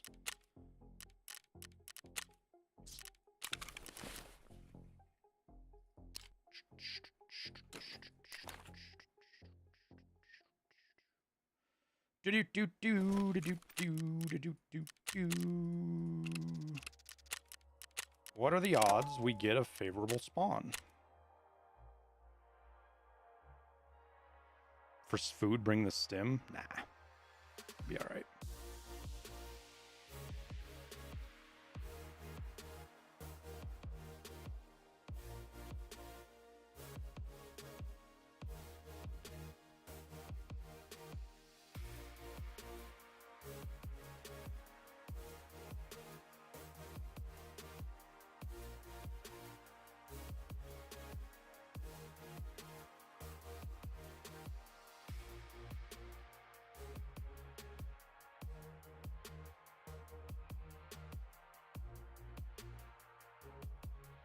Oh, we still have to do Psycho Sniper too.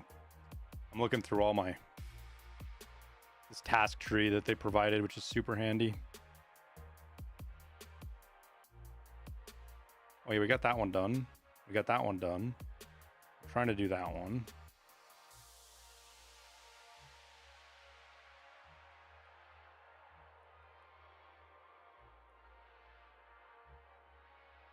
We got that one done.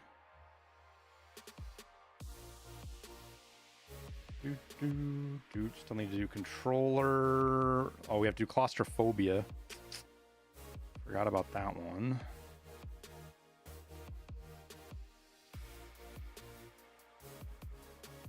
Don't need to do long line. Trying to figure out what else I need for Kappa. It's all freaking propers tasks.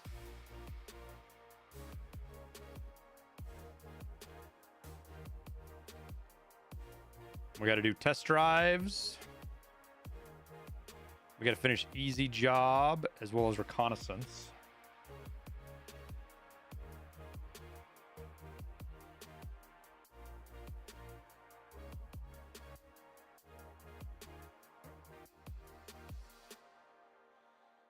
Psycho Sniper's gonna suck. Nah, just go woods and do it. I'll just go woods and do it with the AXMC.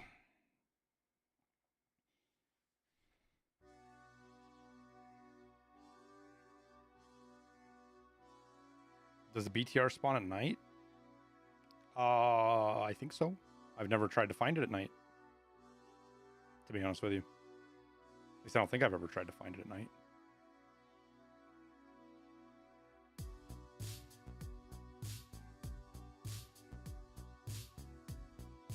Do I have the Seiko unlocked? No.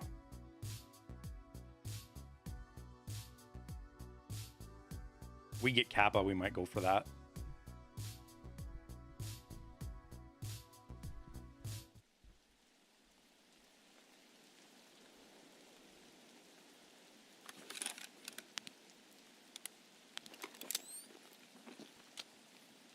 Super cool game. Thanks for the Absolute worst fucking spawn I could have wanted to do this.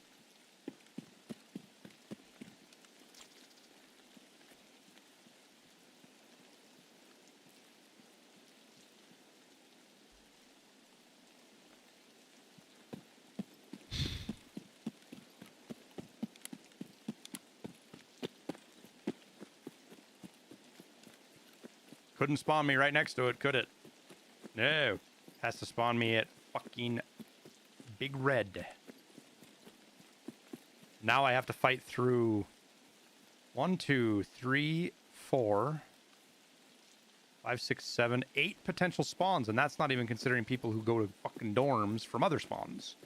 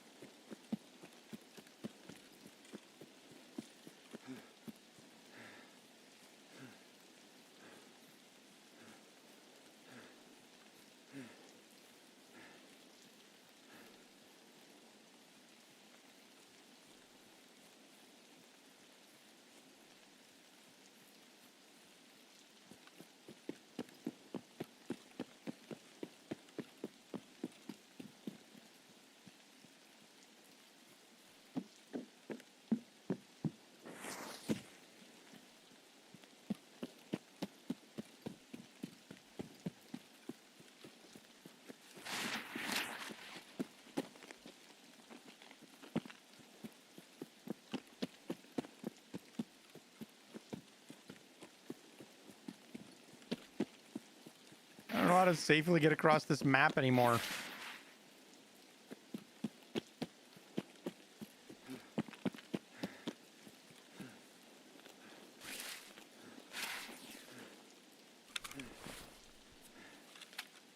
Paid for a tour of Tarkov. What kind of guide doesn't show the whole map? Imagine if there was a mechanic in the guide that forcibly spawned you in the worst spawns. Can I transit right across the bridge? I have to go to reserve. The guide we're kind of doing secondary to the other tasks right now. We're trying to do the guide, but I'm mostly on the BTR task right now. Trying to get that done.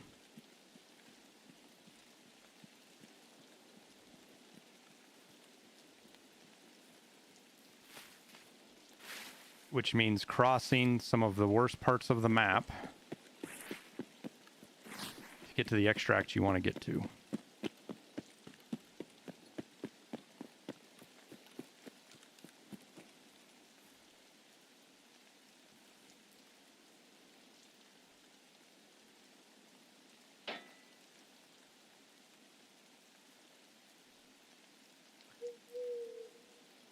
Fuck you, Owl. And now a bullet strike right where I'm running towards.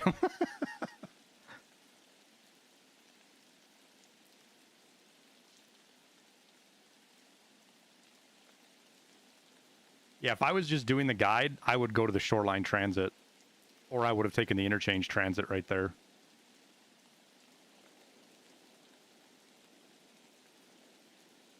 If I was just doing the guide. All right.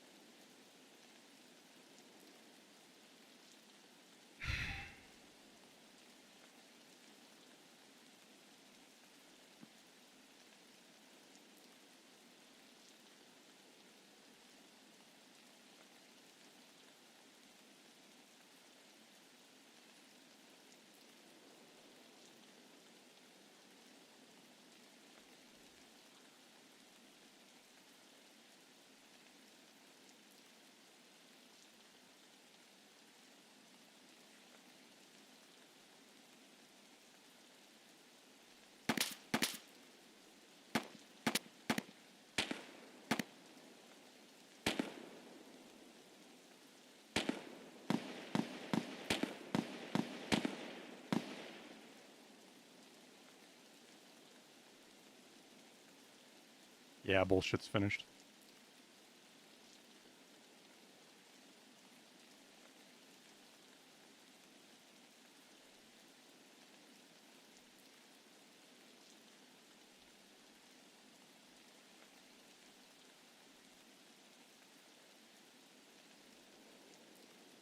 To reserve, please, sir.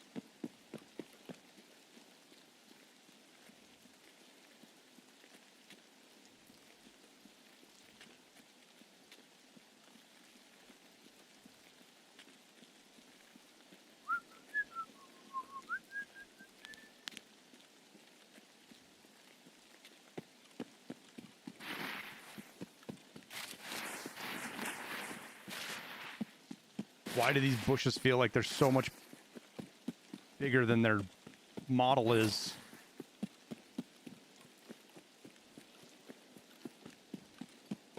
I feel like it's making bush noises on stuff I'm not even coming close to.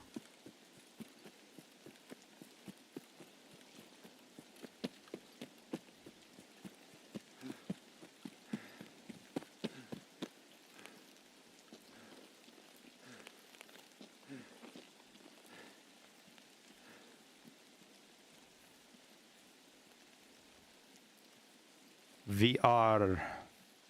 Almost there.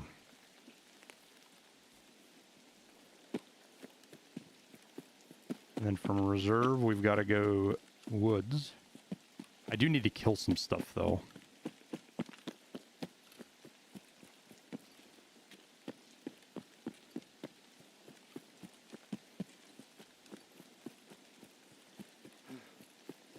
Could just save that for lighthouse and kill some rogues.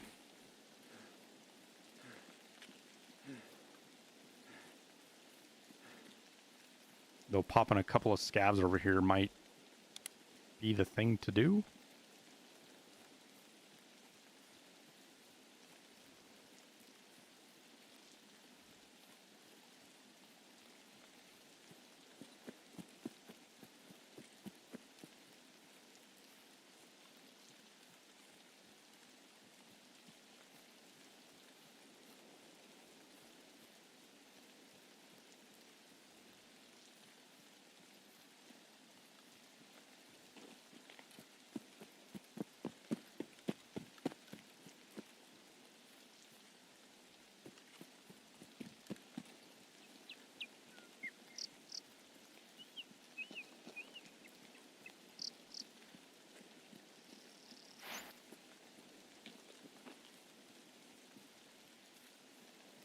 I don't see any scavs, unfortunately. Oh, right there.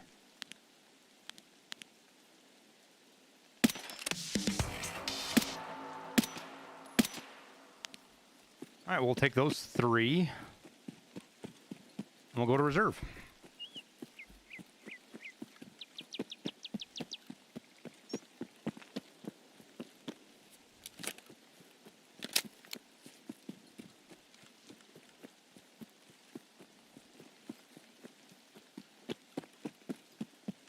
No attitude.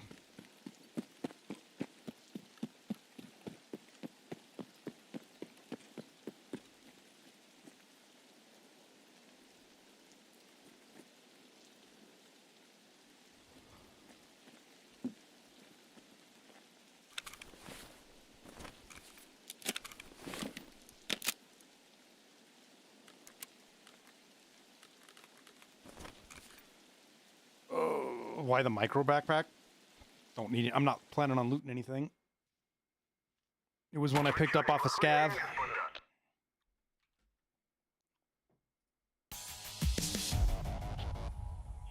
Okay, step 1.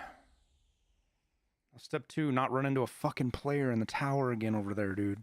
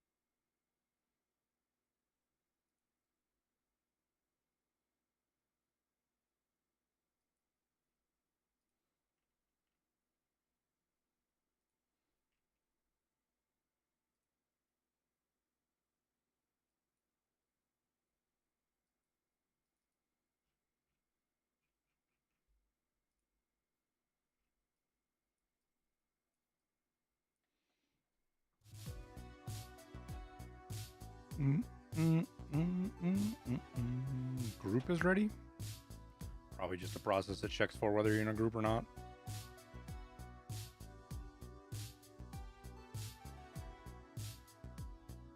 How've today's raids been going? Not too bad. We're making progress on stuff. It's nice to take a break from Labyrinth, to be honest with you. I'm fucking got a shit full of Labyrinth. So getting some other stuff done has been nice.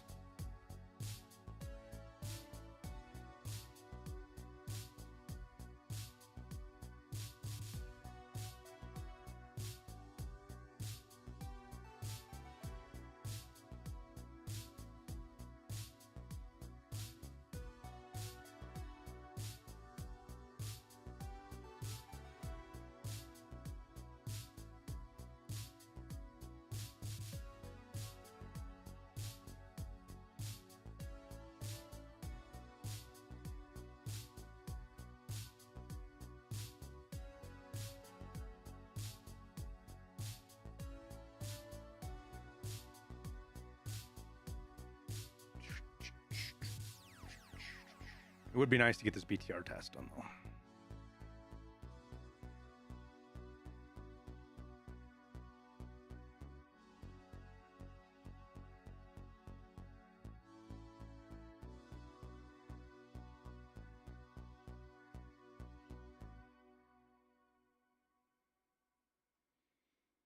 Since I'm invested in it, how do I feel about Spotify and our artist compensation? I don't deal with any of that stuff, Soul Charter. That's all Low Wave does, all that. I just get a check, a very small check every month.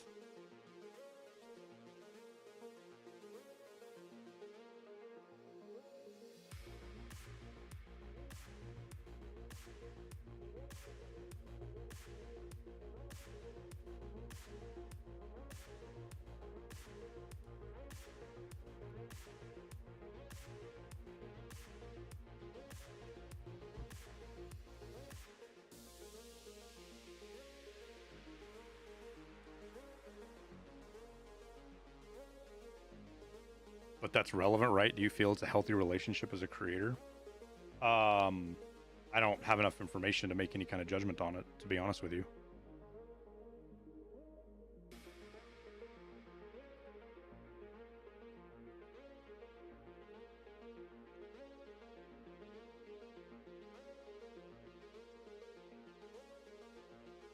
I don't know the specifics of how it works. I don't know the percentages. I don't know any of that stuff. I'm partnered with Low Wave Records to make music for me. And my job in that relationship is basically to advertise it.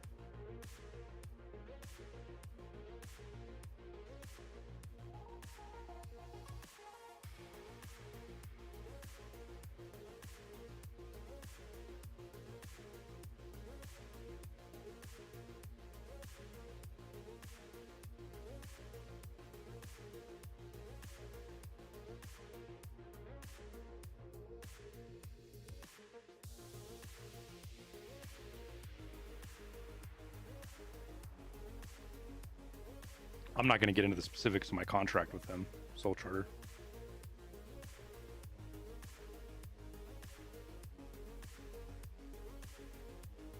They make the music, they distribute it. I get a percentage of the revenue generated by people that listen to it.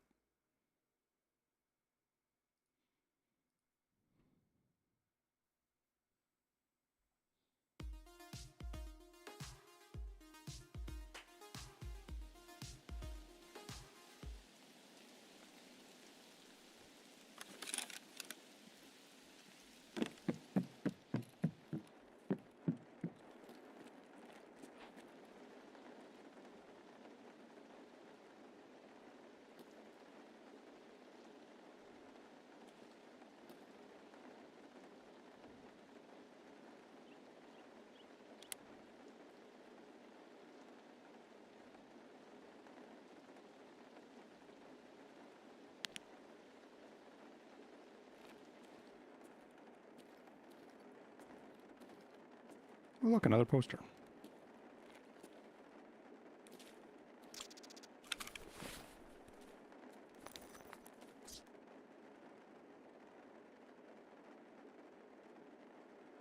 Are we in good shape? I don't know. We'll see, man. We're going to wait it out here for... Oh, I got Intimidator done.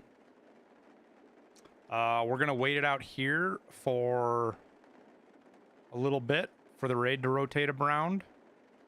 And then go transfer to Woods. Then we got to get our we got to get 3 kills on Woods.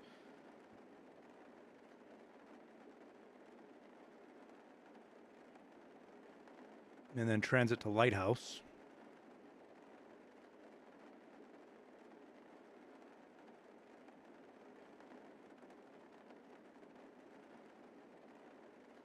And we'll have to get 4 kills on Lighthouse.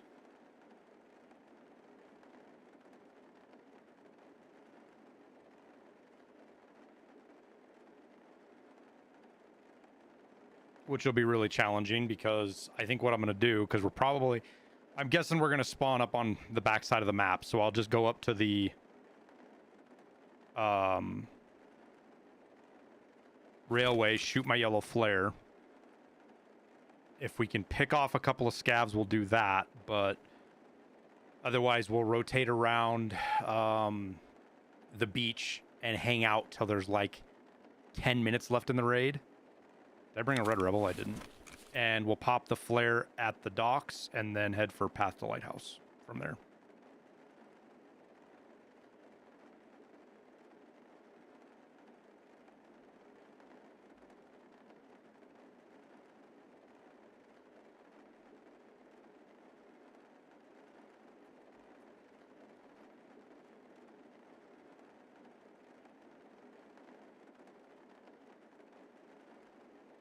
I'm actually going to go pee real quick.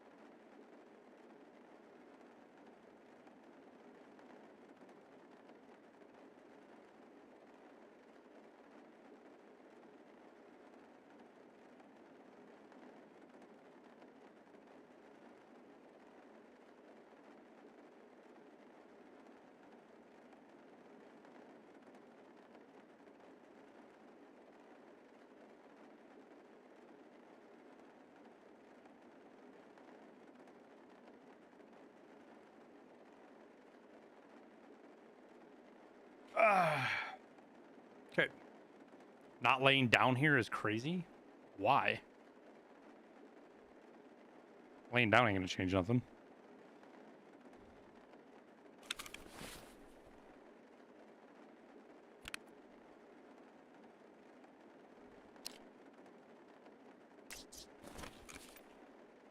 All right.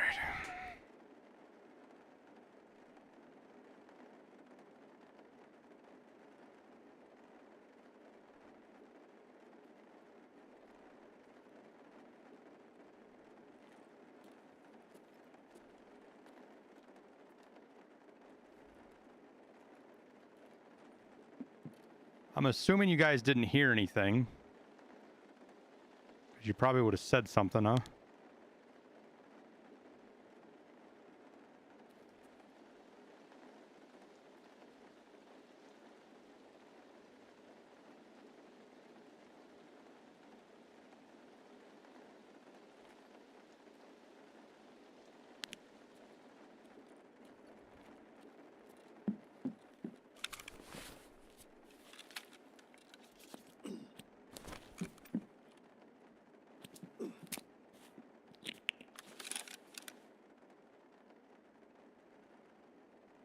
I do need to find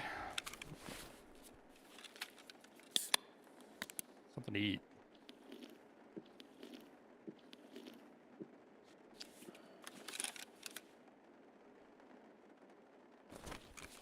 Guess that'll do pretty good.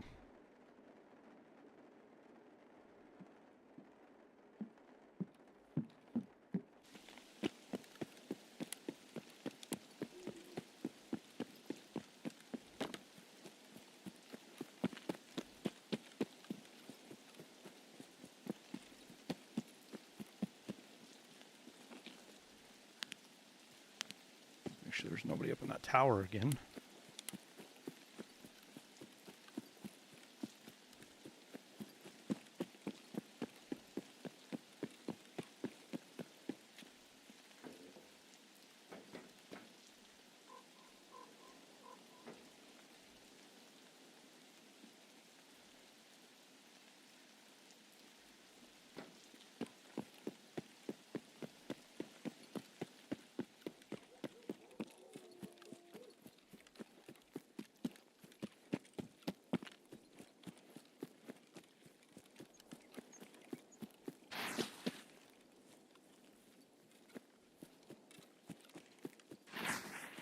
Yo, stop making me hit these fucking bushes. Jesus.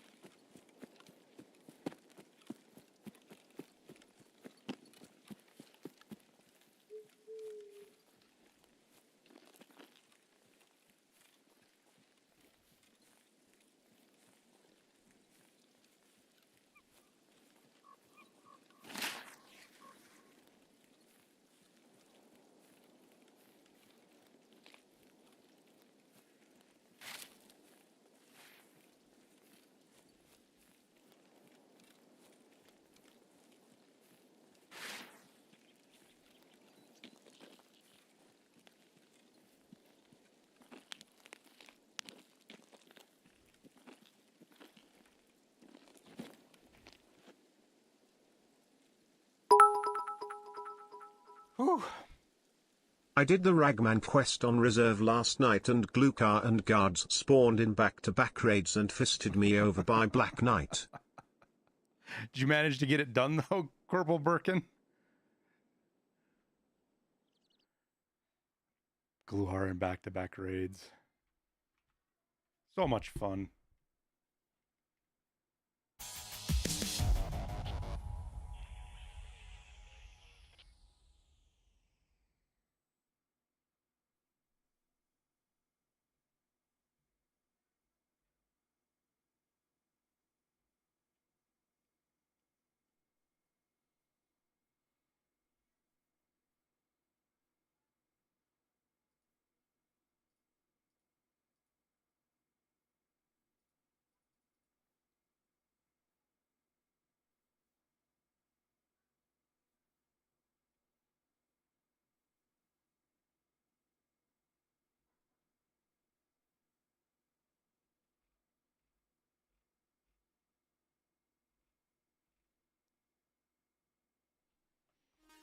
Okay, now we got to kill 3 things on woods.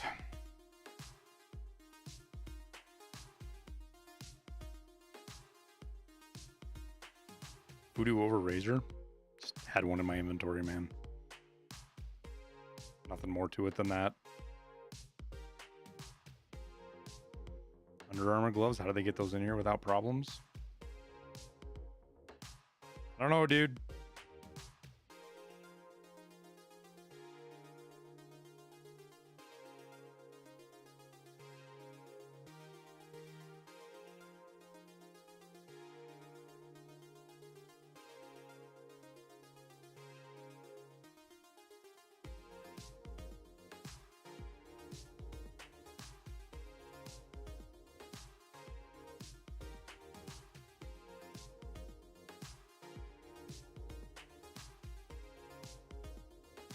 Yeah, the letter doesn't reset once you get it done, I guess. So that's good. I'm doing the BTR task line, Master Lucifer. There's the last task for the BTR. It's a bunch of transits and hoops you got to jump through. we got to get 3 kills on woods before we transit, and we have to. In fact, I think it's 3 scavs. It's not just 3 kills, so like a player doesn't even count.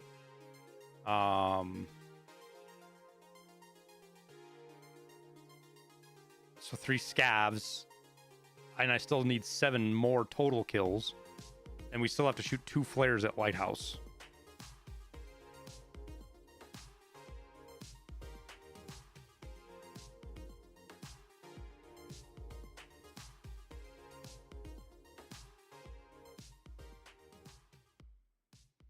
How did I do the tank battery? I made Liston go get the fucking BTR for me and drive it to me.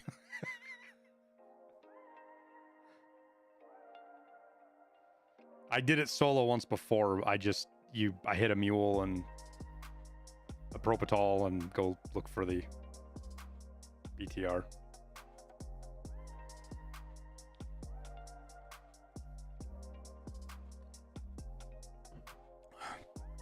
I died with 3 of them though, I think, doing it.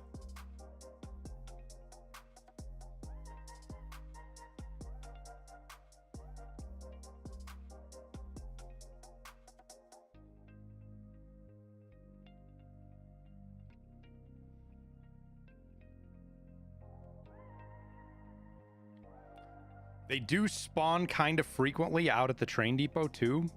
So you could try to risk going out there, like get in the BTR right away, go out there, send the BTR off to so like you gotta, it's gonna want to sequence its driving. So you do that, send it off, go loot, see if you find a tank battery. If you do, just throw it down right by where the BTR drives up and just wait for it to come back. When it comes back, pick it up, hop in, and turn it in. But you could do that on your first try. That could take you 10 tries. That's just a lot of luck there.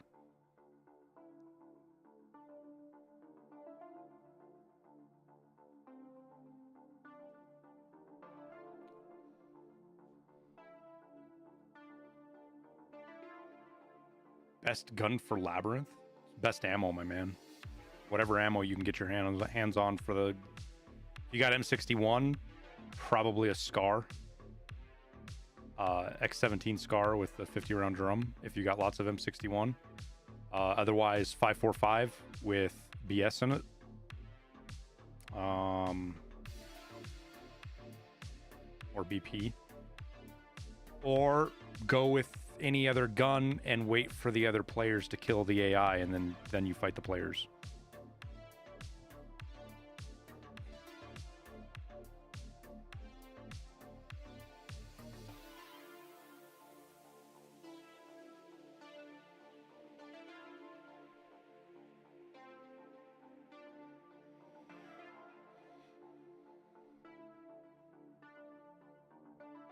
Yo, it's a lot of waiting between raids here, man.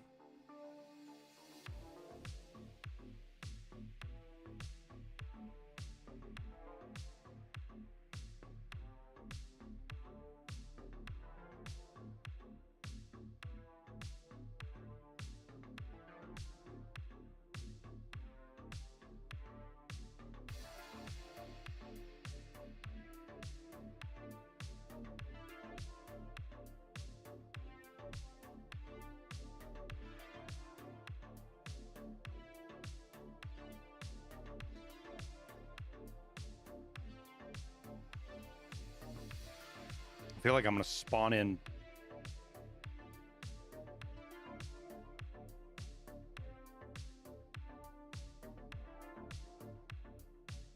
Like late or something. How many cheaters do I see per raid?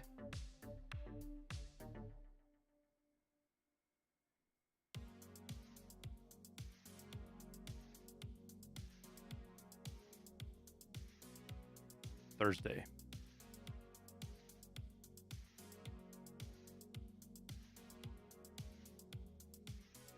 That synchronizing took forever right there, man.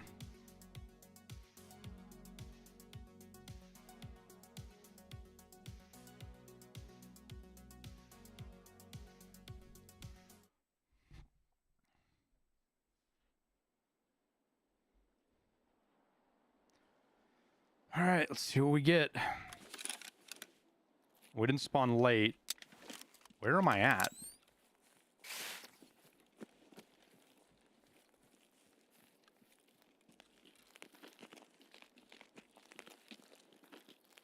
I didn't know this was a spawn.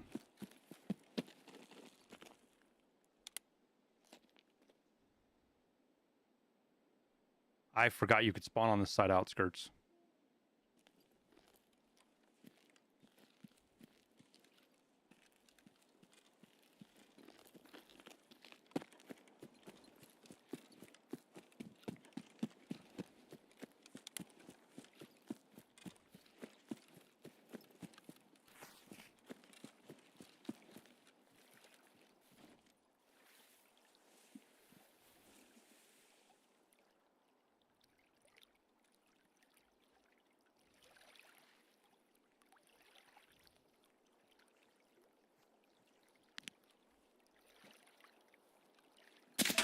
That guy's cheating his ass off, dude. That guy's cheating his fucking ass off.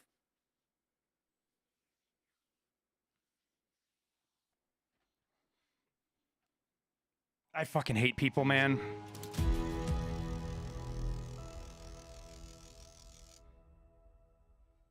There's a chance he saw me when I ran over there, but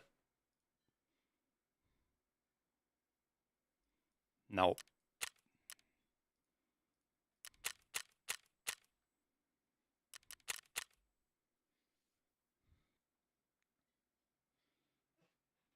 Nobody goes along the edge of the map over there like that, ever. I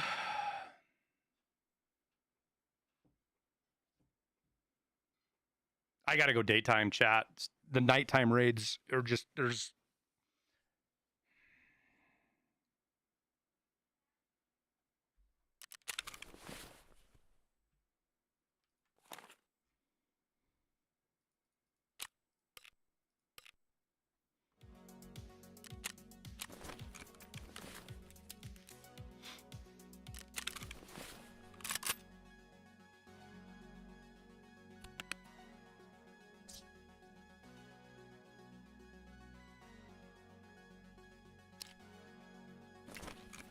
Where did he even come from? He had the other outskirts spawn.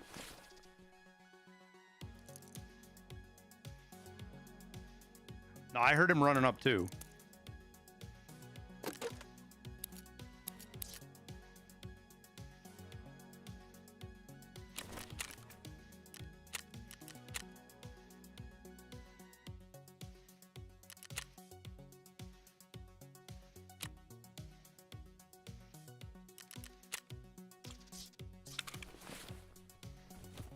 Average lifespan is a broken stat.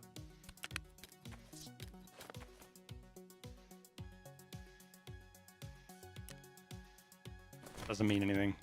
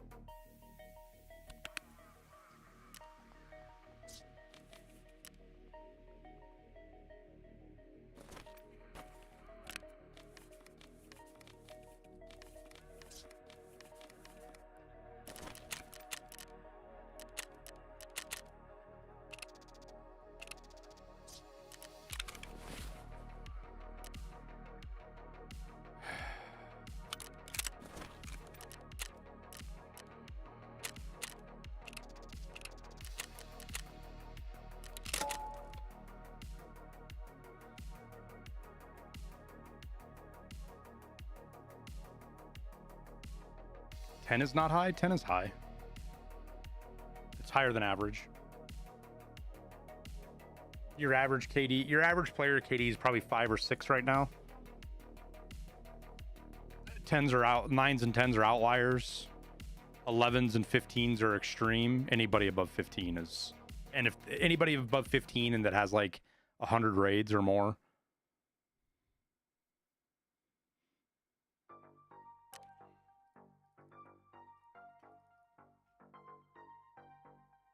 There's nothing in that guy's stats that said cheating, or I didn't look at it very close.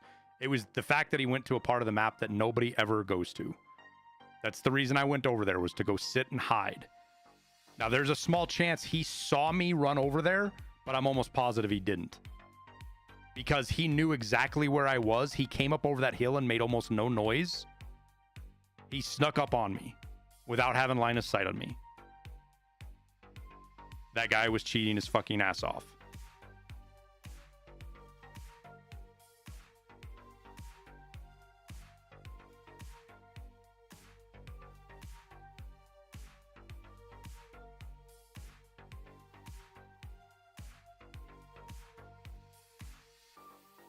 Cheaters can silence their footstep. No, like, what? Bugs can silence your footsteps. He wasn't silent. I heard him. That's why I got up. I wasn't sure exactly what I was hearing, and I was trying not to be fucking make a bunch of noise.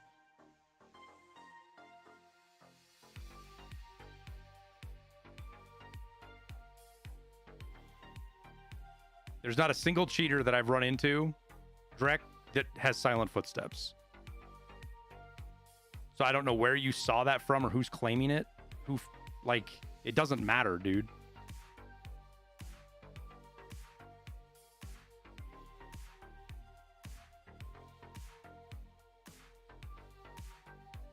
Like, who fucking cares if a cheater has silent footsteps if he can see you through the walls?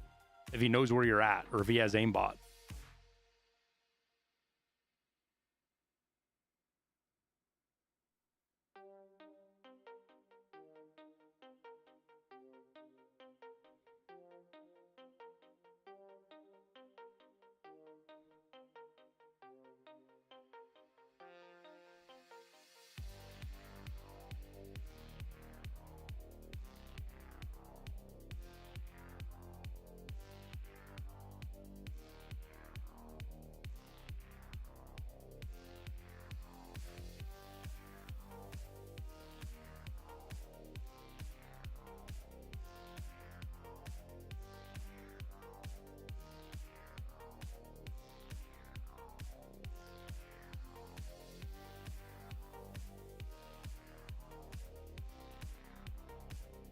I think you're either woefully misinformed, D-Rec, or you're full of shit, to be honest with you.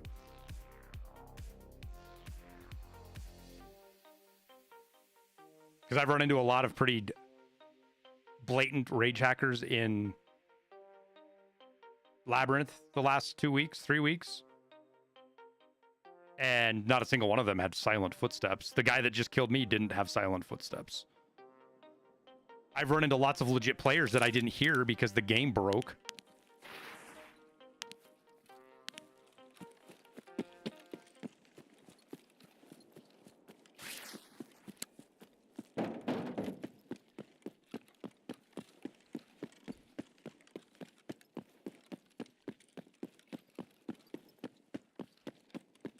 Also, every other cheat like that, D-Rec, that they have where they fuck with the game a lot. Whether it's flying, whether it's writ speed, whatever it is, a lot of those cheats now.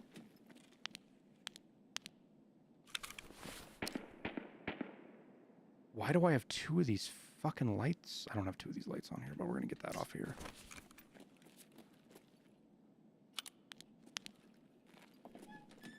Sure, they have programs that'll do them, but they all get banned pretty quickly.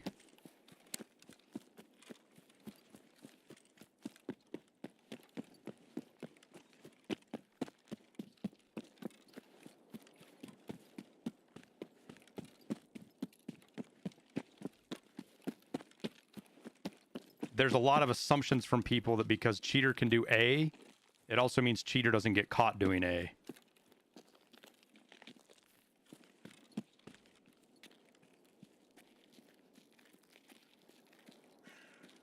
You had a guy you interview. I don't give a you. Yeah, I definitely don't fucking believe anything you say now, D-Rec. You can't fucking believe a word those guys you interview say.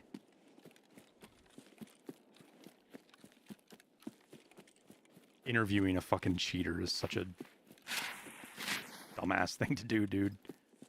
And then to take what they say for fucking face value. It sounds more like he's using you, especially right now, to advertise. Don't shoot the messenger. No, I'll shoot the fucking messenger in this case, D-Rec, because if you're interviewing cheaters and then going around telling people, oh, hey guys, guess what they can do in their cheats now? They can do violent footsteps. Then you're advertising for the cheater, so go fuck yourself.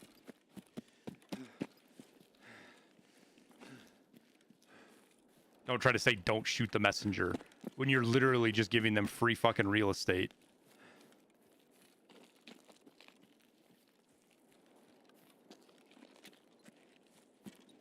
You don't see how that's advertising? Yeah, clearly.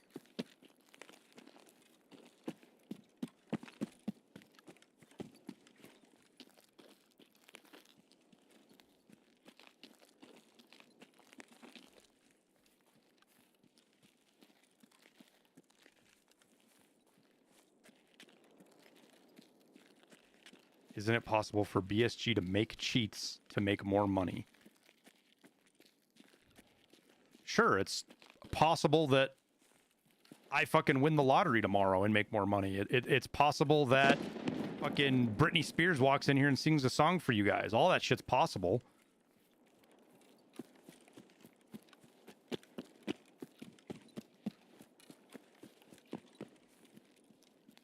The idea that any game developer of any legitimate size makes cheats for their own game to sell is very, very ignorant of how everything operates.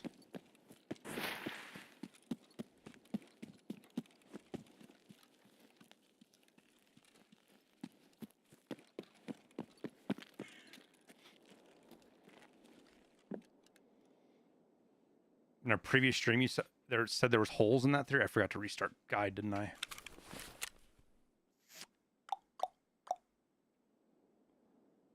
Oh no, I didn't. Okay. It's not a theory. It's a conspiracy fucking wild ass guess, dude.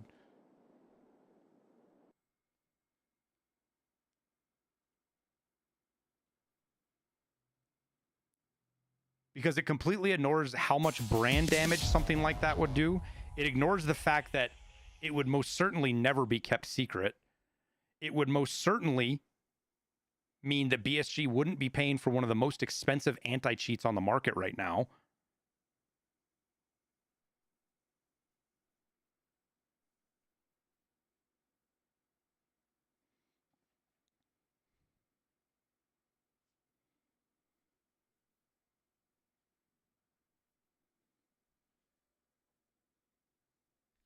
Not to mention that most of the cheats, you go to their websites, like don't go to their websites, guys, because the websites are probably fucking installing, the websites themselves probably install malware on your fucking computers, for Christ's sake.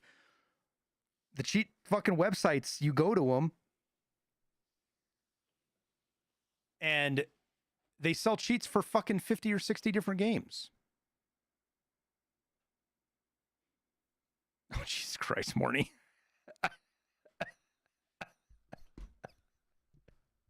That copy paste is still around.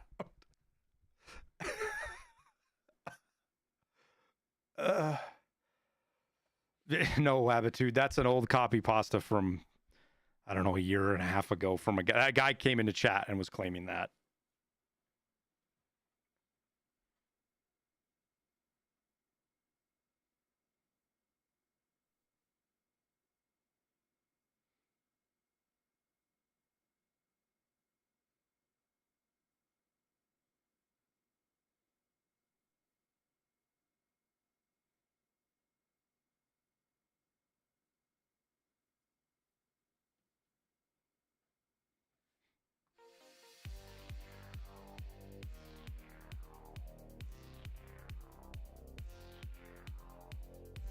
Why don't we talk about how BSG is mining bitcoins on our client? Exactly, dude. That's what the Bitcoin farm and the hideout actually is. It's just mining Bitcoins for real. Listen to my conspiracy theory about XYZ because I don't understand how things work. Yeah, that's, you know, it's the truth of it, hoof and mouth, is that people that grasp onto conspiracy theories tend to be very intellectually lazy. Doesn't mean they're stupid. It means they're intellectually lazy because they refuse to actually understand how something works, and they go with the simplest and easiest explanation that fits their worldview.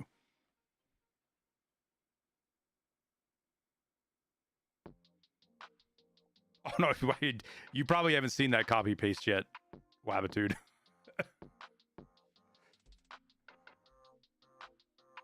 The guy was literally arguing that the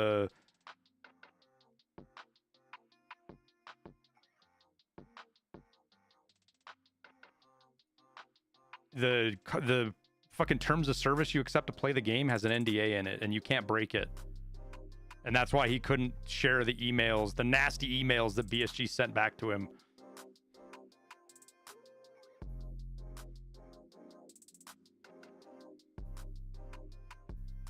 And I asked him something along the lines of, how does BSG enforce that? What are they going to do to you? And he's like, have you never looked at an NDA before? Do you not understand how they work? Oh my God.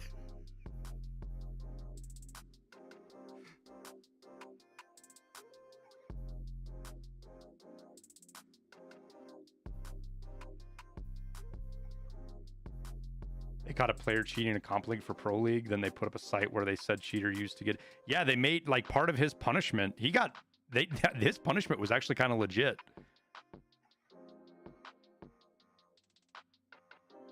And you forgot about that. Now you remember, don't you, Devils? Don't you?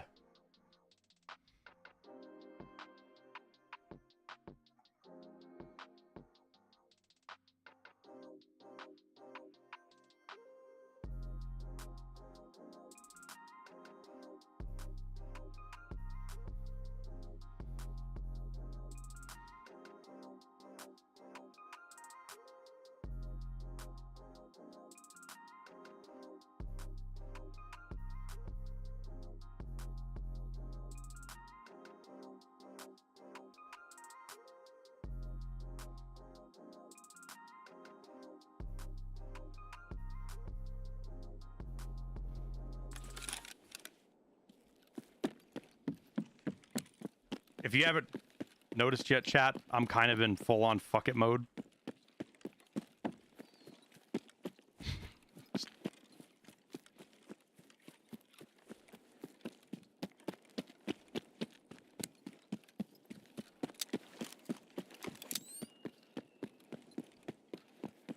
We just gonna run it. Hope it works out. Hey, where's the hole in the fence?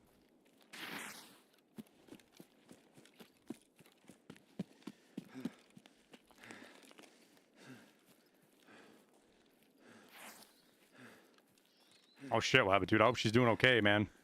That's a long labor.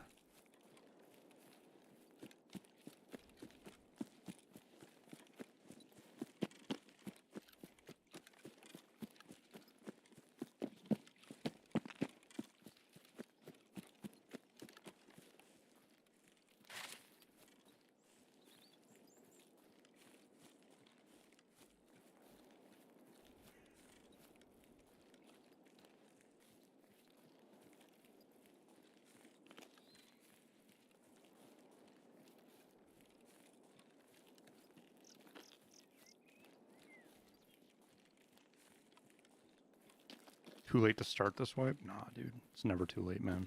You're always going to get something out of it. Do you miss out on the early wipe experience? Sure. But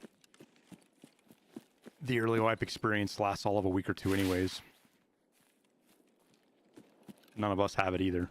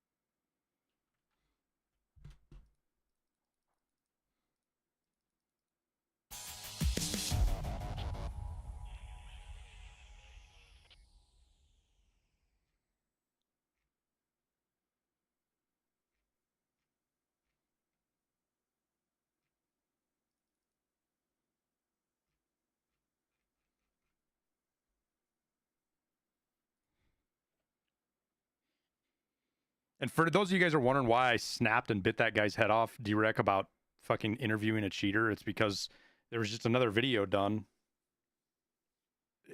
and it's getting a ton of traction. And content creators that do anything around cheats and do any kind of, like, it's one thing to do, here's all of this research about cheating and, you know, here's how it affects gaming. But when you're interviewing cheaters, when you're using cheats yourself, any of that shit just gives attention to it and pushes more people to it. It is how advertising works. It is advertising. Any attention given. And anybody who's like, well, people are going to get cheats, they're going to get them anyways. They're just going to Google them. It's like, I guess you've got marketing figured out, and Coca-Cola and everybody else fucking doesn't know anything about marketing. Like, the idea that giving something attention and space in a place that it gets lots of views isn't advertising is just ignorant. Because anytime you give something more attention, it is advertising for it, period. And it will lead to more people buying a product.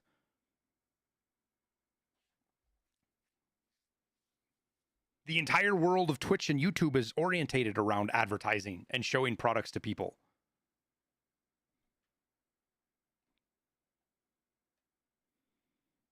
The most well-known brands on the planet still advertise.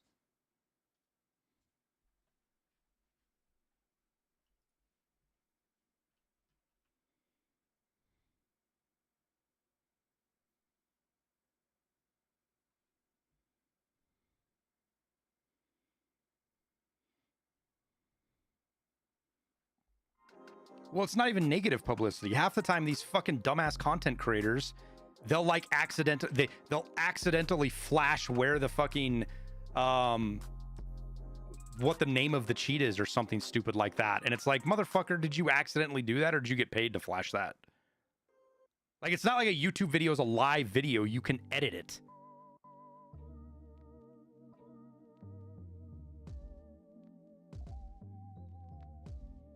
Yeah, Goat's video, Soul Chartered, caused way more fucking harm than anything. And he did it just to make fucking money and clout. He is... You see some of the other shit he's done since, man, it's even worse. He's actually a shitty person. Are we woods? Same fucking spawn, right? Yep.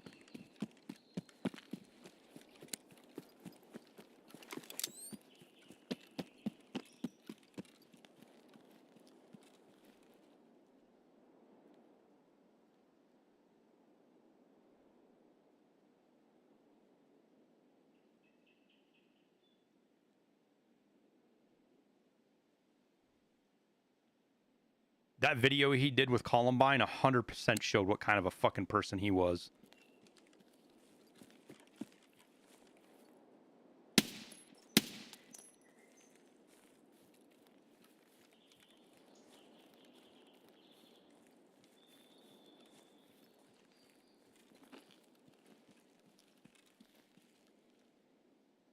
I need 3 scav kills on woods of all things, dude.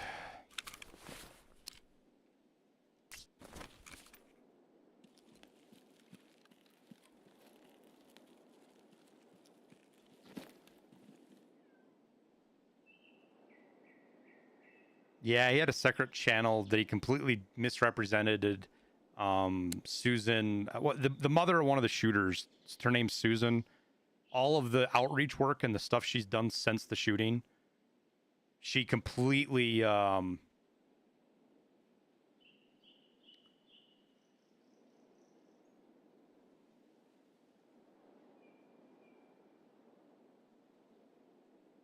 he completely misrepresented everything she did, made her look like a bad person when she spent basically the rest of her life since Columbine trying to make atones for what happened. Intentionally cut out her statements and cropped the things she says to make her look worse. Like, he intentionally did it.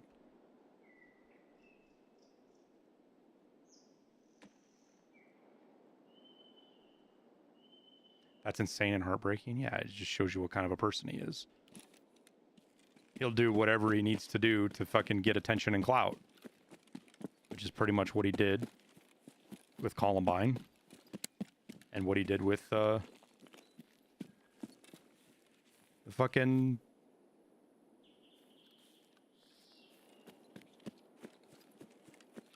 the Wiggle video. And unfortunately, the pitchforks and torches were out for cheating. People are tired of it. And it made people feel better and justified. He was fucking inside the sandbag.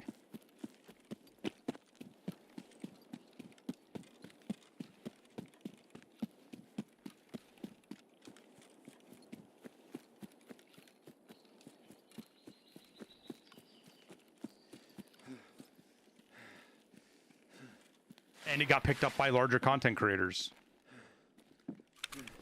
that justified it, defended it, and legitimized it.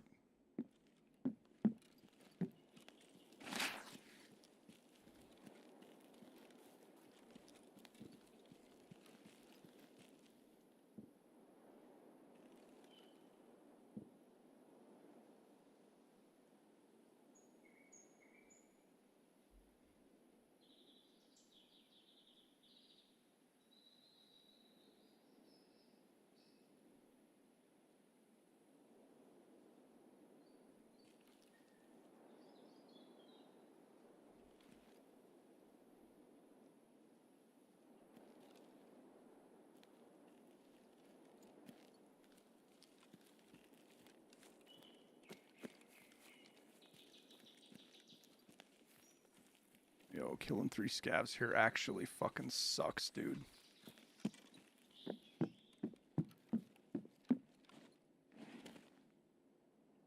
Was he incorrect about the cheating situation? Yeah. He completely misrepresented his findings, what he did show. He never corroborated his claims, which fantastic claims require fantastic evidence.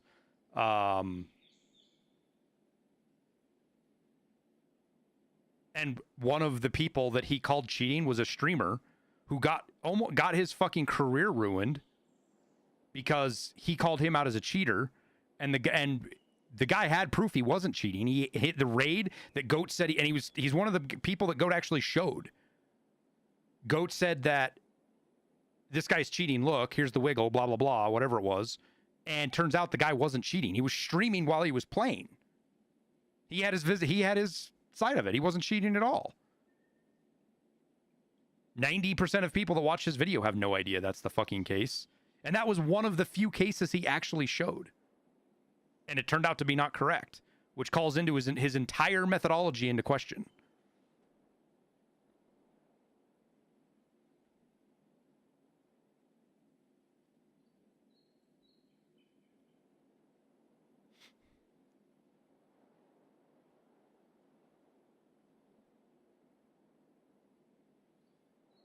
I believe he did put a blurb down in his description of the video. I could be wrong about that. I think he put a blurb down there, but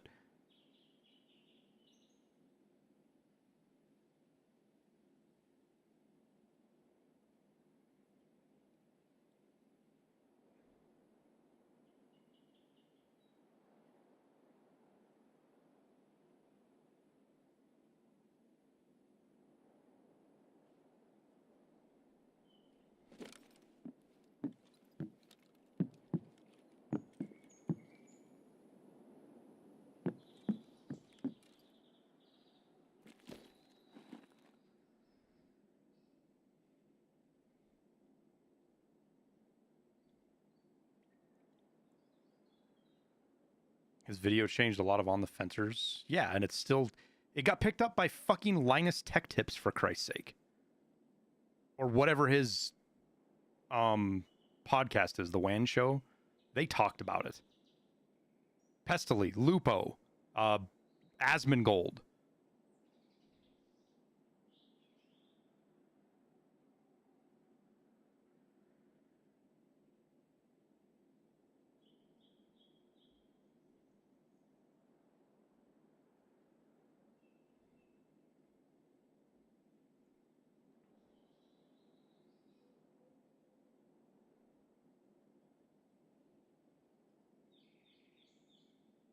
And unfortunately, there was quite a few of us as content creators that were speaking out against it.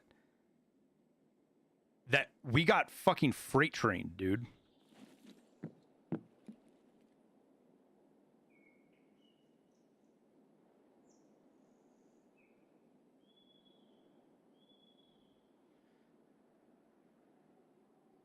Yeah. I will not be releasing any more footage from the experiment. In other words, you don't have anything and this is an excuse to do it. He has been very understanding. He was not. That guy is fucking pissed, dude. He was not understanding at all. Goat's just a massive liar, dude.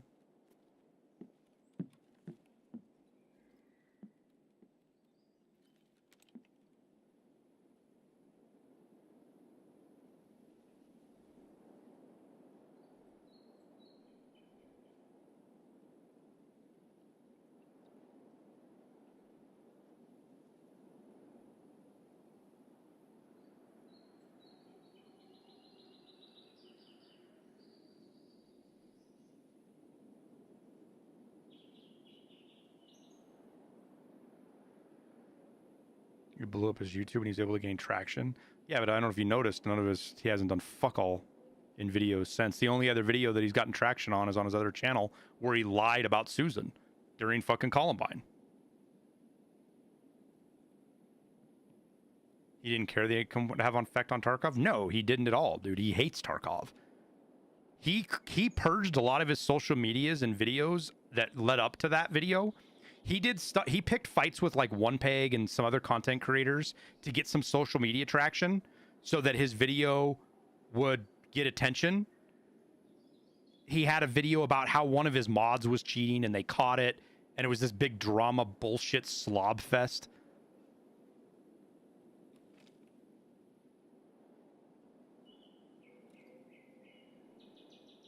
He claimed that his computer was taken over by the cheat developers to punish him, which they probably could have done that, and they might have done it, but they didn't do it to punish him. They made more money off his fucking video than any other cheat dev. They were jumping for joy for his video, dude. They loved his video.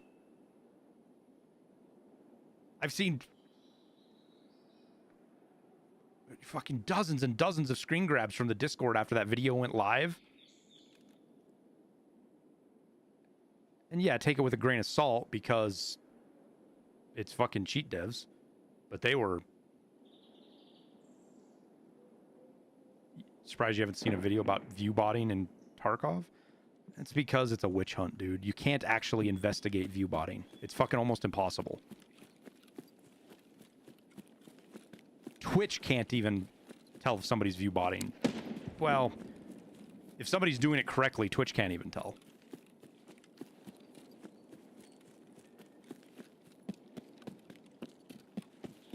And there have been some people who have done videos on it. And they call out streamers that aren't view botting.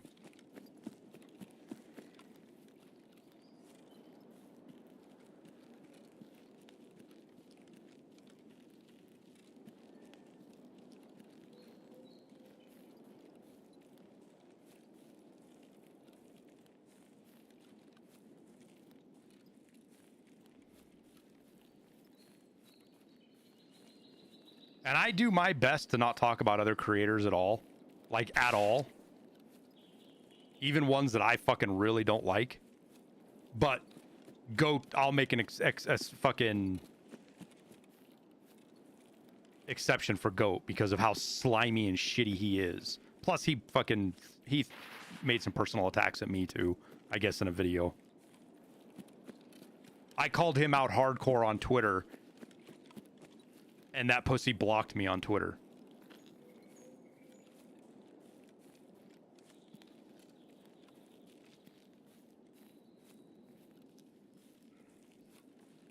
Oh, I need scavs. Where are the fucking scavs?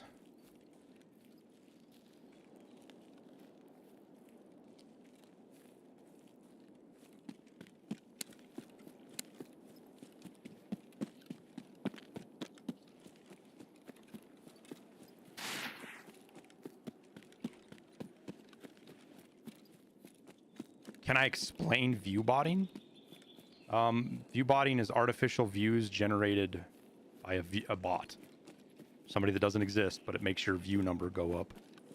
They can be as simple as an embed where there's no engagement and it's happening through I mean, embedding's a little bit different from viewbotting, but it kind of gets lumped together.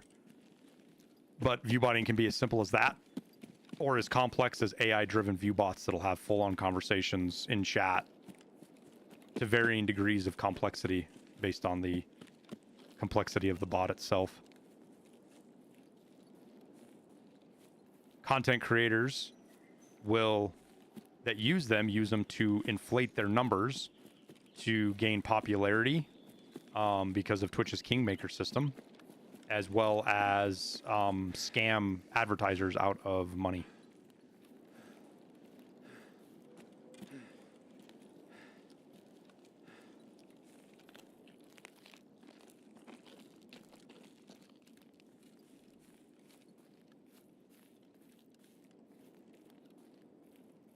The really fucking annoying part is I have to extract over here on this side of the map. So I really don't want to go very far. It's a paid service? Usually, yeah.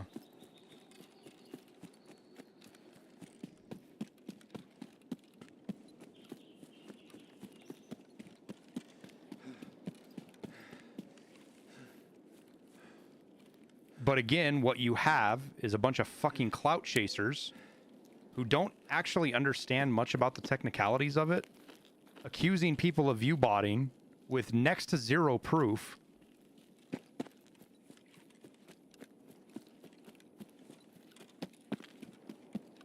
Which leads to harassment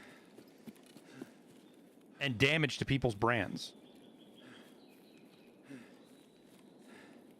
That's why I've pretty much stayed out of it, because it's something, it's actually impossible to prove people are viewbotting unless they do something as like that dumbass chick that drug her viewbot program onto her screen.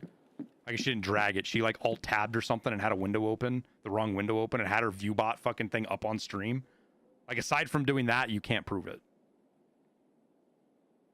Well, his chat moves super slow. How many of you guys have been in here when we were on like a 10 or 12 hour stream and everybody's just chilling and nobody's really typing unless something happens?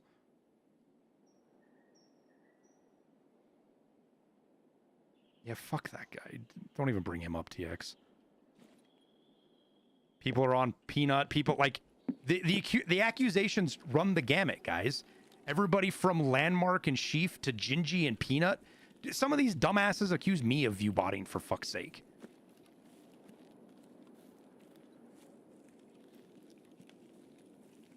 Sitting here at 136 viewers on Twitch and whatever we are on YouTube. I don't have the screen up right now. It happens all the time on YouTube. No, it does not. You can't viewbot on YouTube. YouTube, my fucking, my channel is actually being attacked by viewbots right now. Somebody is maliciously viewbotting my videos, trying to get me demonetized. It's YouTube's problem? Yeah, it's fucking YouTube's problem and mine.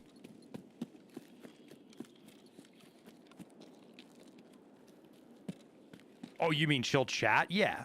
Yeah, YouTube's chill, really chill a lot of times too.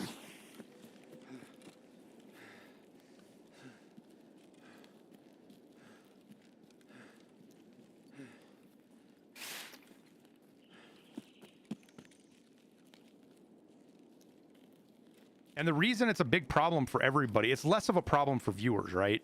Like there is some downstream impacts for you guys on why it does matter, but it's less of a problem for you guys than others. The real big problems are for advertisers, and advertisers are what pay for YouTube. If YouTube can't make money from advertisers, then you potentially end up in the same place where Twitch is right now.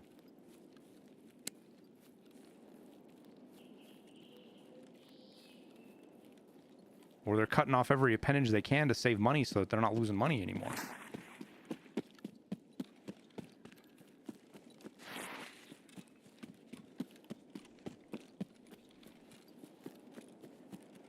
I need 2 more fucking scavs to spawn.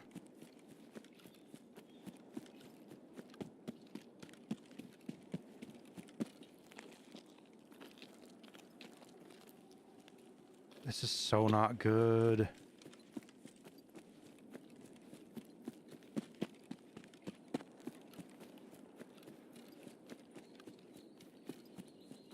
Glorious disappointed you with tweets?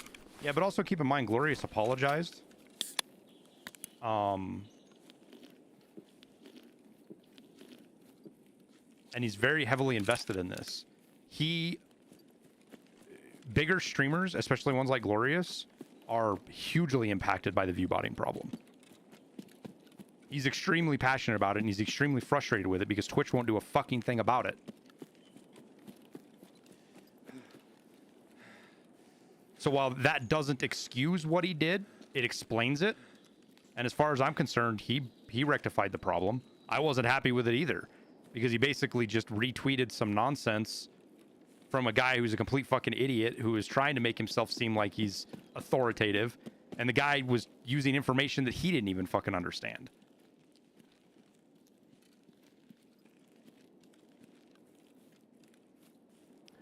Travel to Sunken Village for scavs. Yeah. We're 20 minutes, so I think I'm gonna do a loop up here, check checkpoint again, go to Scope Shack.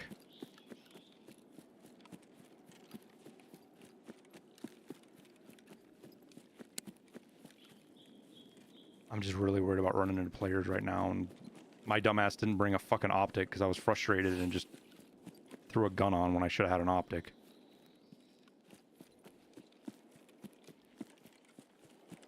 What did Glorious do? He retweeted a tweet, a claim from another streamer that Peanut was view botting. And it was like 100% proof. This is what view botting looks like, 100%. And it was the guy was posting stats from Twitch Tracker that don't show anything of what he was claiming. He just didn't know what he was reading.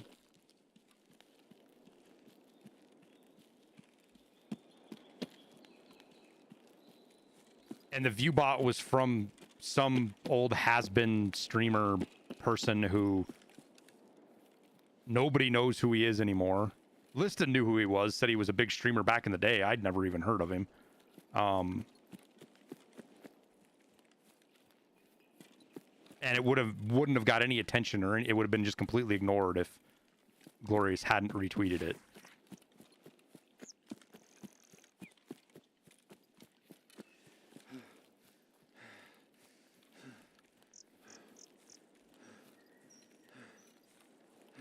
Oh my god, I'm gonna be somebody's shooter born in heaven out here, I know it. Who was it? I don't remember his name, dude. I don't really fucking care. Like, that's just into the drama side of things. Like, I really don't give a shit about that guy's opinion. It's meaningless, all things considered.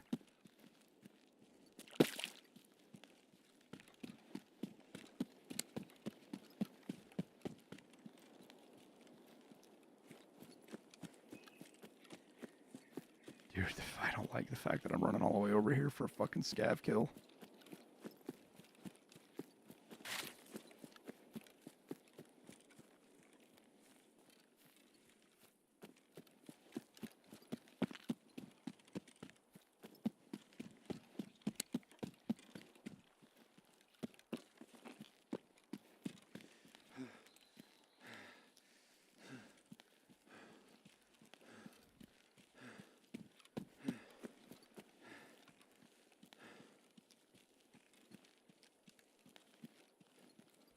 Minutes left in the raid, and I've seen one scav the entire raid. We saw the player at the start that I shot at.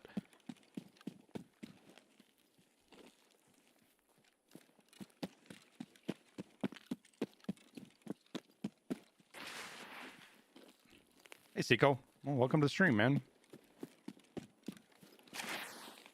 They can get sponsored and stuff with those views. Yeah, but that's becoming less and less of a problem. It's a huge problem for streamers. That's all they do is they depend entirely on viewership kind of deals. But the advertisers have gotten pretty wise to this shit. And they structure their deals in a way now that, like, view botting just doesn't matter. I don't want to say it doesn't matter, but advertisers are figuring it out. One of the existing problems right now, honestly, is the fact that some of the agencies that represent creators are kind of also in on this bullshit, and they're not really incentivized to correct it because they get paid based on viewership too.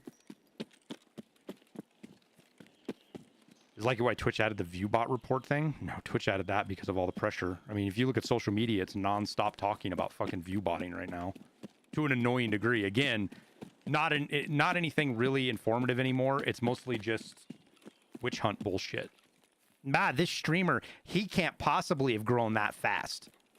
And it really is just, it really boils down to a bunch of fucking jealous nerds that don't like the fact that somebody's actually talented and they're not.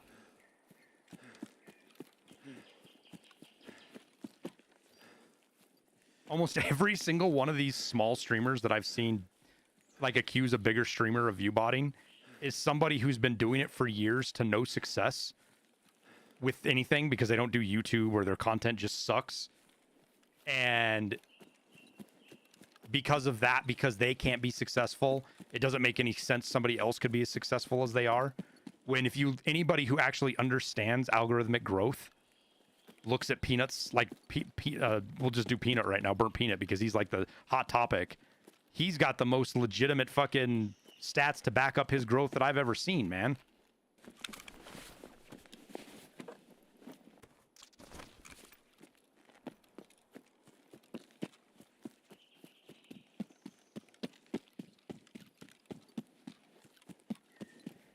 The dude has growth across multiple platforms.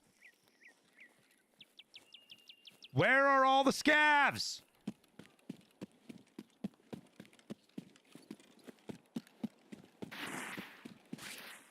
Who was at the start of the X? I honestly don't remember Green Zone. It's somebody that's not important.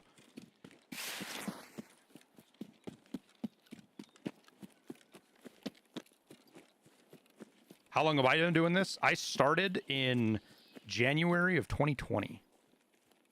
But I didn't really get serious until kind of the end of 2020. I was doing it I was fucking around doing stuff on the side, making a couple of videos here and there. It wasn't till the end of 2020 that I really fucking leaned into it hard.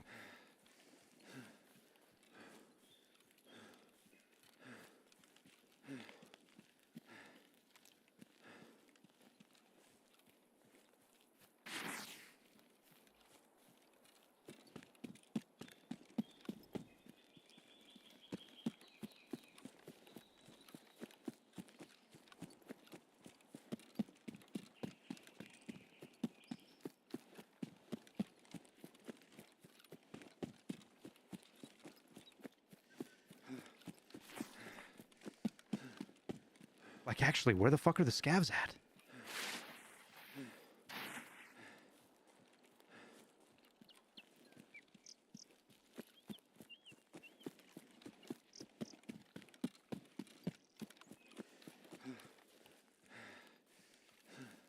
You've seen people's views fall off? Nobody's views have fallen off any more than they normally do through a progression of a fucking Tarkov wipe. Everybody's views fall off as the wipe goes on, unless you're a variety streamer.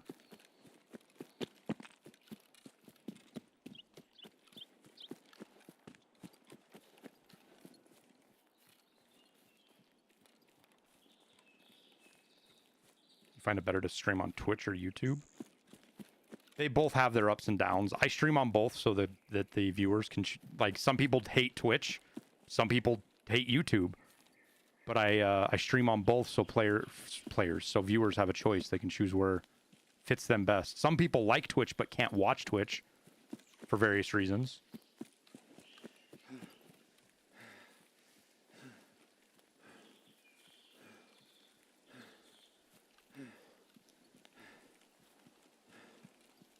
You mean compared to this time last year? That means nothing, Ace Project. That means nothing without looking at lots of other factors. Viewership is, how many viewers somebody has compared to last year? I have probably half of what I had last year. This time last year.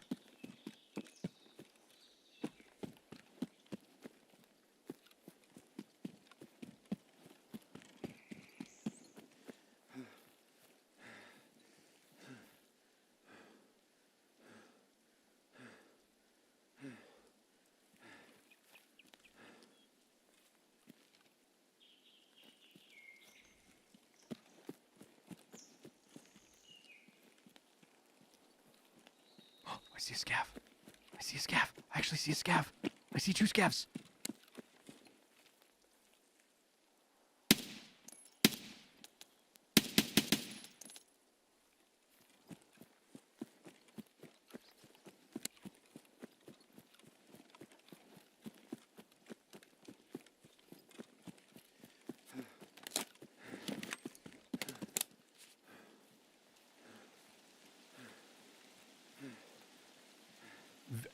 A streamer's viewership is impacted by so many fucking different metrics. Saying simply that because they have less viewers than they do last year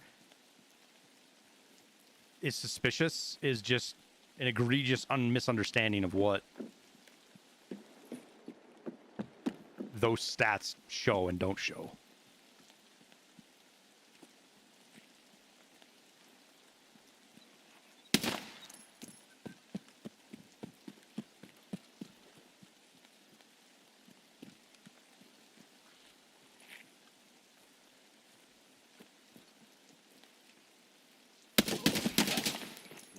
What?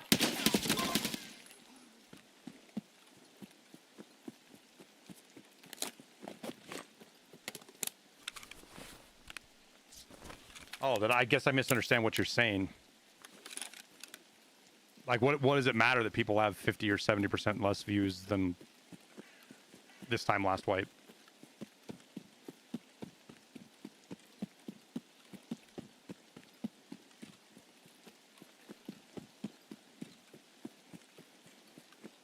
And now we got to run all the way the fuck across the map again to transit.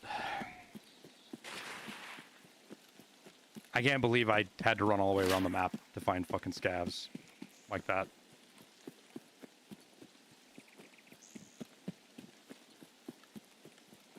I still need to kill a couple of more things too. We're going to get back there and there's going to be like 5 scavs at the extract that fuck me up, watch.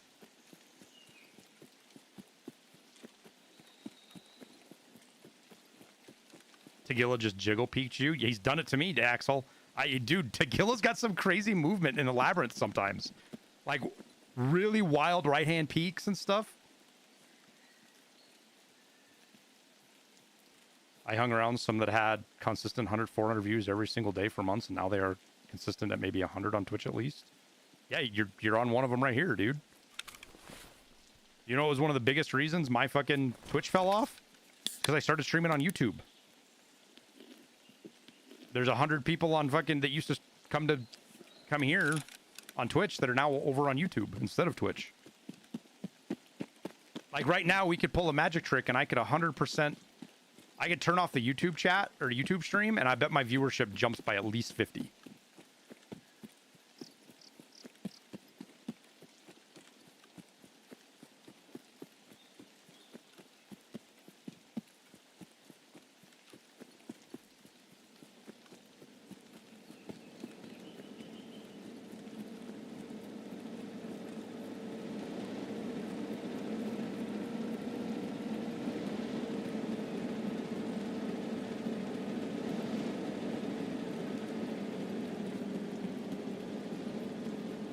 Some streamers just fell off, right?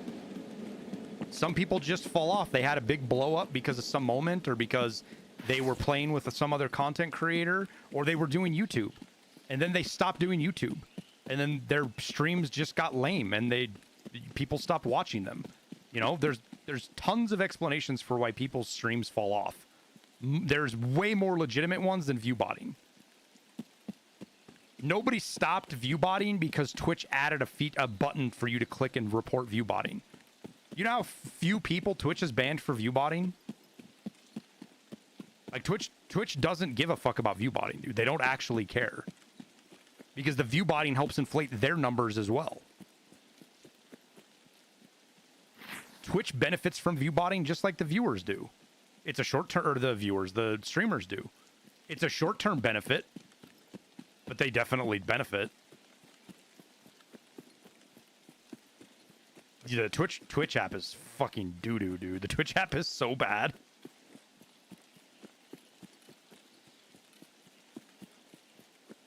And I'm trying to think, was there any games for other people to check out this time last year?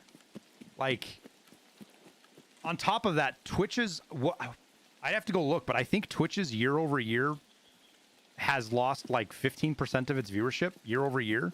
Like Twitch as a whole. So like there's 15% fewer people watching Twitch this year than there was last year.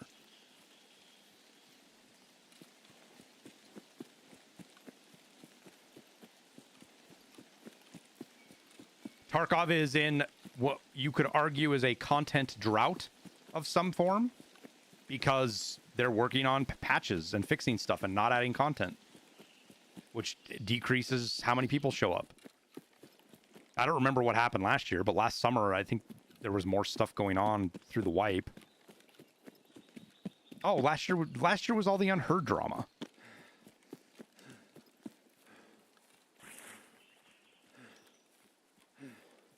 You had a lot of streamers that stopped streaming Tarkov and went elsewhere, which means you had people that were watching Tarkov had to find another streamer to watch.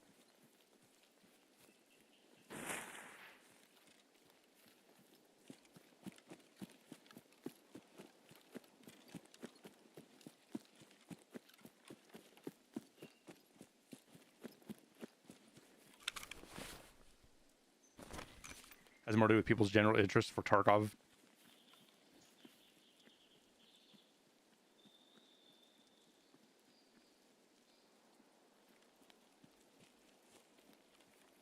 Oh, yeah, Reamer. No, you're 100% right, dude. There are tons of things that impact viewership. Tons of them.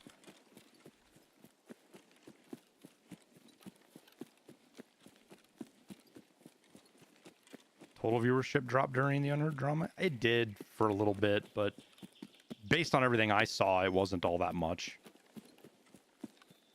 Because to be honest with you, the drama didn't last all that long because BSG went through the effort to fix everything.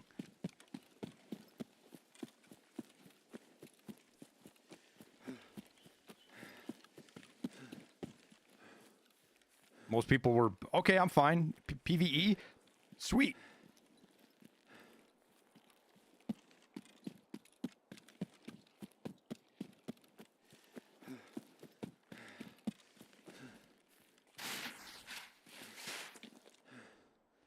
The very vocal majority that tends to spill out on Reddit and Twitter.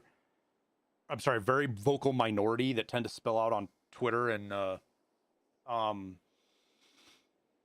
Reddit don't represent the player base in any real way. Not usually.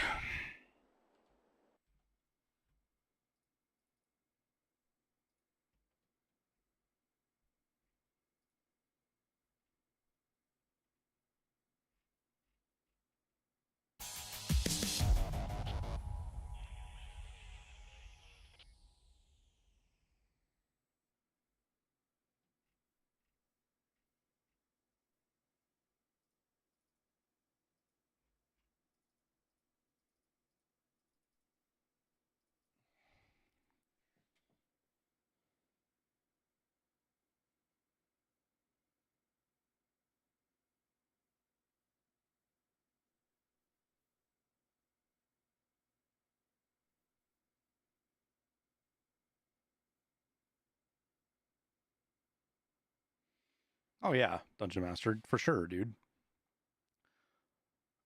A lot of content creators don't realize how good they have it with Tarkov because they've never tried to make content. They've never tried to make Tarkov content or content in something other than Tarkov. The bar is so much higher in other games than it is in Tarkov.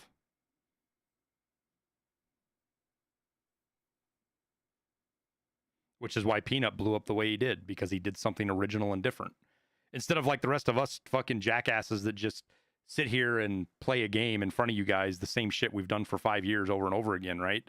Peanut's actually got something new and refreshing, which is why he's seen outsized success. My thing is I just sit here and answer questions for people all day long. Like, that's the stick of this. The game's just the background. It's something to do while we're talking. Plus, I like playing the game. My effort and energy is pretty much focused on YouTube, guide content and stuff like that.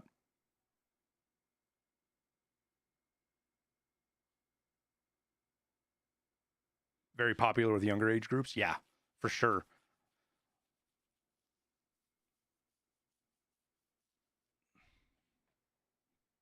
But again, his stream is a show, right? It's an actual show. You're not watching him play games. You're watching him for a show.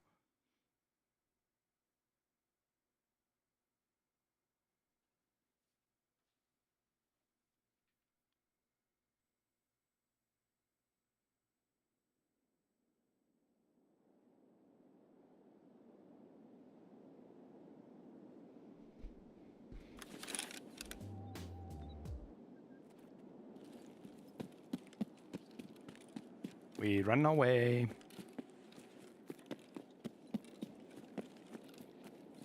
We go shoot yellow flare. We go hide. I do need to find some food, though.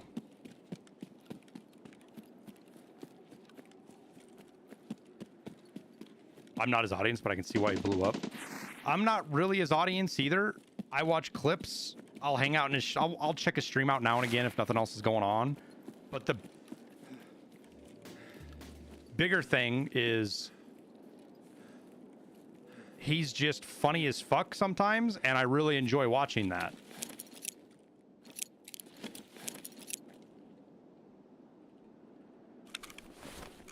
Come on, tripwire. Why is the tripwire not coming out? What the hell, dude?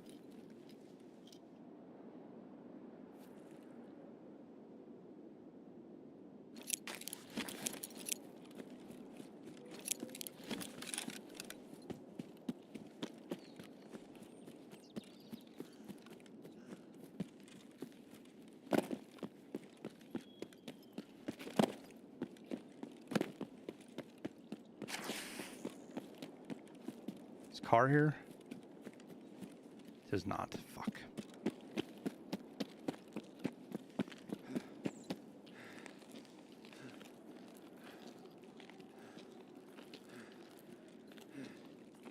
Stankrat's constant TTTS is unbearable.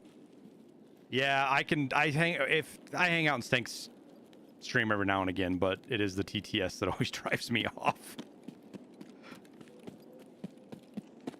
But to be fair, I'm older and I don't have as much tolerance for that shit. That's why we don't really do it on this channel. Like, I could probably triple the amount of money I make on the stream if I turned on, like, TTS stuff and, like, Biddy's Bitbot and, you know, some of that stuff. But, like, just fucks with my vibe too much. Stank is half running a show too. Oh yeah, for sure. Stank. If you wanted to look at iterations, Stank was like version 1. Burt Peanut is probably version 2. There's a big gap between them, I would say, in the amount of effort they put in. Not slighting Stank at all. But again, that's why you saw Stank with outsized success as well, is because he did something different, a lot different, and he found a community that really likes it and supports it. Okay, where do we have to go? There's a very specific place.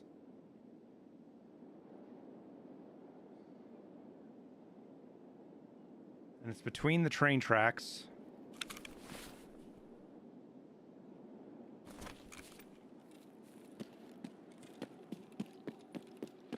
So I think it's between these two train tracks here. And then at the same spot as the buildings, so... Yep, there we go.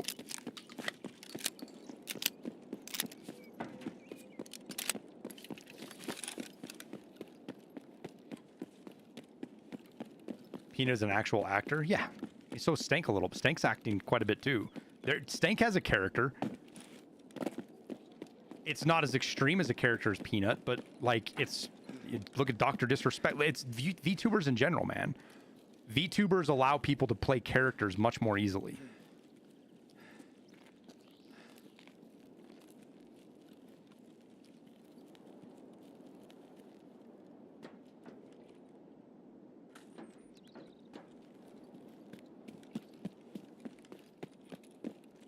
I do need to find some food if we're going to hang out. Even a juice would do it.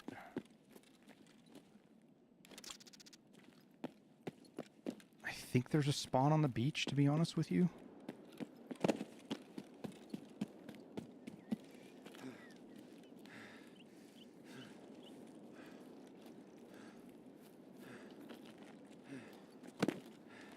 We need a VTuber for Liston. Yeah, I'll let you fucking convince him of that, Morny.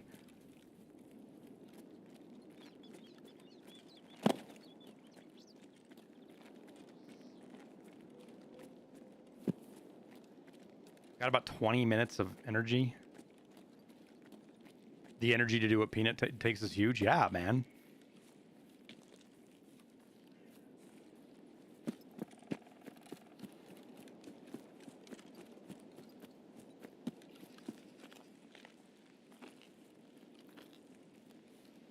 What you guys are talking about is a big part of why a lot of us that are content creators actually kind of got offended by people accusing Peanut of, at least I think so anyways, Peanut of view-botting, is because it diminishes how much work and effort that guy puts into his content.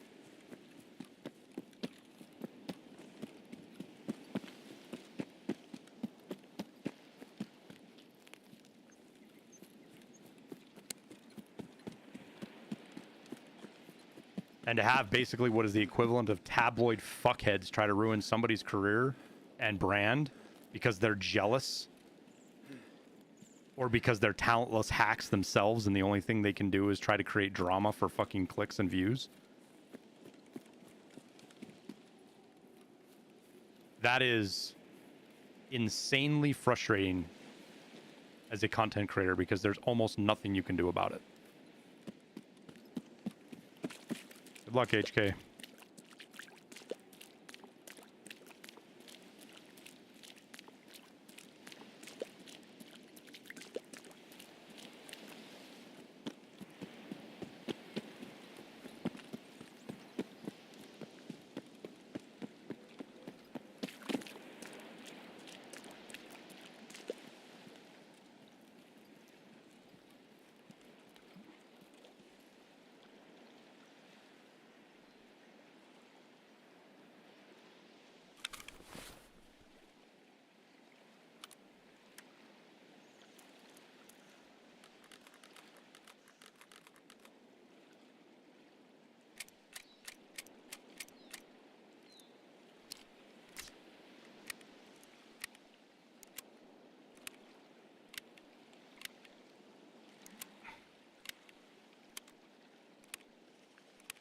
An 8-hour stream take, dude, 6 hours is where I really start to drain off.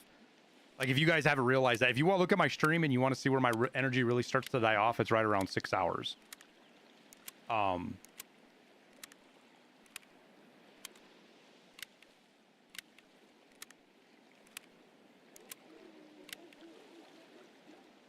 yeah, it is taxing.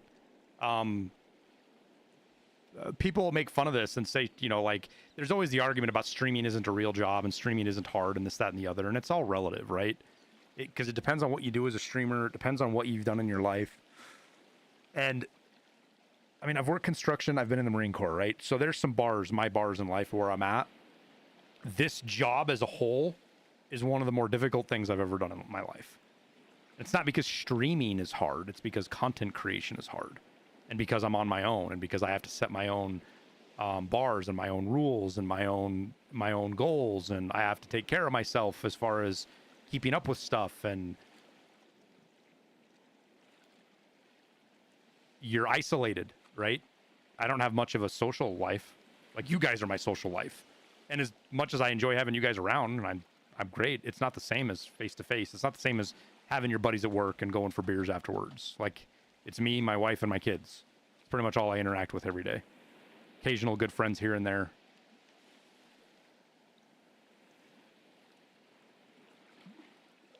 So it's just like anything. Everything in life is just a trade-off, right?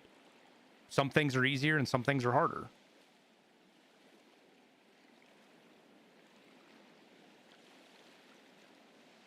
Difficulty isn't a measure of how much you sweat your ass off or how tired you are at the end of the day, because you had a physical job versus a non-physical job, right?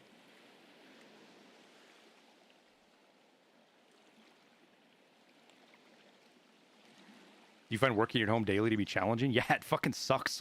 It actually, I'm trying to find a way that I can move my office out of my house. I don't know if I'm gonna be able to do it, but I need to get my office where I do this out of my house. I need to get it out of here.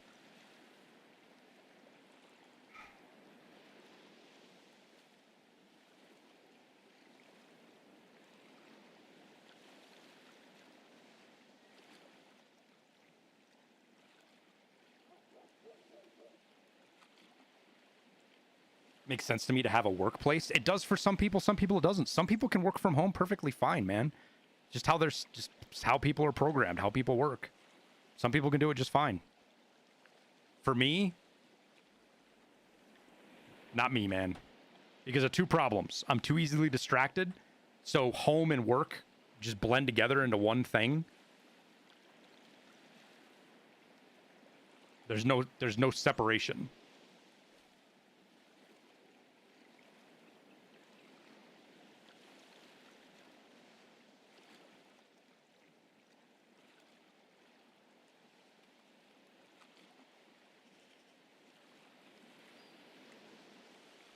We're just hanging. I have to go fire one more flare, guys. We have to go over to the beach to fire a flare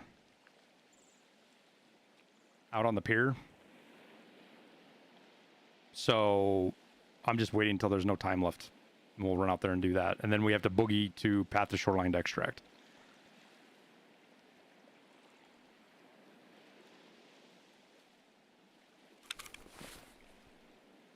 Let's see, 32 divided by 2.74 means we have 11 minutes left before I'm out of fucking hydration, which puts us at 17 minutes, or puts us energy.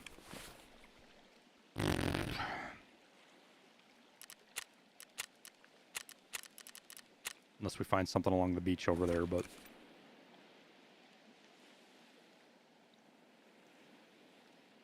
Interacting with people in IRL too much actually exhausts me. Yeah, I get that, Ace Project, but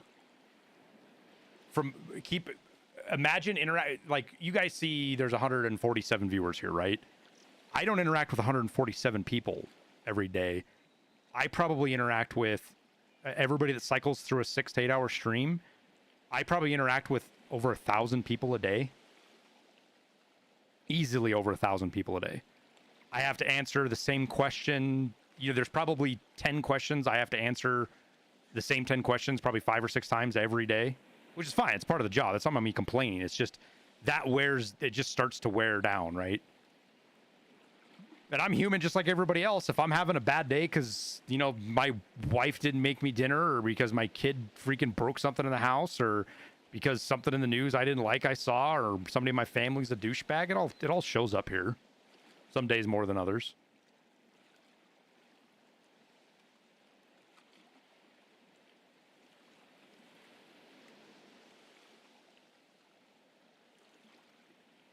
Yeah, the Golden Star buys you about 60 seconds each time you use it, Luhar.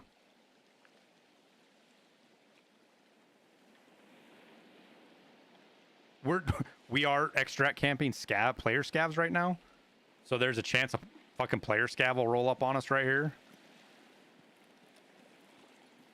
I don't know if I can get into any safer of a spot. I should probably try.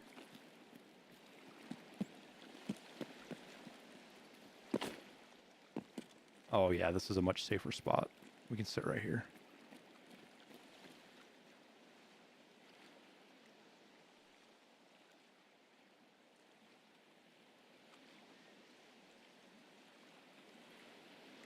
A lot of you guys get tired of the cheater discussion. The cheater discussion doesn't bother me that much. Like, I don't really care about talking about cheaters. I hate people that have bad faith arguments and just make up bullshit. I enjoy talking about stuff. I just like talking about stuff. I like hanging out and talking. I like teaching people. I think that's why I took to this like I did, was because I liked learning about the game and then being able to teach other people that, to help them learn the game.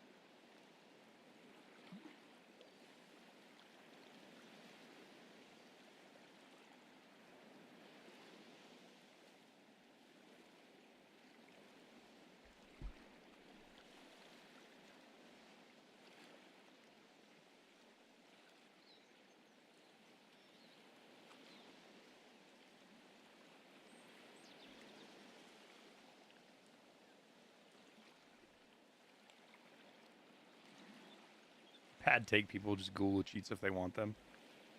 Yeah. Listening to content creators that have been there, I've seen content creators that have been doing this for like 10 years. They're huge. Make that argument, and it's like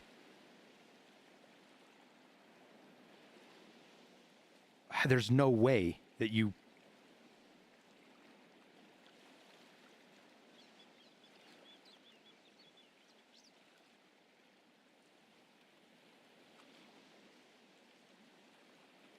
Nobody said the green radiation piss pool kills you instantly. I did. In several of my videos and shorts.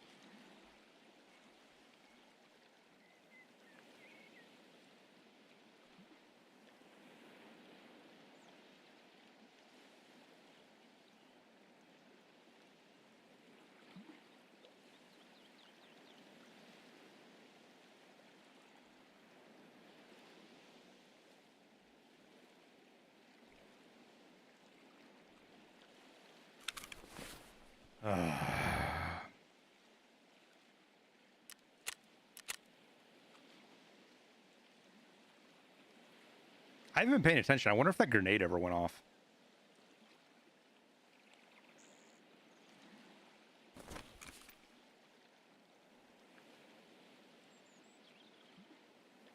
Yeah, I have... So there's shorts, Perry. I have 5 shorts that are for each room that explain how to get out of them. And then I have 2 videos. The first one explains the event as a whole. The second one is geared primarily as a guide for the labyrinth itself. And it has more detailed walkthroughs of each trap room.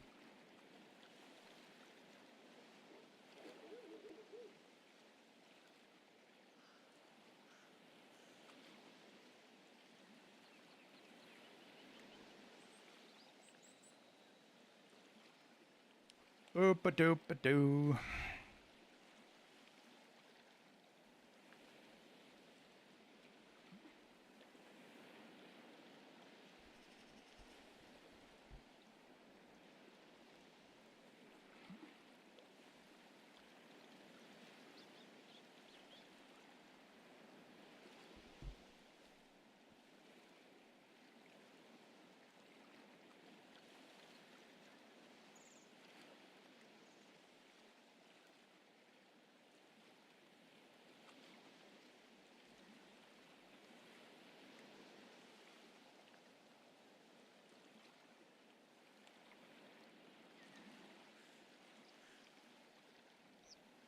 Do you have any tips to get women?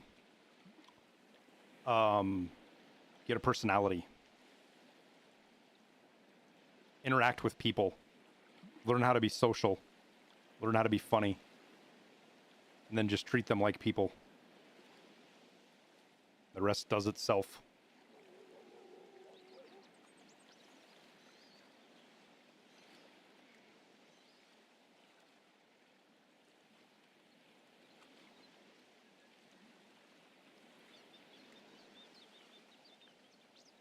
Look around today about how just pathetic and degenerate most dudes are in their 20s and realize that's all the bar you have to get over.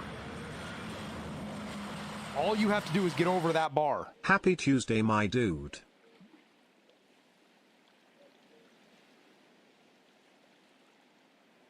Do I need 10 scav kills? Yeah, we need 10 total kills, and I think I have 6. So we will have to get a couple before we extract.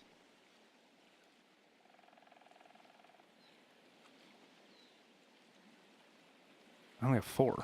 Fuck.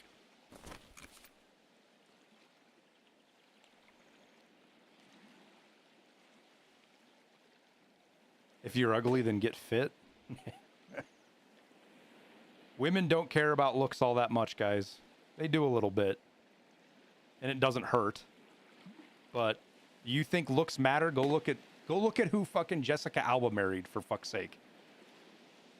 Go look at some of the hottest women have married, and then tell me looks matter.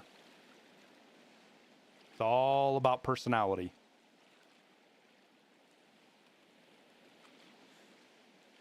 Yeah, don't listen to Andrew Tate. Don't listen to Andrew Tate. Holy fuck, don't listen to Andrew Tate.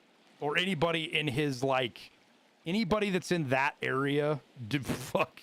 Holy fuck, man. Good grief. Be grateful for Andrew Tate, because all the douchebags who listen to him, they're going to be very easy to compete with.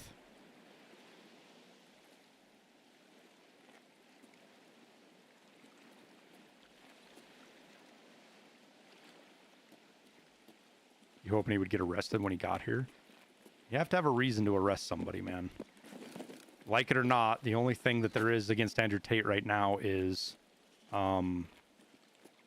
accusations, a lot of which are very thin.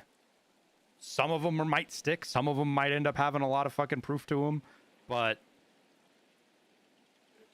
being a scummy person and basically being a digital pimp isn't really against the law. So don't go to the gym. I didn't say that everything Andrew Tate said is bad. I said don't listen to Andrew Tate. Go find a good role model to listen to.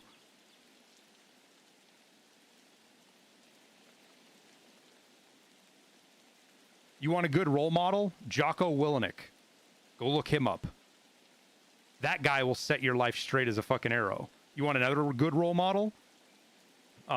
Jordan Peterson.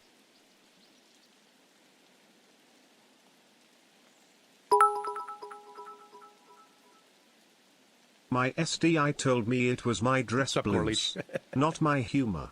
My wife met me when I was in my blues for a fellow Marine's wedding. Yeah. We've been together now for 12.5 years.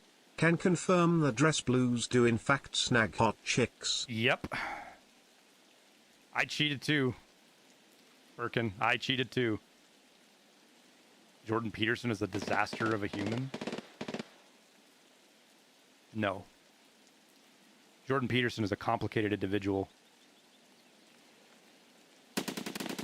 who bears his mistakes for everybody to see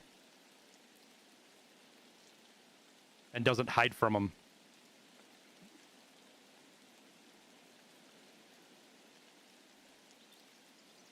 Benzo baby? Oh, Jesus Christ, Gurnzo, shut the fuck up.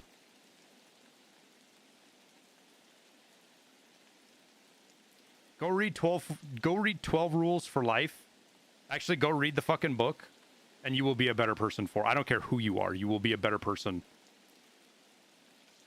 And while you're at it, read fucking the 4 Agreements, Dichotomy of Leadership, and Extreme Ownership.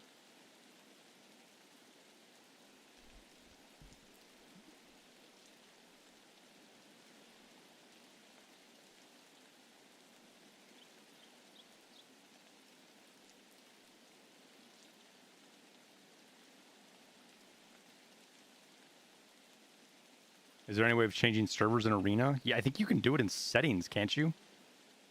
I think there's a place to do it.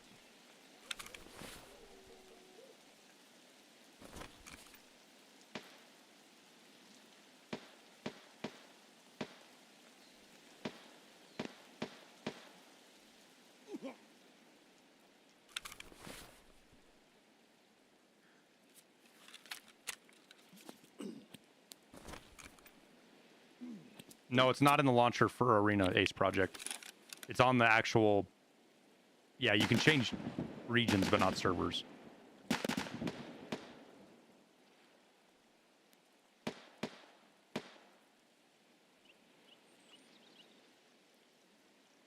Yeah, that's usually how it goes, Morny. It might be on the launcher too, but you can do it from the settings in the game. What quest am I doing? Oh, the fucking BTR task. We have to go shoot a flare off over at the...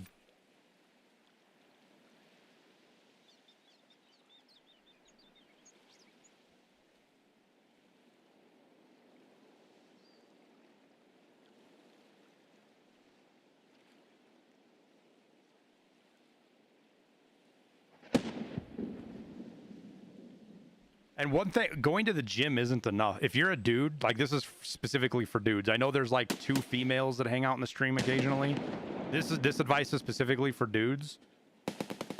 working out isn't enough. Going to the gym isn't enough. You need to be in something combative / competitive as a physical activity.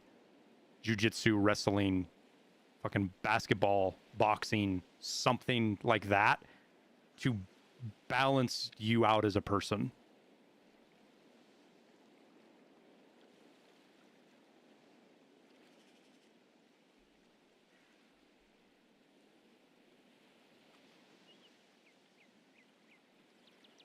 Good genes. If you worry about your genes, you're worrying about the wrong thing. There's nothing you can do about your fucking genes. Work out. Why do you say that? Because as men, the male species of humans is meant for combat. We're meant for competitive physical combat. We evolved that way. And if you don't partake in it, it leaks out in other ways.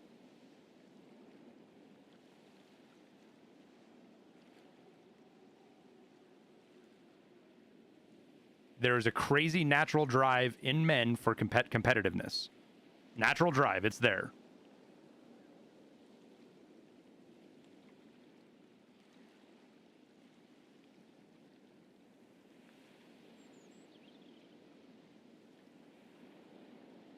I'm an Evo psych. I don't know what the fuck that is.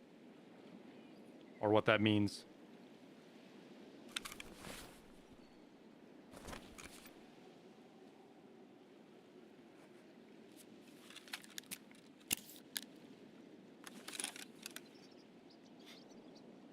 Evolutionary psychology? No.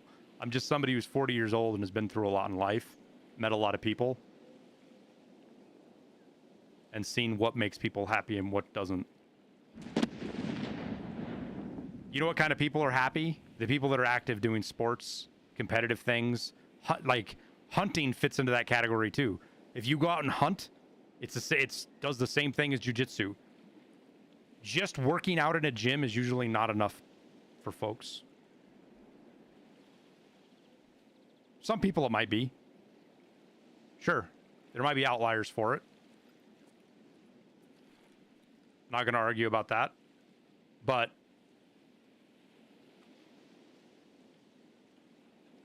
people are asking for general advice. You know what it's not going to do is if you go do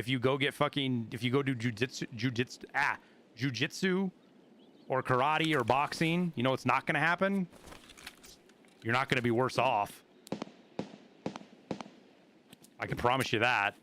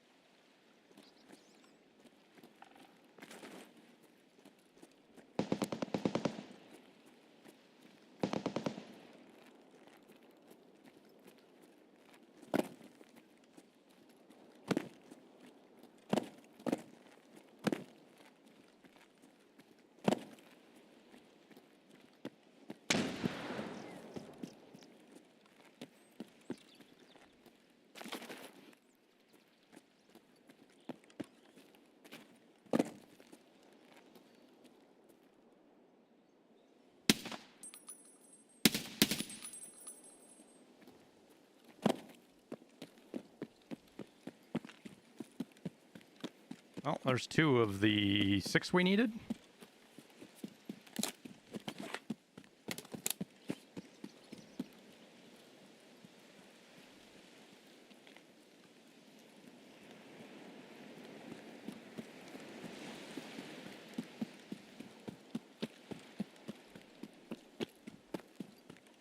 Would scuba diving fall into that sort of category? I don't know, Ghost Assault. I honestly don't know. I love scuba diving, man. I recommend scuba diving, period. I don't know if it falls into that category. The best answer for any of that is to go try it. Most places that do jiu-jitsu or boxing or anything, like all of these places that are physical activity usually have free trials. CrossFit, whatever it might be, just go fucking try it for yourself. Because what works for you or me might not work for you and vice versa, right?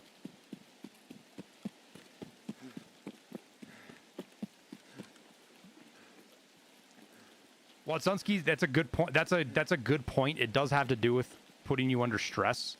That is part of it. But if you're stressed when scuba diving, you're doing it wrong.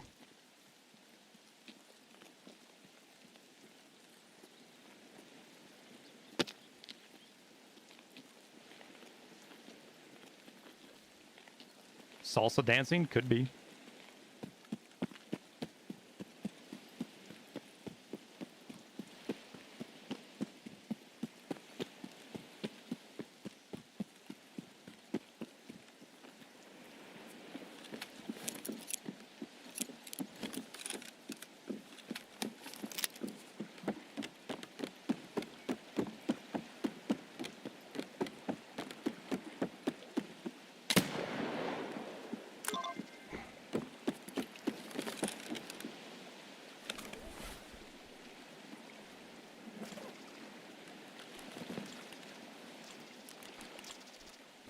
I guess the big part of what I'm trying to say is, like, if you're a dude and you can get into combat sports of some kind, do it. If you can't, just do something. Obviously, if all you can do is work out, that's great. You're above most everybody else anyways.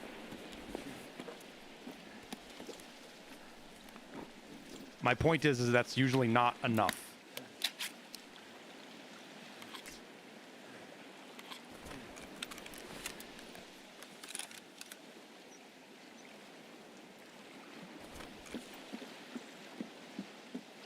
Combat sport am I in? Hunting, fishing, raising 2 daughters is a full-time combat sport.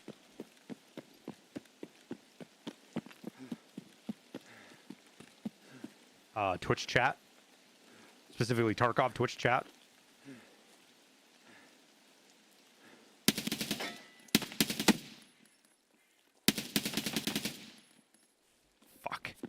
I need to kill that guy.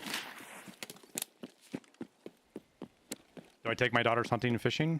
I do when I can. Not as much as I should. Plan on doing more of that this summer.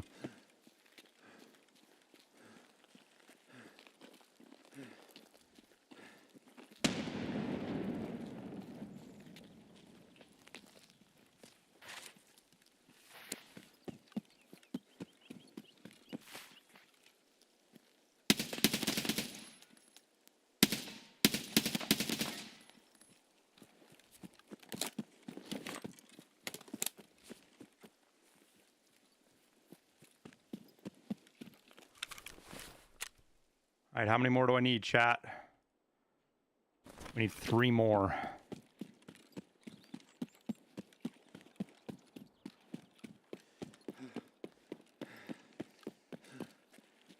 Am I going to be able to find them in 6 minutes?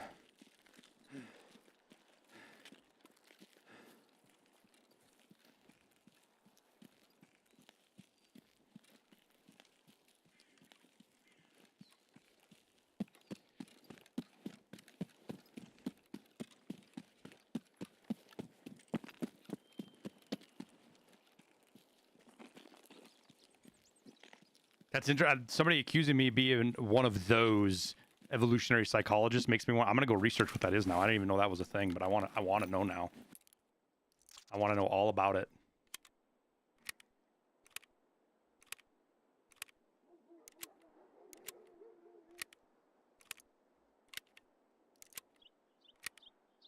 Well, I got to get 3 more kills in 5.5 minutes, man, and not die doing it.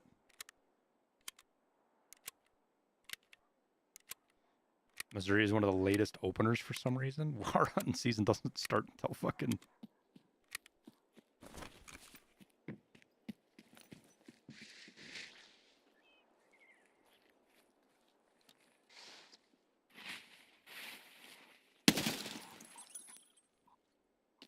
Okay, 2 more.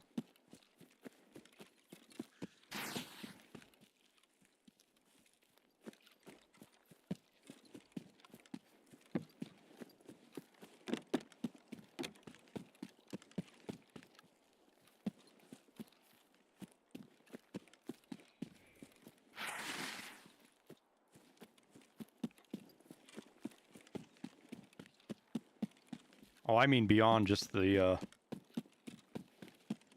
actual definition of it. Like, I'm gonna dive in and see why somebody was like you about it. I want to understand, like, why do people see it negatively? I'm guessing it's a Jordan Peterson thing, probably. People don't like Jordan Peterson, so they think so they don't like evolutionary biology. Because the whole lobster thing he talks, that's got to be evolutionary psychology, right?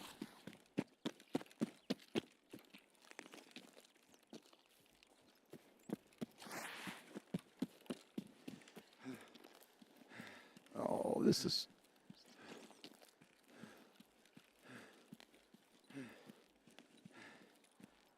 actually pretty worrisome right now.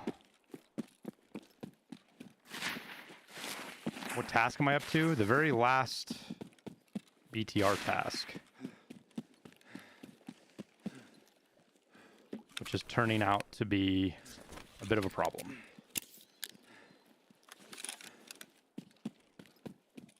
I need to kill 2 more scavs before I can extract. Or 2 more anything, actually.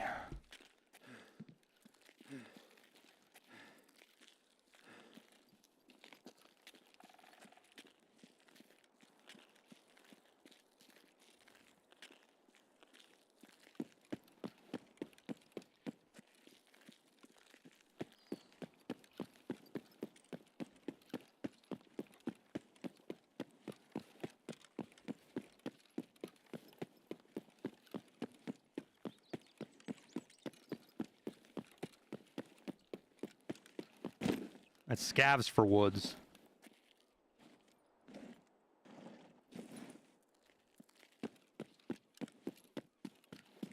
Otherwise, we transit and try to get some kills.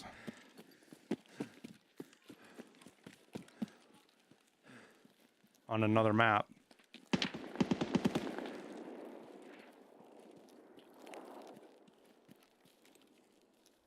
Which I think is what we're going to have to do.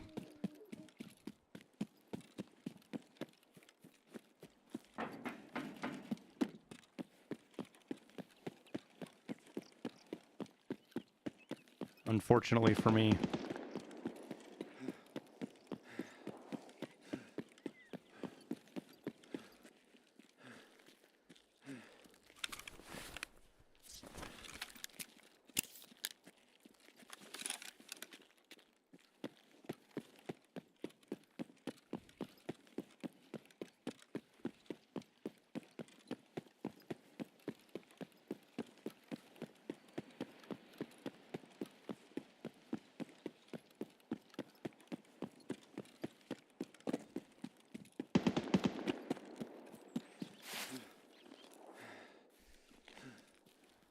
From first impression, explores things that we already knew. Like if you have your dad has mental illness, you're more likely. Oh, so it is. People sneer at it because it was tied to Jordan Peterson. Then that's why. That's all it is.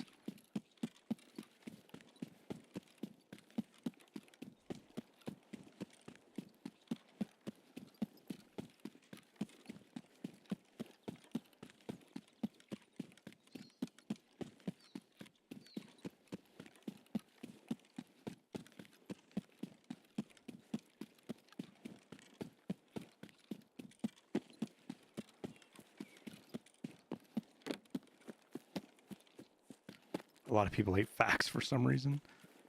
Yeah, people hate facts that fly in the face of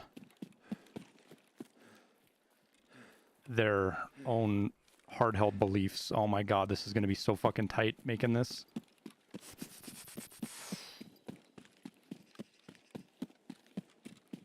I wonder if I transit to shoreline, what happens?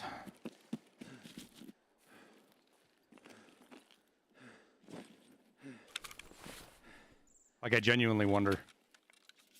No, I don't want to use that. I actually don't want to use that. Fuck.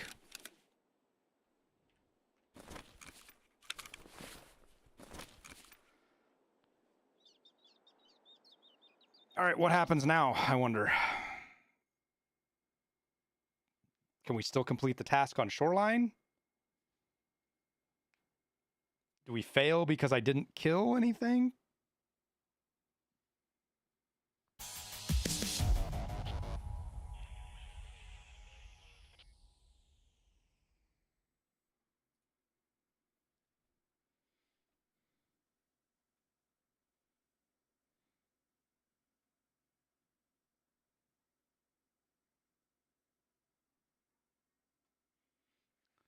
I have died to gunshot wound damage. That means you died to an out-of-bounds sniper.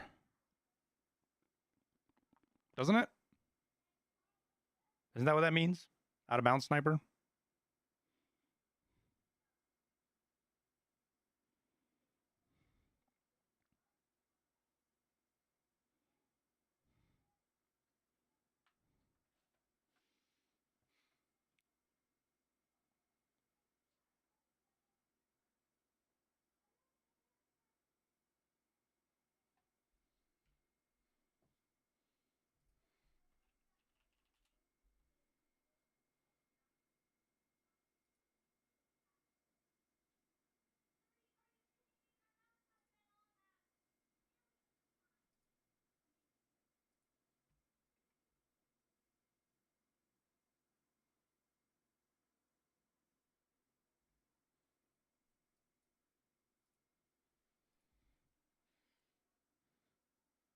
Okay, what's happening?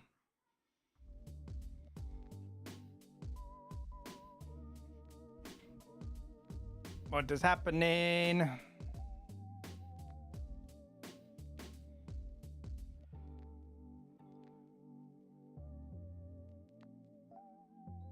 Yo. Hello. What's going on? Well, I just transitioned off of Shoreline or Lighthouse, hopefully that I don't fail my BTR task line because I needed one more scav kill. And now I'm staring at a spinny wheel waiting to see what happens. Why'd you transition without the other scav kill? Because I had 12 seconds left in the raid.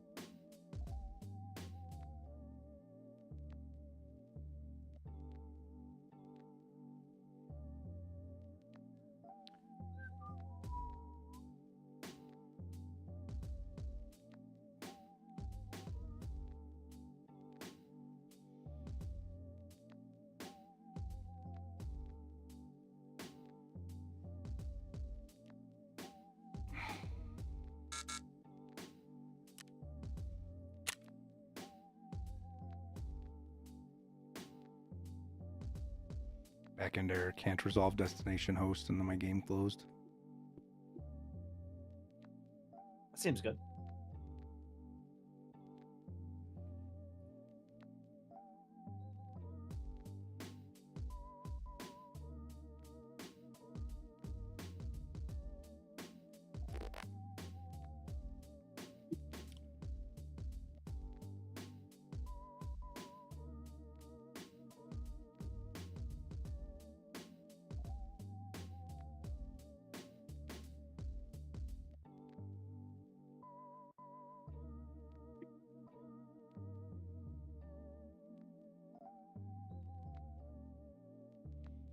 What happens when the game crashes mid-transit? Do you lose everything? Depends on when you do it. Apparently, we're going to load back in here.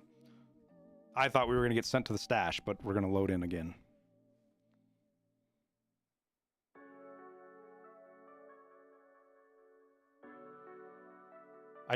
The fingers crossed that the BTR task is still active and hasn't reset on us.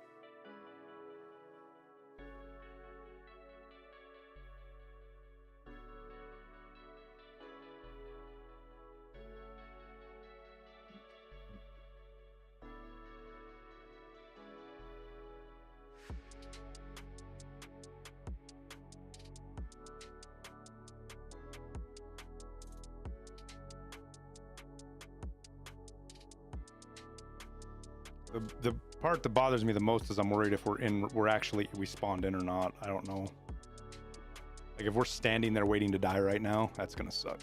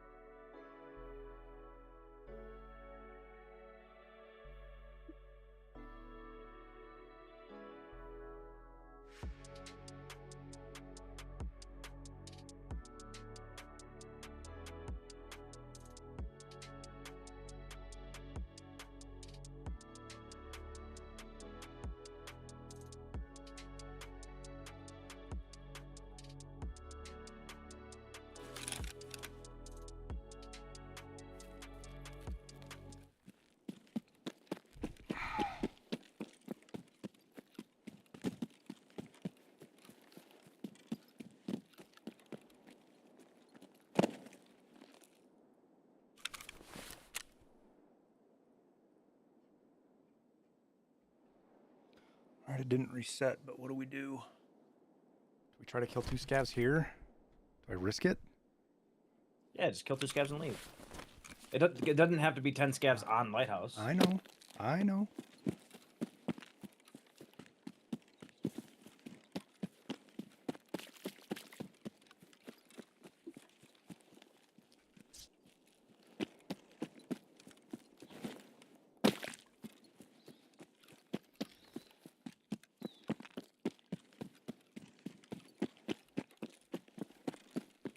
I don't have to transit back to Lighthouse. We've survived it. So if I kill 2 scavs, I can just leave, but we have to find 2 scavs without dying. Kill them.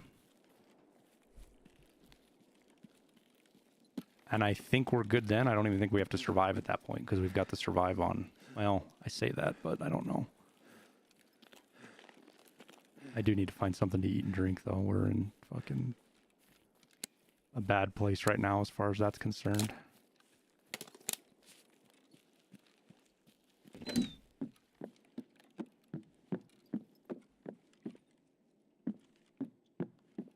No.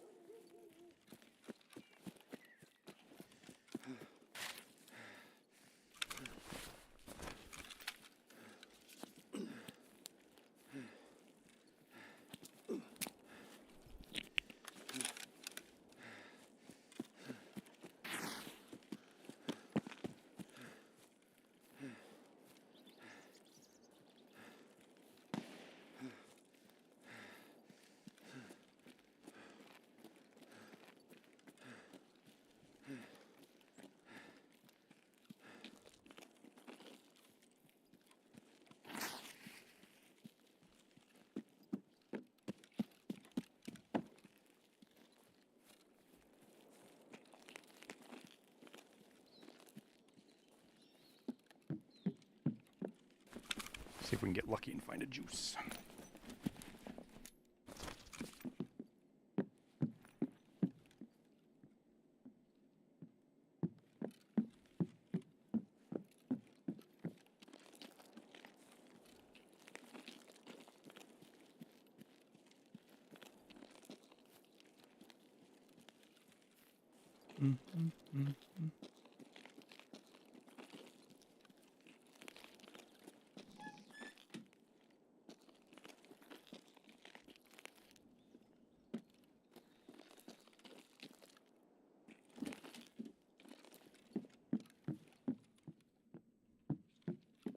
That's a kick take. I thought that was a peas.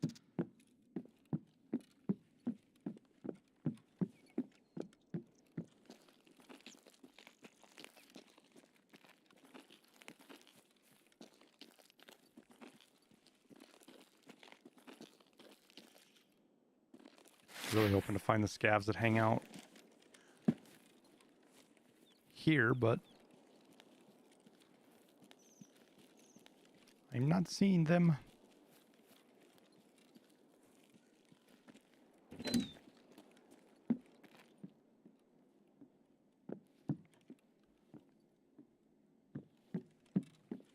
Where's all the food?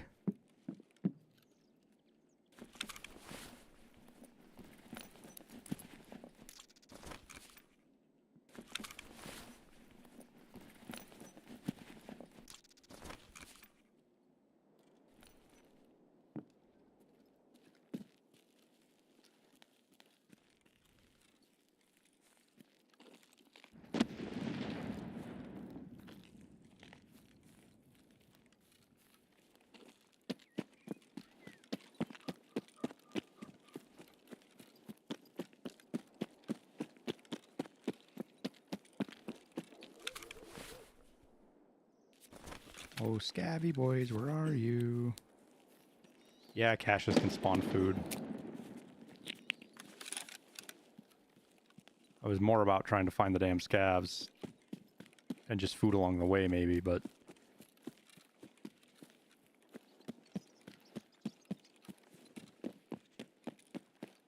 there's not even one out at Scav Island right now. Fuck.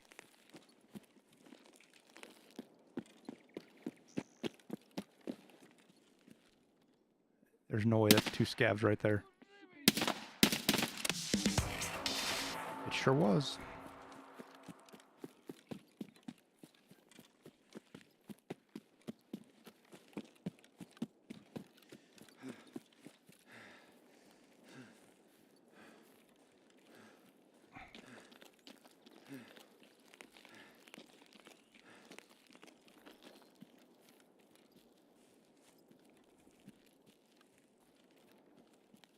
I don't think I have an SJ6 either.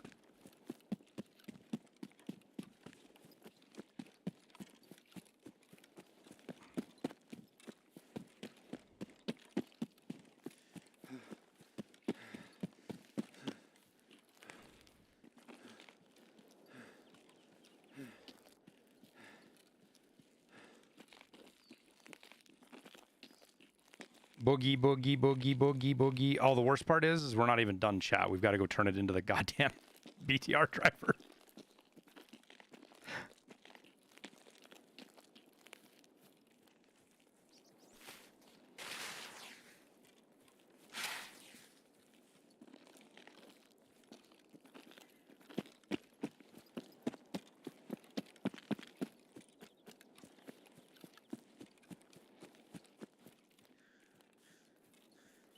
No, I think we're good. I think you can die now. I don't think that matters, to be honest with you.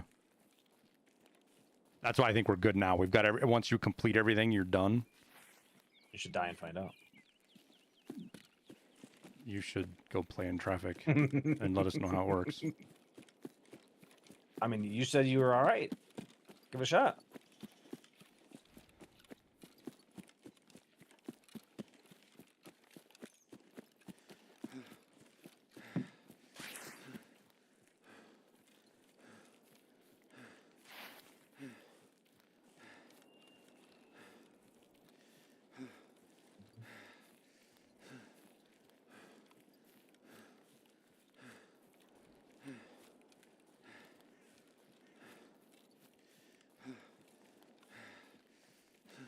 But the big thing is we've got a bunch of maps done for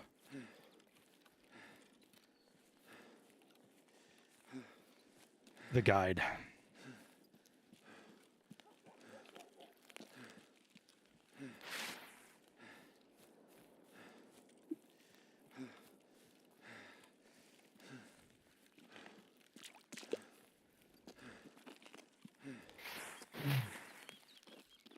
Let me out of here.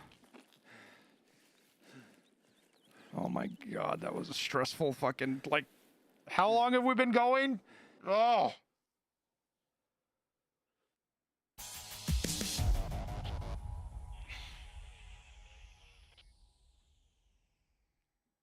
No, we didn't get the guide done. We got killed by a cheater on woods and had to restart.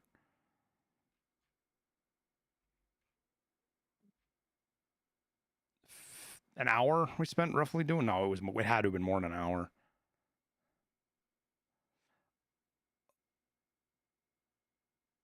Oh, those were 2 rogues I killed. Those weren't scavs, those were rogues. I am actually insanely lucky to be alive right now. Because we just went waltzing through water treatment plant like it was no big deal.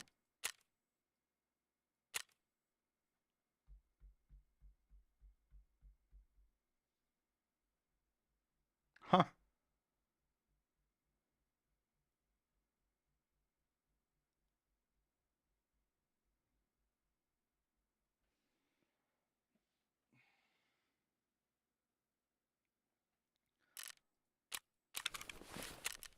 All right, she's done. Just got to turn it in. But unfortunately, chat, dinner is ready for me, so I need to go eat some dinner. Wow, imagine him getting off when I get on. You see this shit, chat?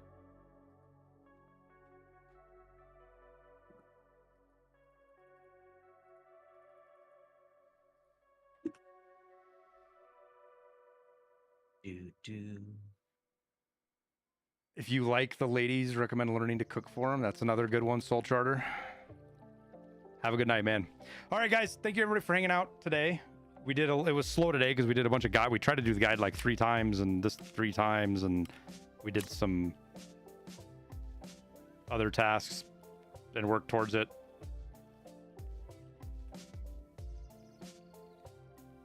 But appreciate you all nonetheless. Everybody have a good evening.